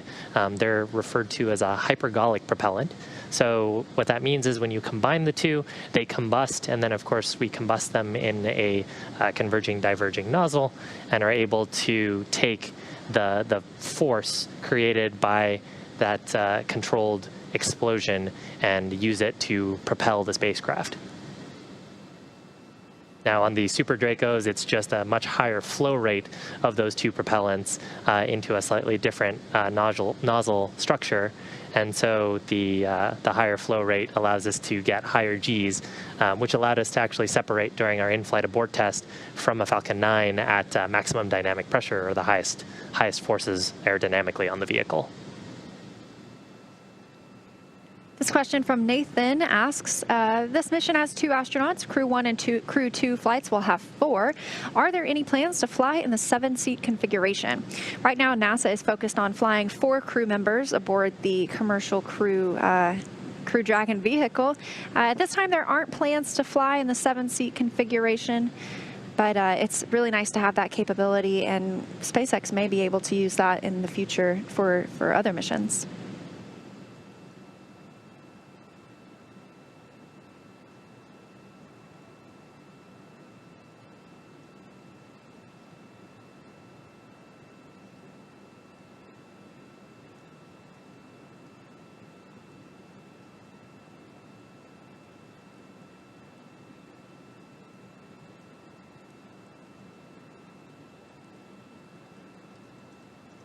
Here's a question from Chance asking how the astronauts on board the International Space Station are able to work out when there's no gravity. It's actually because of resistive exercising devices. So here on Earth, you've got gravity to sort of provide weight to things, and your muscle groups counteract the weight of if you're lifting weights, of those weights, and you're able to exercise them. But you actually have some pretty cool equipment on board the space station to help the crew exercise. Yeah, we have a lot of really cool equipment on the station, and one of those being the treadmill. And the astronauts can run on it. It is pretty much like a normal treadmill, except it has it's like 2 tethers, and they're bungees, essentially. And so that keeps the astronaut from floating off every time that he or she takes a step on their run. We also have the ARED, the Advanced Resistive Exercise Device, can be configured for dozens of different workouts, and then a stationary bicycle as well. The astronaut can strap in and take a ride.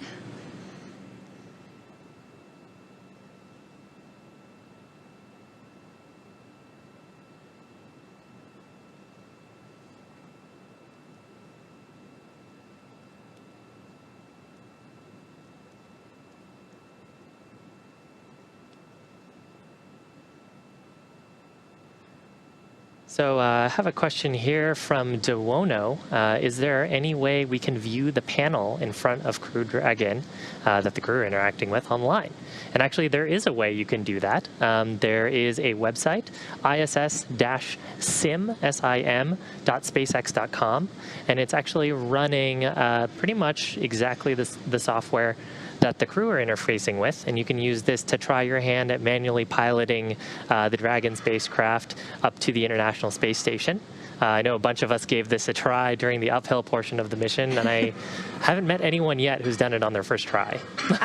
I thought it was going too slow, and so I walked away for a while and came back, and I had far, far surpassed the International Space Station. So it's a good thing that it's autonomous and I'm not piloting it.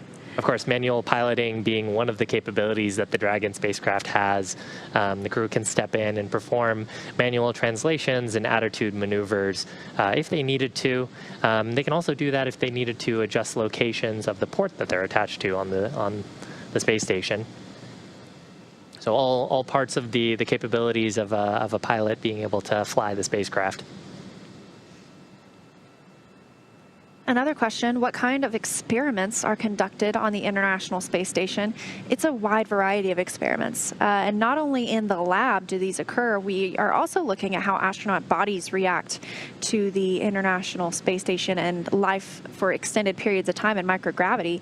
As we mentioned, Bob Behnken and Doug Hurley were able to spend 114 hours devoted toward science and research over the past couple of months, 63 days to be exact. One of the really interesting studies that I learned about was the capillary structures study. So this studies the use of different structures and containers to manage fluids and gases. And so what happened was Doug Hurley used fruit punch, and I didn't know this, but fruit punch physical properties are similar to urine. So he conducted a foam infill demonstration. So basically what he did was used a long tube from the bag of fruit punch into another container that had a block of white foam, and that may seem simple, but it helps researchers better understand capillary forces, and those are the small pushes and pulls that move a liquid through a tube. So the researchers are looking at how that foam holds liquid in microgravity, its resilience and more, so that it could be potentially used on future spaceflight missions for water purification systems, and even here on the ground in water recovery systems and desalination plants. And it's just one of the examples of the way the research we do in space provides insight for life on Earth as well. Yeah, and I think something really interesting about what you mentioned there is capillary forces are very small relative to a lot of the other forces acting on them. So if you're trying to conduct an experiment like that on Earth, it's hard to do. You've got to try to construct an environment where you can try to account for the pull of gravity, trying to force all the fluid in a specific direction.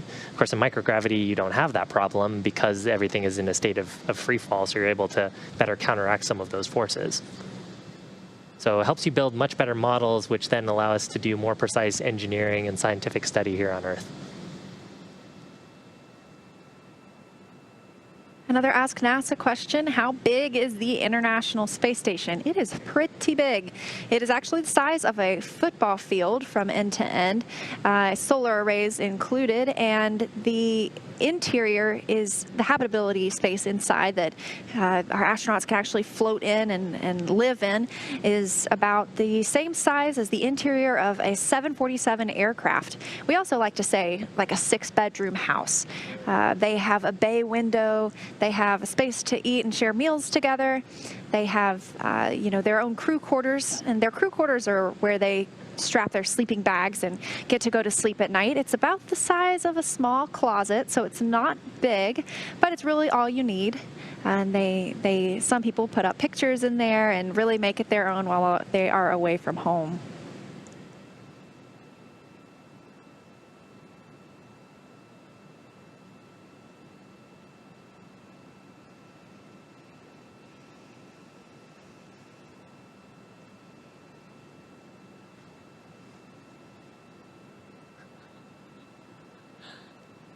So I got a question here from Moneydeep. Hi, can you please elaborate how to interpret these paths, going orbital and then in straight lines and then 2 curved dips? Thank you.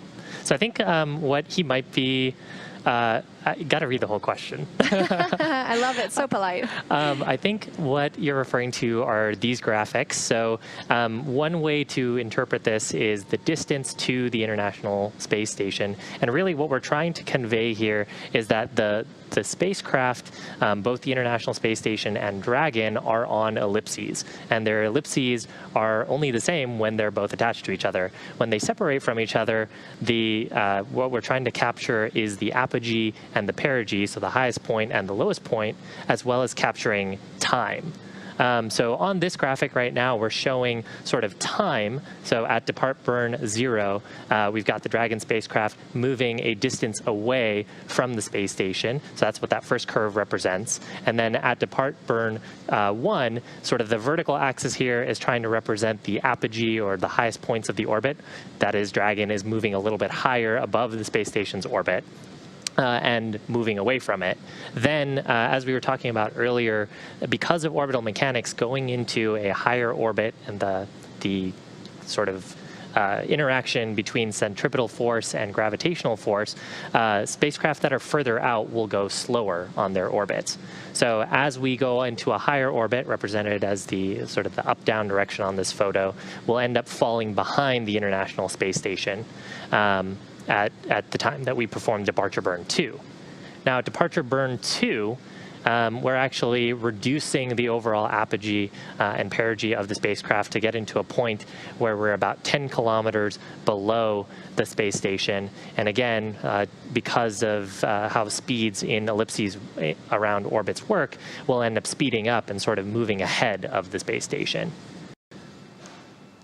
Finally, there is shown the departure phasing burn. So what those two burns are showing, and you can actually kind of tell from the dashed line there, is just trying to show that the apogee and perigee of Dragon over time is moving up and down until we actually do that final deorbit burn. And that deorbit burn isn't actually a direct drop into the atmosphere, but puts us onto an ellipse that will land us close to our targeted landing site near Pensacola, Florida. So hopefully that gives a little bit of an explainer of how to interpret these charts. I know the first time I saw one of these in my own training, I had no idea how to read it.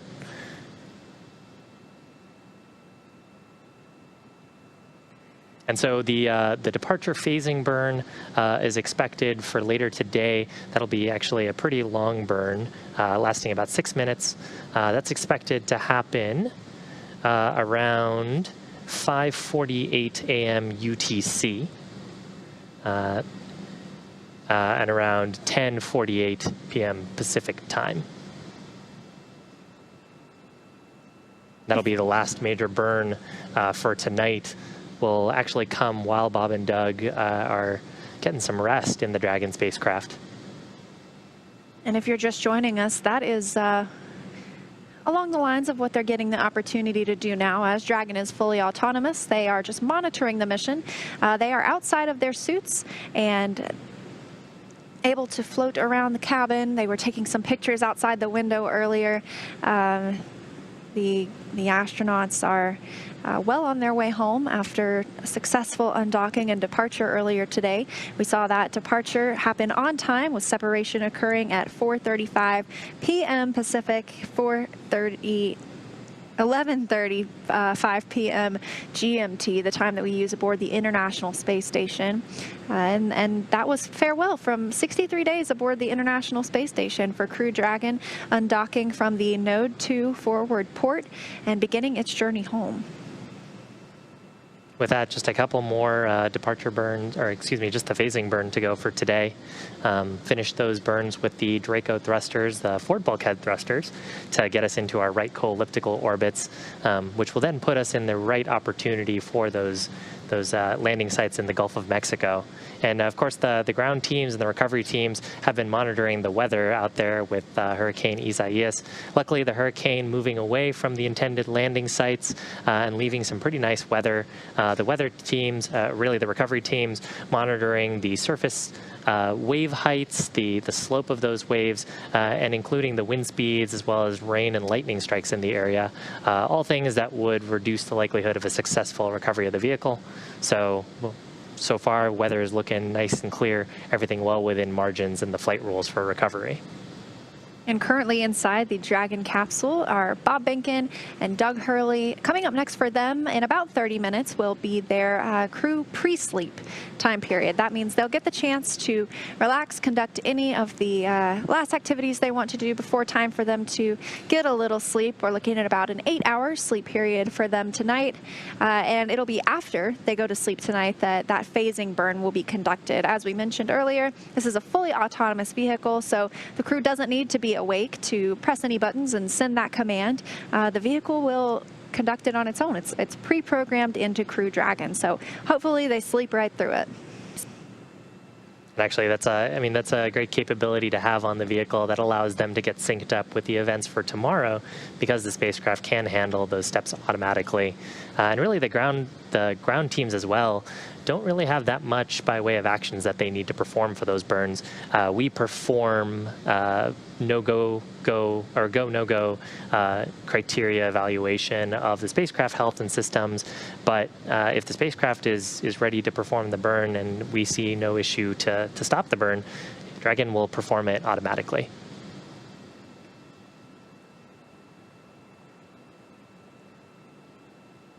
Speaking of which, there's a view of mission control here in Hawthorne.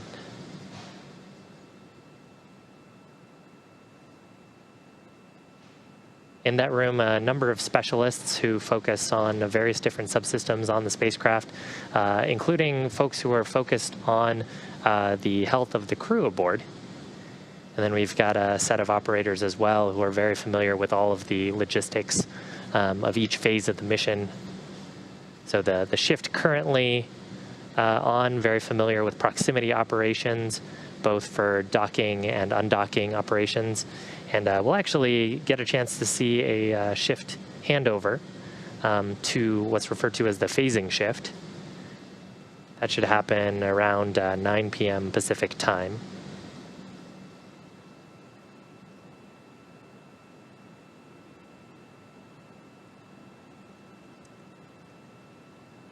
So 9 p.m. Pacific time, around 4 a.m. UTC tomorrow.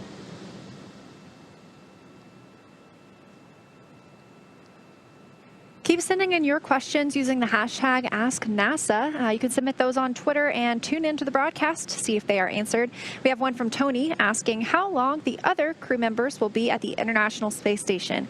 So yes, our coverage tonight is focused on Bob Behnken and Doug Hurley, who just spent 63 days aboard the station, but they left behind a few people as well, and that includes Station Commander NASA astronaut Chris Cassidy, as well as Roscosmos cosmonauts Anatoly Ivanishin and Ivan Wagner. They will all be at the International Space Station until October, when they return on a Soyuz. However, they will not return until another crew has been sent up earlier in the month, also on a Soyuz spacecraft.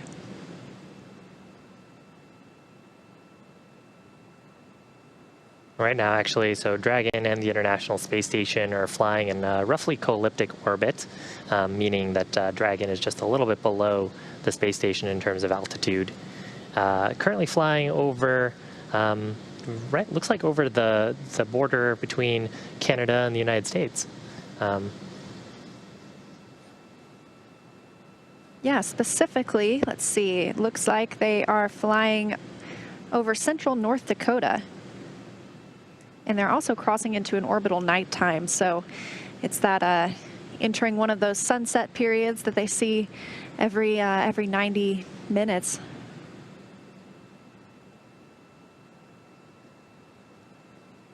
So here's a question from Chase asking about the weather. So if weather had unexpected changes when Dragon is on its way home, can the crew go around, or would they have to change the targeted landing zone?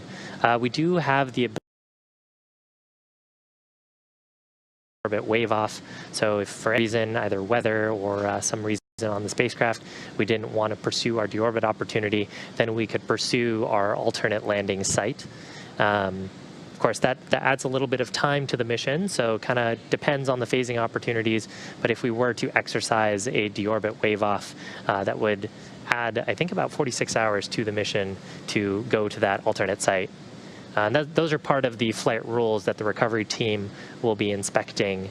They'll be looking for a number of criteria against the weather and the vehicle health before committing to that deorbit burn, hopefully scheduled for early tomorrow morning. This question from Ryan asking, how long are future Dragon missions like Crew 1 planned to last? Those missions are scheduled to be regular operational space station missions. So we plan to send the crew to the International Space Station for a full 6-month time period. That's the average amount of time that our astronauts spend aboard the International Space Station.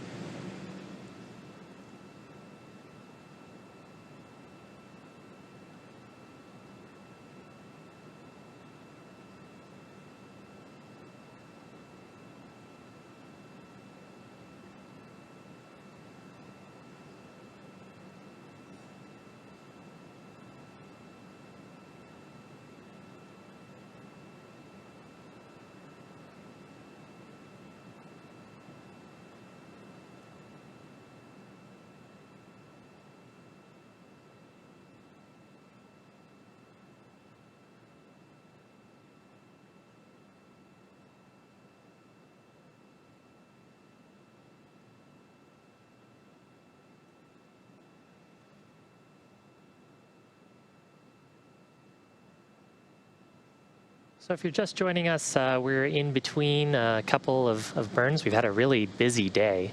And actually the crew aboard Dragon have also had a pretty busy day. Everything sort of started earlier today with the go, no-go for weather, and we were go for undock opportunities. With that, Bob and Doug ended up entering the capsule. They packed a bunch of powered cargo as well as soft cargo into Dragon's cabin volume. Then we stepped through ingress of the Dragon vehicle, as well as closure of a number of hatches, both on the Dragon spacecraft as well as on the International Space Station. We spent about an hour doing a depressurization check of the vestibule, so that's the volume between the Dragon forward hatch and the space station pressurized mating adapter. And then at 4:34 p.m. Pacific time, 11:34 p.m. UTC, or Greenwich Mean Time, Dragon undocked from the space station after performing some reconfigurations. Had 2 short undocking burns that then set us up for a few more burns to separate our trajectory from the space station.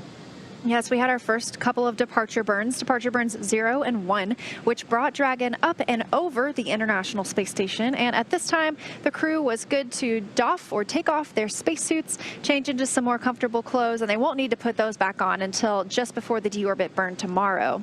Afterward, the third and fourth departure burns were completed. That brought Dragon back down and under and out in front of the space station, and that puts it on a roughly co-elliptic orbit, meaning it is always about 10 kilometers below the International Space Station. So we saw the crew for a little bit there, and they were taking some pictures inside the cabin, looking out the window. And coming up next is actually a time for them to get some rest. So in about 24 minutes from now, it'll be time for their pre-sleep period. They can do any of the relaxing or last things for the day that they need to do before they get some sleep, and that's scheduled to be about an 8-hour sleep period for the crew before waking up tomorrow morning for another busy day. And while they're getting some rest, we'll actually have the last of the major burns planned for tonight. So that'll be that final departure phasing burn that'll be conducted around 10:48 p.m. Pacific time. That is 7 hours, right? 5:48 a.m. Yes, GMT. And so we'll get a chance to do that departure phasing burn that'll line us up with our planned landing locations. Right now, planning to land in the Gulf of Mexico near Pensacola, Florida. At this point, the recovery teams all monitoring the weather down there, and of course getting their recovery ship and teams ready to approach out to eventually pick up Bob and Doug after they re-enter the atmosphere, deploy some chutes, and hopefully have a nice soft touchdown, splashdown in the Gulf of Mexico. It's hard to imagine just the difference at them traveling 17,500 miles around Earth, 17,500 miles an hour, I should say, to that soft, gentle splashdown at just 16 miles an hour. So a lot has to happen between now and then, but everything is looking great so far for the mission today. Yeah, and I think you mentioned earlier that in their stay aboard the space station, they've gone about 26 million miles. I think that might have been the number. Let me check, because it is definitely a number worth noting. Being on board for 63 days, they have traveled, here we go. That entire time conducting science experiments as well, so. Yeah, science experiments, spacewalks. I mean, they got to work for sure. It was definitely not a destination vacation. They traveled over 27 million miles. 27 million, wow. Yes. Of course, you can go pretty fast when you're on the International Space Station. Don't have to deal too much with Earth's atmosphere and drag, so you can keep that very high orbital speed. And of course, that high orbital speed means that the spacecraft is sort of constantly missing Earth. As the Earth rotates around it and moves, we're constantly in a state of free fall around it, which is why we're actually in orbit. So Dragon right now on a similar orbital trajectory, and really will continue to be in orbit until we perform that deorbit burn that'll push our ellipse towards the Earth's atmosphere and start us on our re-entry trajectory. But again, that's not planned until tomorrow morning. Got a little ways to go before that.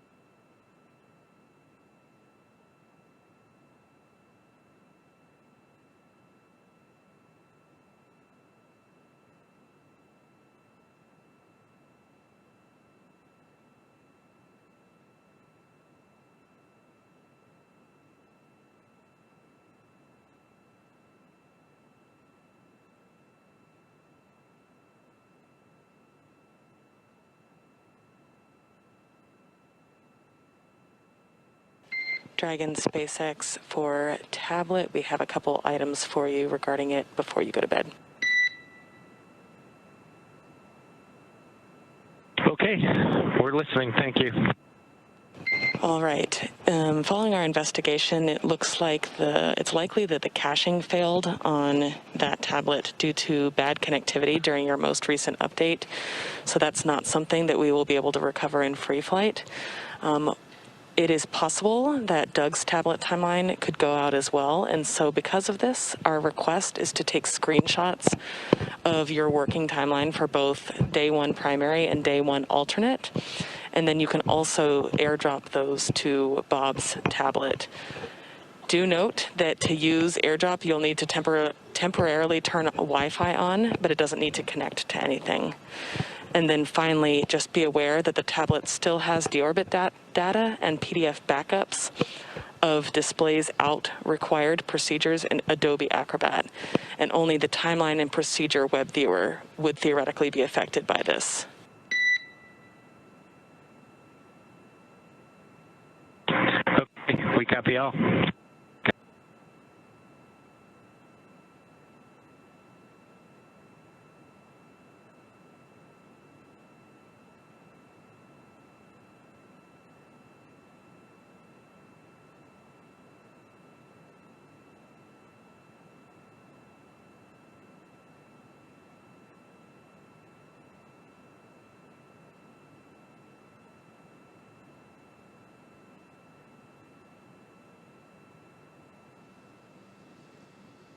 And you just heard the core, the crew operations responsible engineer here at Mission Control in Hawthorne, which is the view you have right now, speaking with the crew aboard the Crew Dragon Endeavour, talking a little bit more about troubleshooting that timeline that Doug Hurley wasn't able to pull up on his screen, and they, which is okay. You know, the crew members are not flying the vehicle; it's an autonomous flight, and so they're just going to work around that and be able to look at it on the other tablet that's available. That's right. The crew members have a couple of different tablets aboard. They've got some hard copies of the procedures if we were to have the displays go down. They've also got some reference material that is available to them in a variety of different ways. This just being a slight glitch with the timeline application, which does appear to be working correctly on Doug's tablet. So just getting some contingency words to the crew for a backup to a backup. And we'll be looking for the crew to enter that pre-sleep period about 13 minutes from now. And then afterward, they'll spend about an hour in that time period before they get a chance to go to sleep.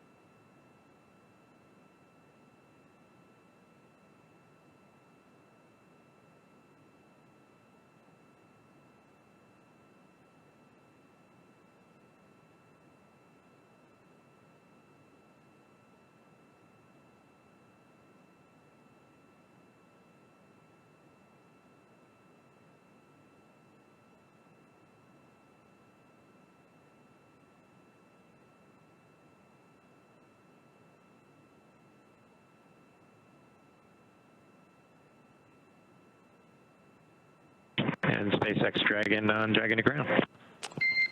SpaceX is here.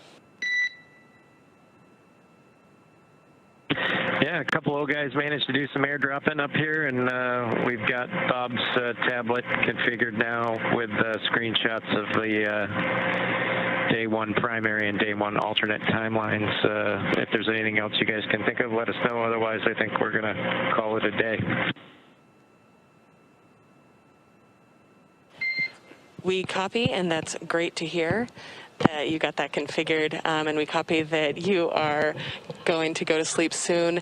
One just small thing to note is that we need to change the TCS loop set point to a warmer set point, and as a part of this, we will reset the position of the hex bypass to fully closed and then back to crew. So you'll again have control of cabin temperature at that point. This will make the cabin in a temperature along the same lines as what you experienced on the uphill.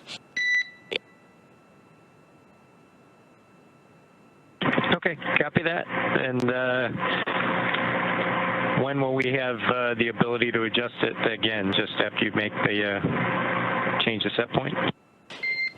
Yes, after we'll just change that hex bypass to fully closed and then immediately back to crew. When you go into that crew procedure, it does have the check to make sure that it is in that crew config. Okay, and you guys are going to do that now or in a little while? Probably in a little while.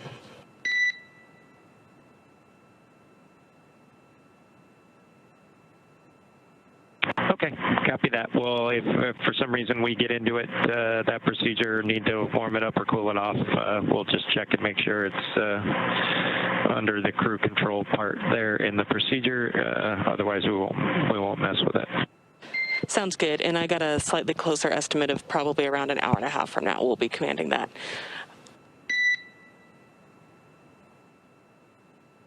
Okay, sounds good. Thank you. And good night from Endeavor. Good night. It is great to support you today. You will be woken up by Jay in the morning, so have a great sleep. Thanks, Anna. It was great to talk to you, and congratulations once again. Say hi to Brian for us. It was great talking to him on station, getting set for this, and really appreciate all the work to get us undocked and in free flight and set up for our splashdown tomorrow. Really appreciate it. Everybody have a good night. Absolutely. It's been our pleasure. Good night.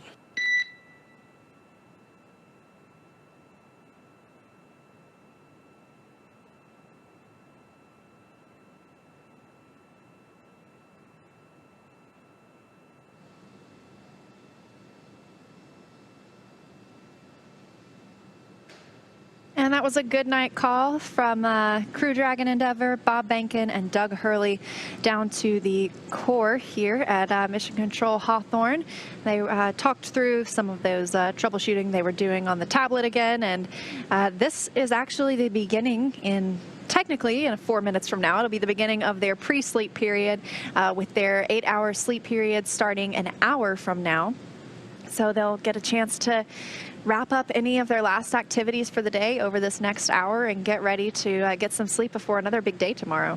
And of course, both Bob and Doug and Anna, the core there, recognizing that there's going to be a shift handover in between. So by the time Bob and Doug wake up from their sleep period, there'll be a different set of faces in mission control as that shift is expected to happen just a couple hours from now, around 9 p.m. Pacific time. So nice words covering sort of a busy day for them. If you're just joining us, Bob and Doug had a chance to get a nap earlier today, and then it was a pretty packed day for them.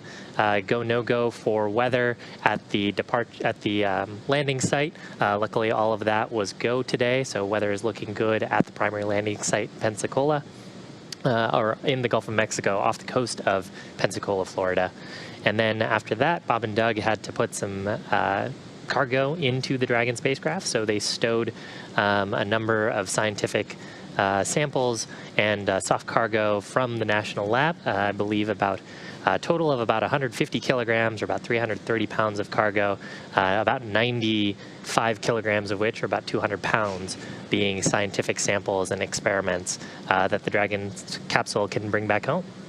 Yeah, so after loading everything up today, it was really time to load up the crew. And so they ingressed or entered the Dragon capsule, donned their suits or put their suits on, and closed that hatch, separating them from the International Space Station, which has been their home for the past 63 days. And once they did that, it was Chris Cassidy's turn on the space station side to close the A-Pass hatch, and that secured the area, meaning that it was time for them to depressurize the vestibule, which is the space between those two hatches. And they brought that down to as close to a vacuum as they could possibly go in preparation for that departure, and we saw that separation occur on time at 4:35 p.m. Pacific, 11:30 p.m. GMT earlier today. So after that, a couple of undock burns that used those service section Draco thrusters on the Dragon spacecraft, pulled away Dragon, separated, and then we had a series of 3 burns.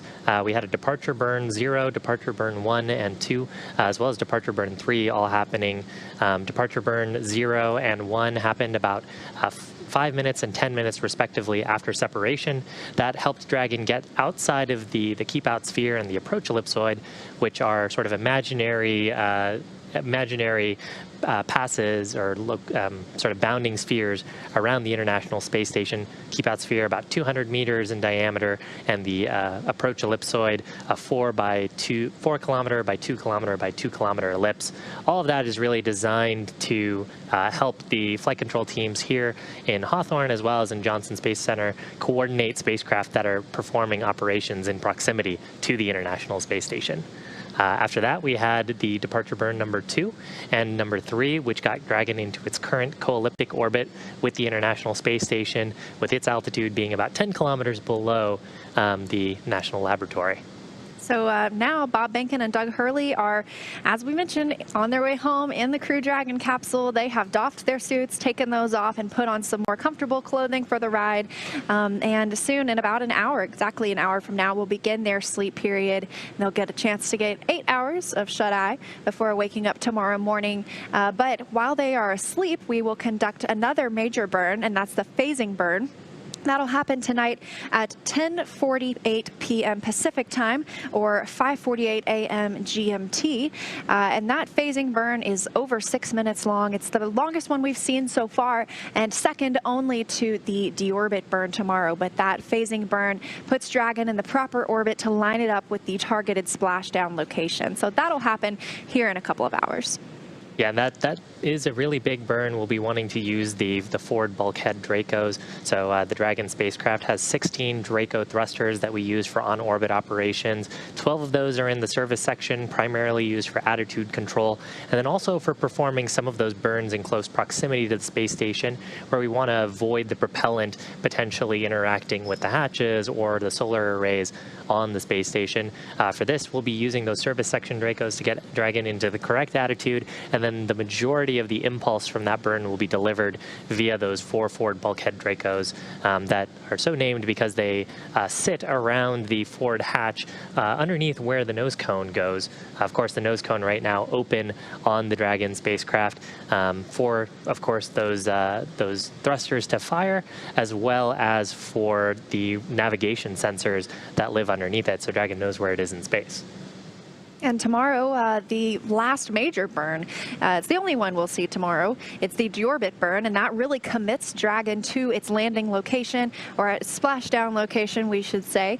This will be the first splashdown of a crewed capsule in over 45 years, the last one having been the final Apollo capsule after the Apollo-Soyuz test project 45 years ago. So it's a big day to have people returning back to Earth and a splashdown once again. And that's targeted for 11:48 a.m. Pacific time tomorrow, and that is 6:48 p.m.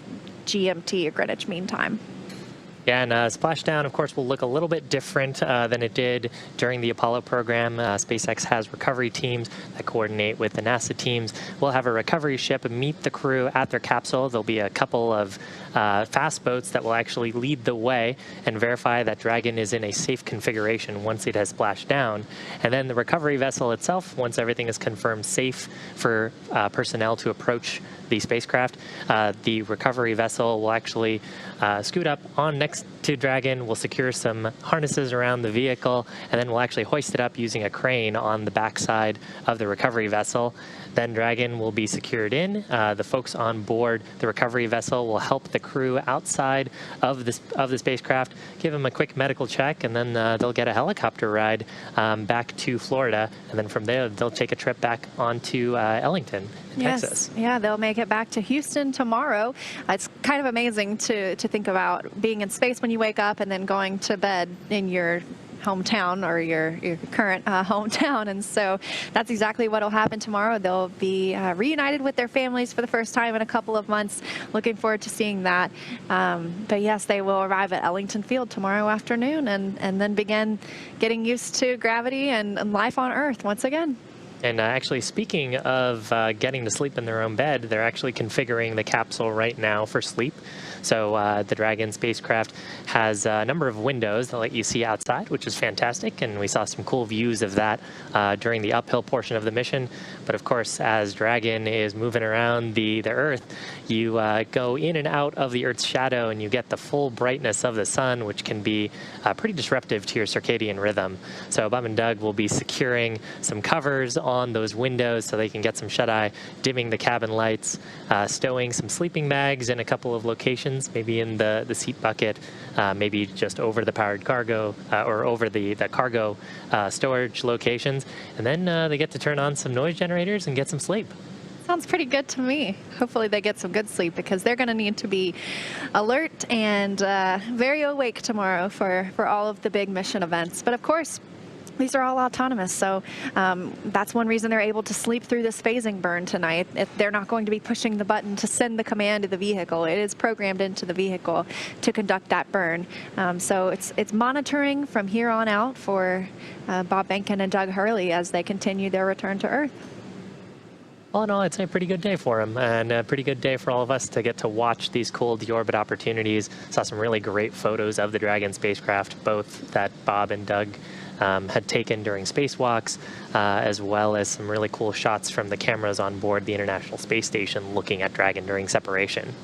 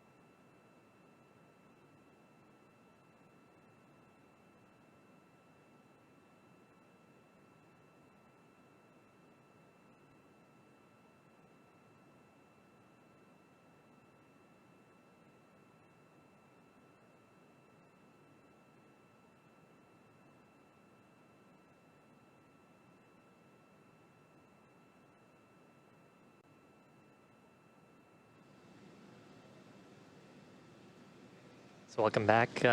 We've been sort of monitoring here as Bob and Doug have headed to sleep. They're getting their 8-hour rest period before some pretty dynamic events tomorrow. Been a pretty busy and packed day for them. Yeah, busy, absolutely. Dynamic events all the way. Saying farewell to their crew members aboard the International Space Station, and also boarding Dragon, departing the space station, the burns that have been conducted so far. Everything going nominally, and they're on track for a landing tomorrow at 11:48 a.m. Pacific time, 6:48 p.m. GMT, a splashdown in the Gulf of Mexico. So, and it's been a pretty good day for our mission controllers, both at Johnson Space Center and here in Hawthorne as well. Nominal vehicle performance pretty much the whole way through, especially during those burns, a number of leak checks on the hatch sealing surfaces, and really just getting Bob and Doug to a point now where they're ready for the last major burn of the evening, which will be that phasing burn. And the crew is in their pre-sleep period now. We'll be going to sleep soon. But it's been such an amazing day and mission. Let's take a look at some of the highlights so far.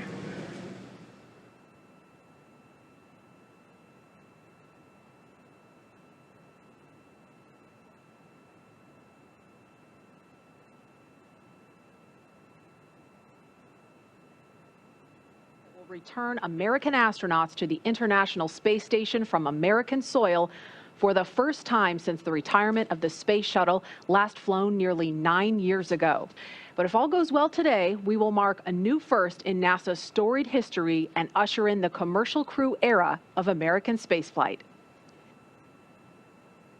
And we are looking at a live picture now of Bob Behnken and Doug Hurley walking down that hallway in the astronaut crew quarters. We just saw Doug wave at the screen, and they're just turning the corner, getting inside that elevator. And this, you can't see it from here, but there is a banner hanging there. You can kind of see it in the back. There's a banner hanging on the wall of the elevator with the signatures of all the people who worked on this mission. So it was really important for them to hang that up in there so Bob and Doug could see it. And there the doors are opening. Here they come. Great. And there they are, NASA astronauts. Small crowd, but big cheers. NASA astronauts Bob Behnken and Doug Hurley, Doug on the left, Bob on the right, waving to the crowd there to cheer them on.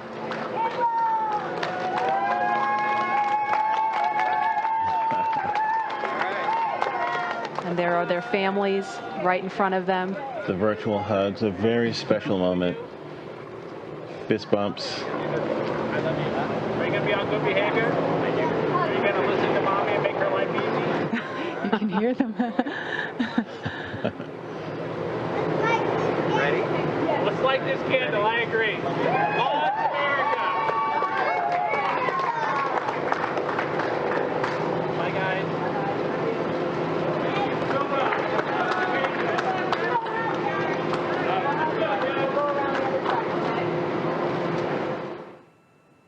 And there it is. That shot really gives you a sense of the scale of the Falcon 9 rocket. Those Teslas look teeny, teeny, tiny, making their way up there. Yeah, really cool watching the Teslas pull up, driving on the launch pad just a few feet away from the vehicle. This is awesome and getting really excited over here. Core on countdown 1 at 2 hours, 57 minutes. The crew has arrived at the pad on schedule. There they are, taking in the sight, craning to see the top of the Falcon 9 rocket. Core on countdown 1 at T-minus 2 hours and 46 minutes. The crew has arrived at the White Room and its ingress is in progress on schedule.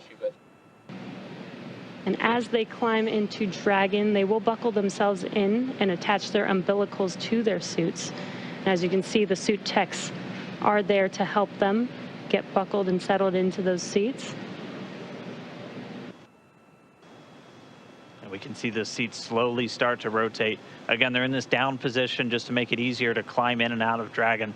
They'll rotate to this launch position to put their backs a little bit more parallel to the ground. It makes taking the G-force a little bit easier for the crew on the way uphill, but most importantly, positions those touchscreens directly in front of them, which is just their gateway into Dragon. Dragon SpaceX seats are in the launch position. We copy. Dragon, SpaceX, go for launch. SpaceX Dragon, we're go for launch. Let's light this candle.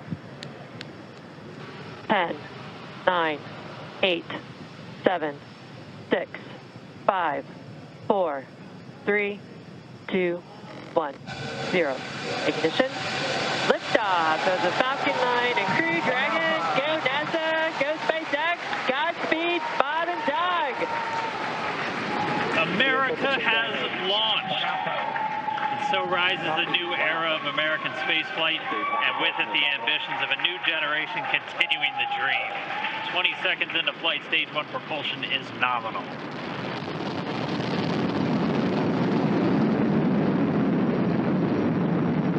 Plus 30 seconds into this historic mission.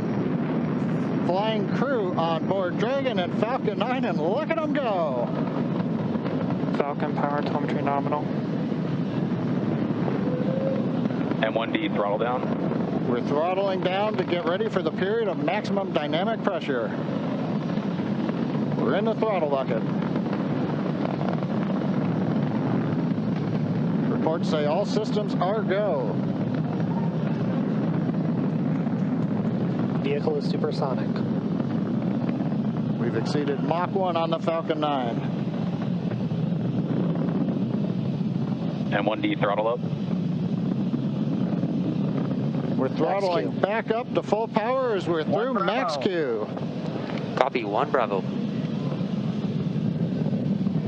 And we heard that 1 Bravo call out. That's just the second abort zone that they're in. They'll continue to be on this until the first stage has done its job and they switch over to the second. At this point, Bob and Doug pulling about 2.3 Gs, 2.3 times the Earth's gravity, already moving at over 1,500 miles per hour. We've heard the call out for MVAC engine chill. That's getting the MVAC engine ready to light. That'll come at about 2:44 into flight. Right now, everything continuing to look good. Next major event coming up is going to be the triple. We'll have main engine cutoff of the 9 first stage engines, stage separation, and then ignition of the second stage engine to continue to carry astronauts into orbit. And what you're seeing on your screen is a live view of our drone ship, where our first stage will be coming down. Looks like we lost that live view, but we'll wait for confirmation of that landing shortly here.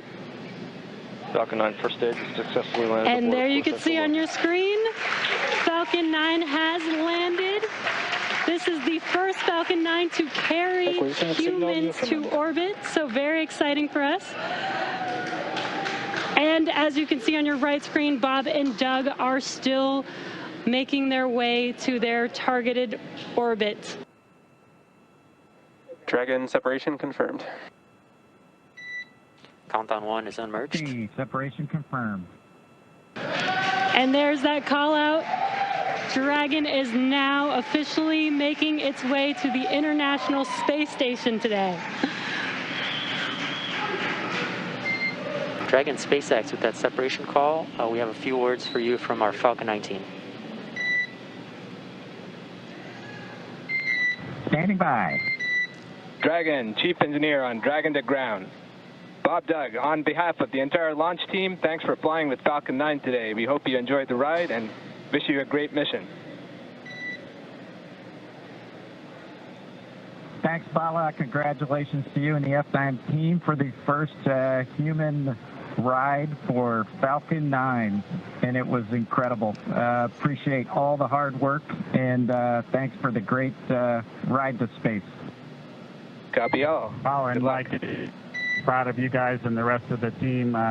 Thank you so much for what you've done for us today, putting America back into low Earth orbit from the Florida coast. Copy all. Good luck. Godspeed. Without further ado, we would like to welcome you aboard Capsule Endeavour. We chose Endeavour for a few reasons. One, because of this incredible endeavor NASA, SpaceX, and the United States has been on since the end of the shuttle program back in 2011. The other reason we named it Endeavour is a little more personal to Bob and I. We both had our first flights on Shuttle Endeavour, and it just meant so much to us to carry on that name. That's what we decided to go with. So we hope you enjoy that name, and once again, welcome on board. Today we accomplished the first flight off the Florida coast in quite some time, and Doug and I were really proud to have an opportunity to be a part of that. We're doing it in a brand new spaceship, a spaceship that's a lot different than its namesake Endeavour, the space shuttle, in that it has touch display screens that allow us to accomplish most of the interfacing requirements that we have. But we've got the capability to interface with the vehicle, and it's kind of interesting. There's a command. This little button over here is actually what the commands are for our displays. One thing that does get lost is there is a extensive button panel down below as well. So over on this side, we can turn the displays on and off, as well as send some commands for some contingency situations.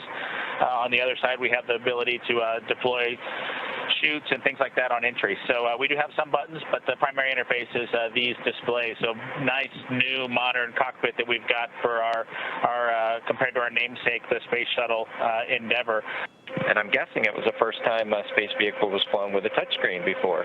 So we got that going for us. We did, it turns out, end up with one stowaway on board our vehicle when we launched today. It was not just Doug and I who accomplished the launch here. We do have an Apatosaurus aboard. We both have two boys who are super interested in dinosaurs. And we collected up all the dinosaurs between the two houses, and Trimmer, the Apatosaurus, got the vote from the boys to make the trip into space today with us. And so that was a super cool thing for us to get a chance to do for both of our sons, who I hope are super excited to see their toys floating around with us on board. I'm sure they would rather be here given the opportunity, but hopefully they're proud of this as well. At this point, Dragon now approaching waypoint 0. At this moment, we're less than a mile away from station. Dragon just under 1,200 meters away, continuing to close the gap.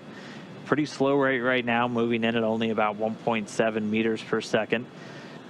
And here's a view from Dragon. Dragon's got a number of relative navigation sensors, as well as a couple of cameras that can look forward. That will hopefully get some additional views far as we get closer to docking. Here's a great view from a camera behind Bob and Doug. Bob in the right-hand seat and the pilot seat. Doug in the commander seat, or the CDR seat. There they are. And that's 200 meters from the center line of the space station. We're inside 100 meters, continuing to close. I think you can see a meatball and American flag on that on the spacecraft. That structure on the fairing structure is actually what the Super Dracos are housed in. Of course, all of those are deactivated now, only used for launch escape during the ascent portion. Nose cone right at the top of the vehicle, and you can see sort of the sealing surface, those 4 circular slots right underneath the nose cone within that red ring are the forward bulkhead Dracos. That's what we were using while we were conducting all those burns, the 5 burns to get to this point. SpaceX Dragon on the big loop. Our visors are down. Visors down. They are. Copy, visors down. They're sitting right there at 20 meters from the docking port. One more view. SpaceX in station. Dragon on the big loop. We are inbound from approach 2. Copy, inbound. Station copy. Dragon closing in. We're inside 20 meters. And yeah, that crew hands-off point should come up in about 3 minutes or so. Right before we get that final docking, it comes about 20 seconds prior. We're just about 2 meters away from the station still. And that's just the crew not issuing any abort commands. At that point, it would be too late. and so any aborts would be executed automatically by Dragon itself.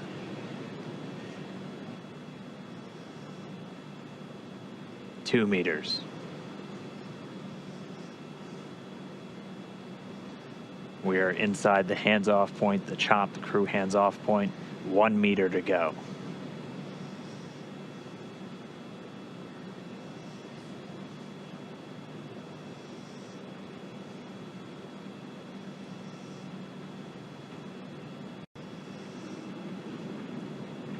Soft capture complete. Dragon in space. Soft capture confirmed. Stand by for retraction and docking.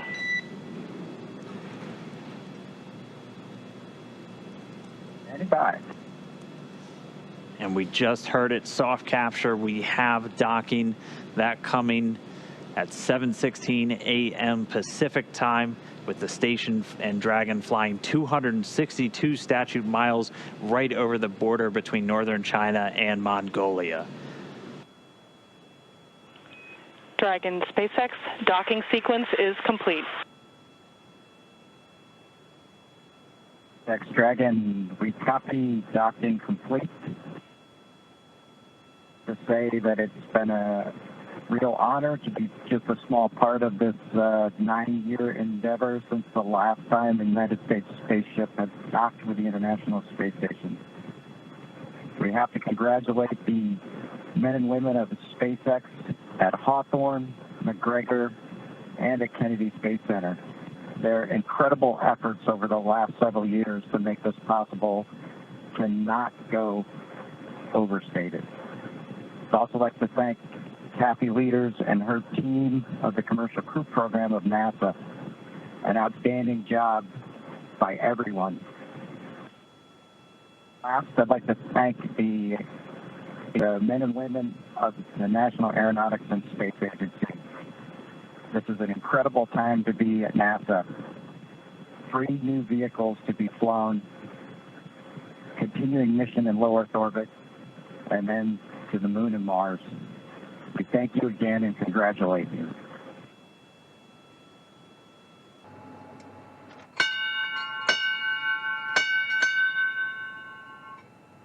Dragon arriving.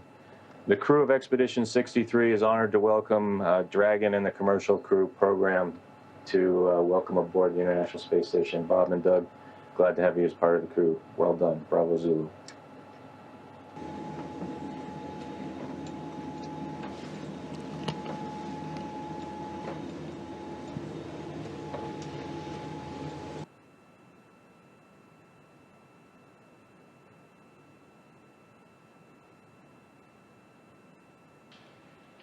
We have Bob Behnken from SpaceX Demo-2 mission entering the International Space Station.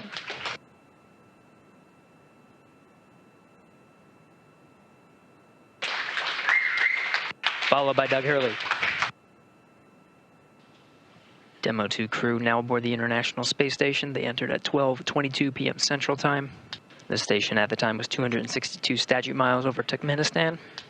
Crew all gathered in front of the cameras at the Node 2 forward end of the International Space Station. Just behind them is the hatchway to the Crew Dragon on this Demo-2 mission. Station, this is the NASA administrator. Can you hear me? We hear you loud and clear, sir. Welcome to the space station. Thank you, Chris. It's good to see you. And welcome to Bob and Doug. I will tell you, the whole world saw this mission, and we are so, so proud of everything you have done for our country, and in fact, to inspire the world. We sure appreciate that, sir. It's obviously been our honor to be just a small part of this. We have to give credit to SpaceX, the Commercial Crew Program, and of course NASA. It's great to get the United States back in the crewed launch business, and we're just really glad to be on board this magnificent complex. First, I just want to say thank you again to Bob and Doug and your families from all of us here at SpaceX, all of our locations, all of our partners, all of our vendors, everyone for trusting us to bring you up there. Hey, thanks, Benji. It's same back at you. You know, congratulations to the folks out at Hawthorne, McGregor, and at Kennedy. Just an incredible journey we've had the last couple days. A great day in space today, our first day of work on space station. But what a great ride on Dragon and Falcon 9 to get us here. Everything worked exactly the way we planned it to work, and that's a credit to the teams there in Hawthorne and McGregor and Kennedy. Just it's a pretty awe-inspiring trip so far, and very humbling, and just we're just so proud to represent SpaceX and NASA in this new next launch capability. You guys have a picture of the Earth, and you have a flag which also represents the friendly competition, maybe, that brings us unity. Why don't you tell us about that there? Yeah, so this is the flag that we left here almost 9 years ago on STS-135. It had actually flown on STS-1, and then it flew again with us on STS-135. And at some point after the end of the shuttle program, we decided we would have a little friendly competition to see who came up and got this flag. And congratulations, SpaceX, you got the flag. So Bob and I, Chris will not let us forget it. That's the biggest thing, is this will be on his to-do list when we get the nod to return Dragon back to Earth. And hopefully this will find a great place of honor somewhere in Hawthorne.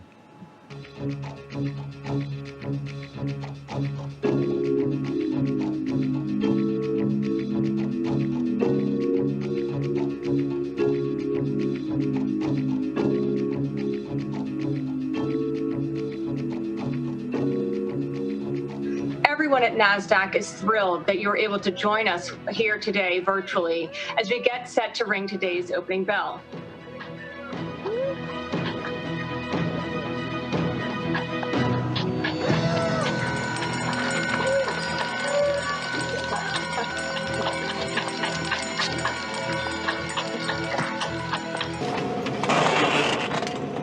All right, Bob Mini Workstation BRT has a red small. Yes. 3 short wire ties, 1 long wire tie. 1 long, 1, 2, 3 shorts. Swing arm. Red small. PGT. Red small to PGT number 7. PGT number 7. Cal knot motor 30.5. And 7/16 swabbing.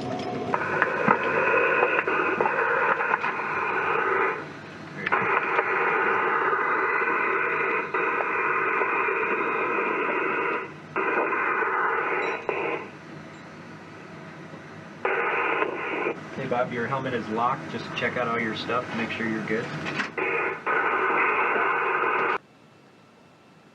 The thermal cover is open. I'm egressing. We copy.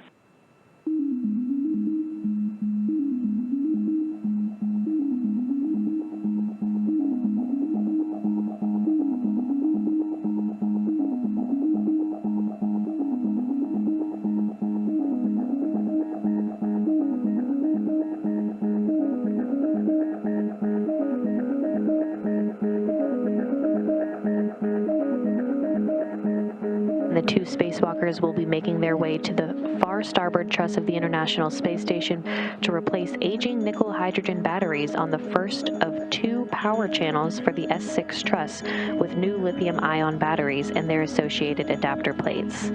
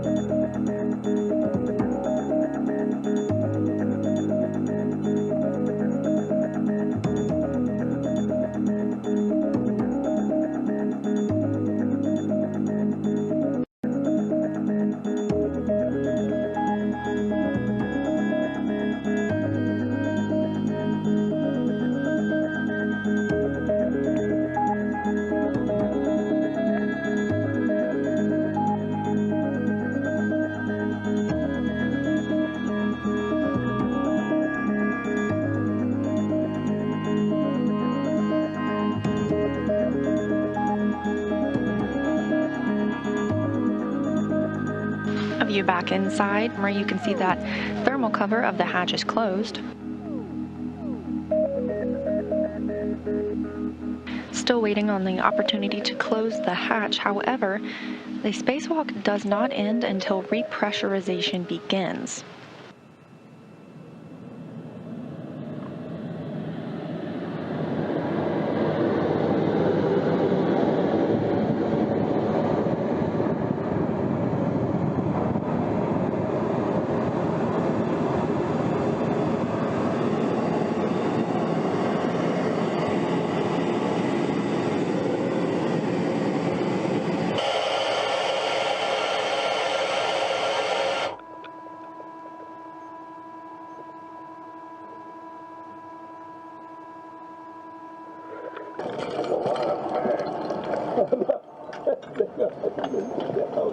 So much stuff.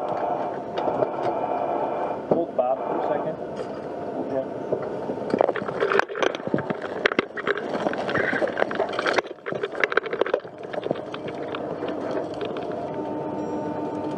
PDTs are in the bag. Yeah, Oh, you already put them in there? Okay. We'll get your tools off.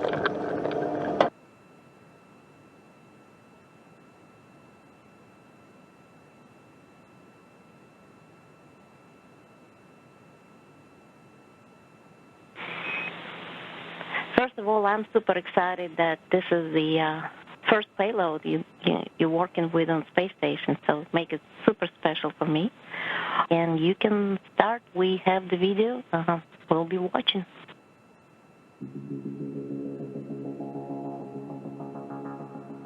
When you install the sample cartridge, we'd like you to first hand snug bolt Bravo and then do bolt Alpha and let us know if there's any difference between those two bolts.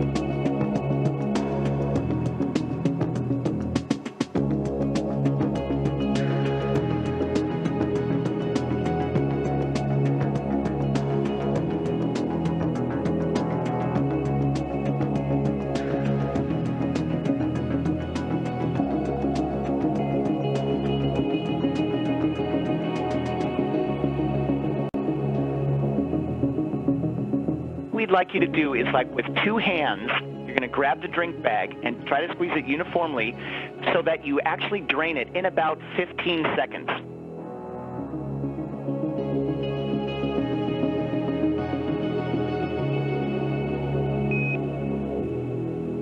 Keep it going, cool.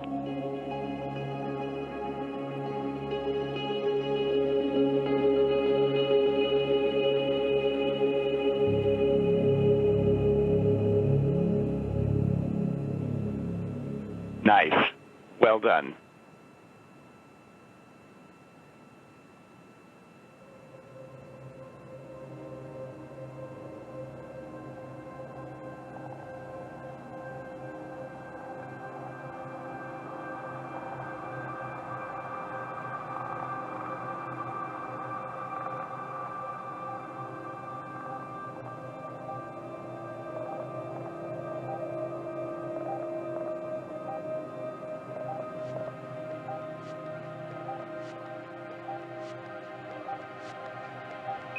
And Endeavour Houston on 2 while we wait for the fan.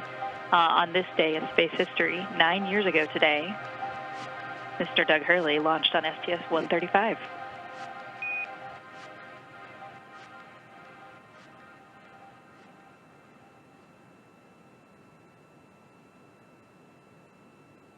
Well, welcome aboard to the International Space Station and the crew of Expedition 63.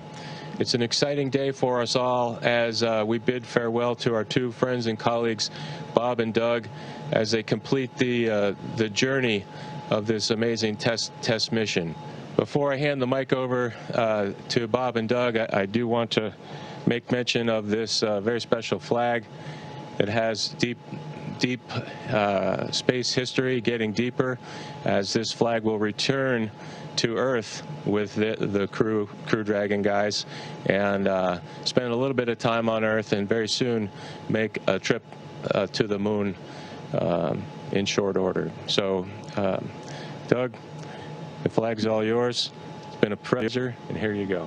Thanks, Chris.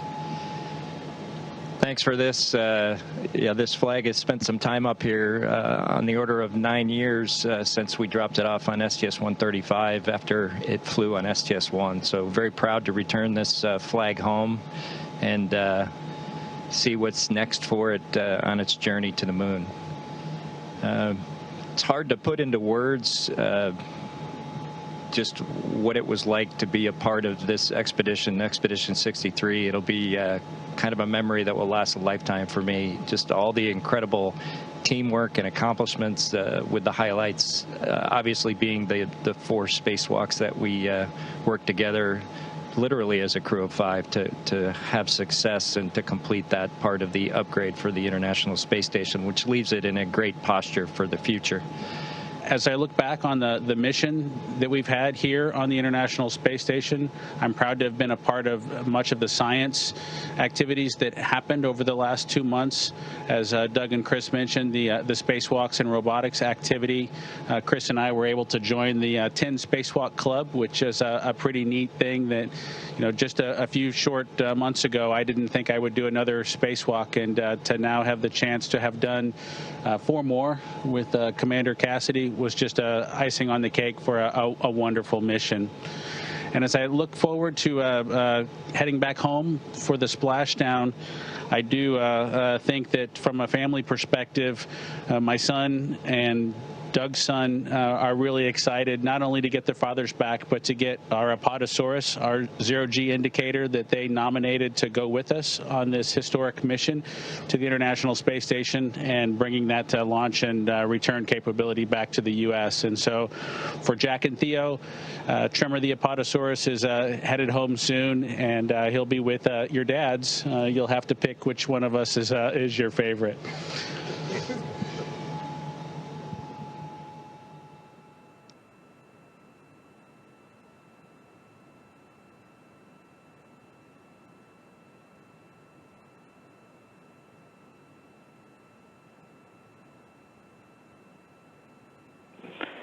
Dragon SpaceX on the big loop. The final reconfigurations for undock are complete and nominal.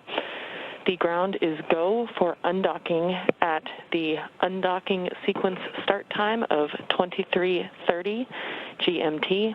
Please confirm your visors are down and that you are ready for undock and departure. Dragon copies, go for undock on time. Our visors are down and we're ready for departure. We copy all.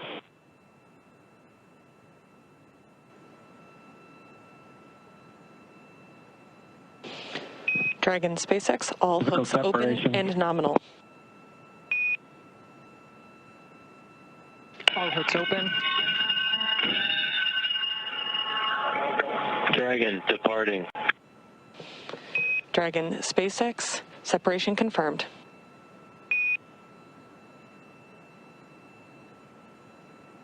Separation. Great burns. Physical separation 4:35 p.m. Pacific. Thrusters looking good. Counting down to a nominal departure burn 0 coming up shortly.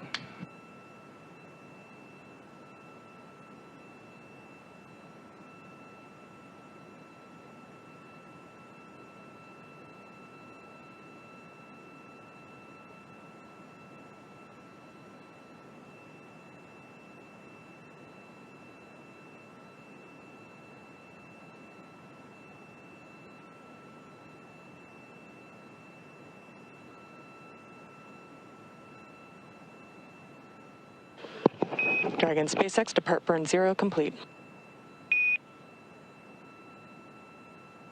Copy complete. Revisors up. And with that, Bob and Doug have concluded their stay aboard the International Space Station. They're on their way back to planet Earth. Confirms a physical separation at 4:35 p.m. Pacific as the station and Dragon were flying 267 statute miles over Johannesburg, South Africa. Station Endeavour on the big loop. Go ahead, Endeavour. Chris, we just can't thank you enough. It's been an honor and a privilege to be part of Expedition 63 with you, Anatoly, and Ivan. It's been a great 2 months, and we appreciate all you've done as a crew to help us prove out Dragon on its maiden flight. I'd also like to thank Zeb and his team in Mission Control in Houston for the incredible amount of work they did to make the dock to ops successful for Dragon, and also the teams at SpaceX that keep us going towards the end of our mission that we look forward to Splashdown tomorrow.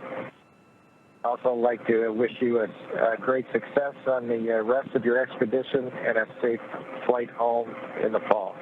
Take care, friend. Endeavour, Thank you, Chris. Thank you, Anatoly. Thank you, Ivan. Thank you, Houston, and thank you, SpaceX. Endeavour Station, Bob and Doug, wholeheartedly agree with those sentiments. It's been a real pleasure. It's been an honor to serve with you. Safe travels and have a successful landing. Endeavour's a great ship. Godspeed. Endeavour copies all. Thanks, Chris.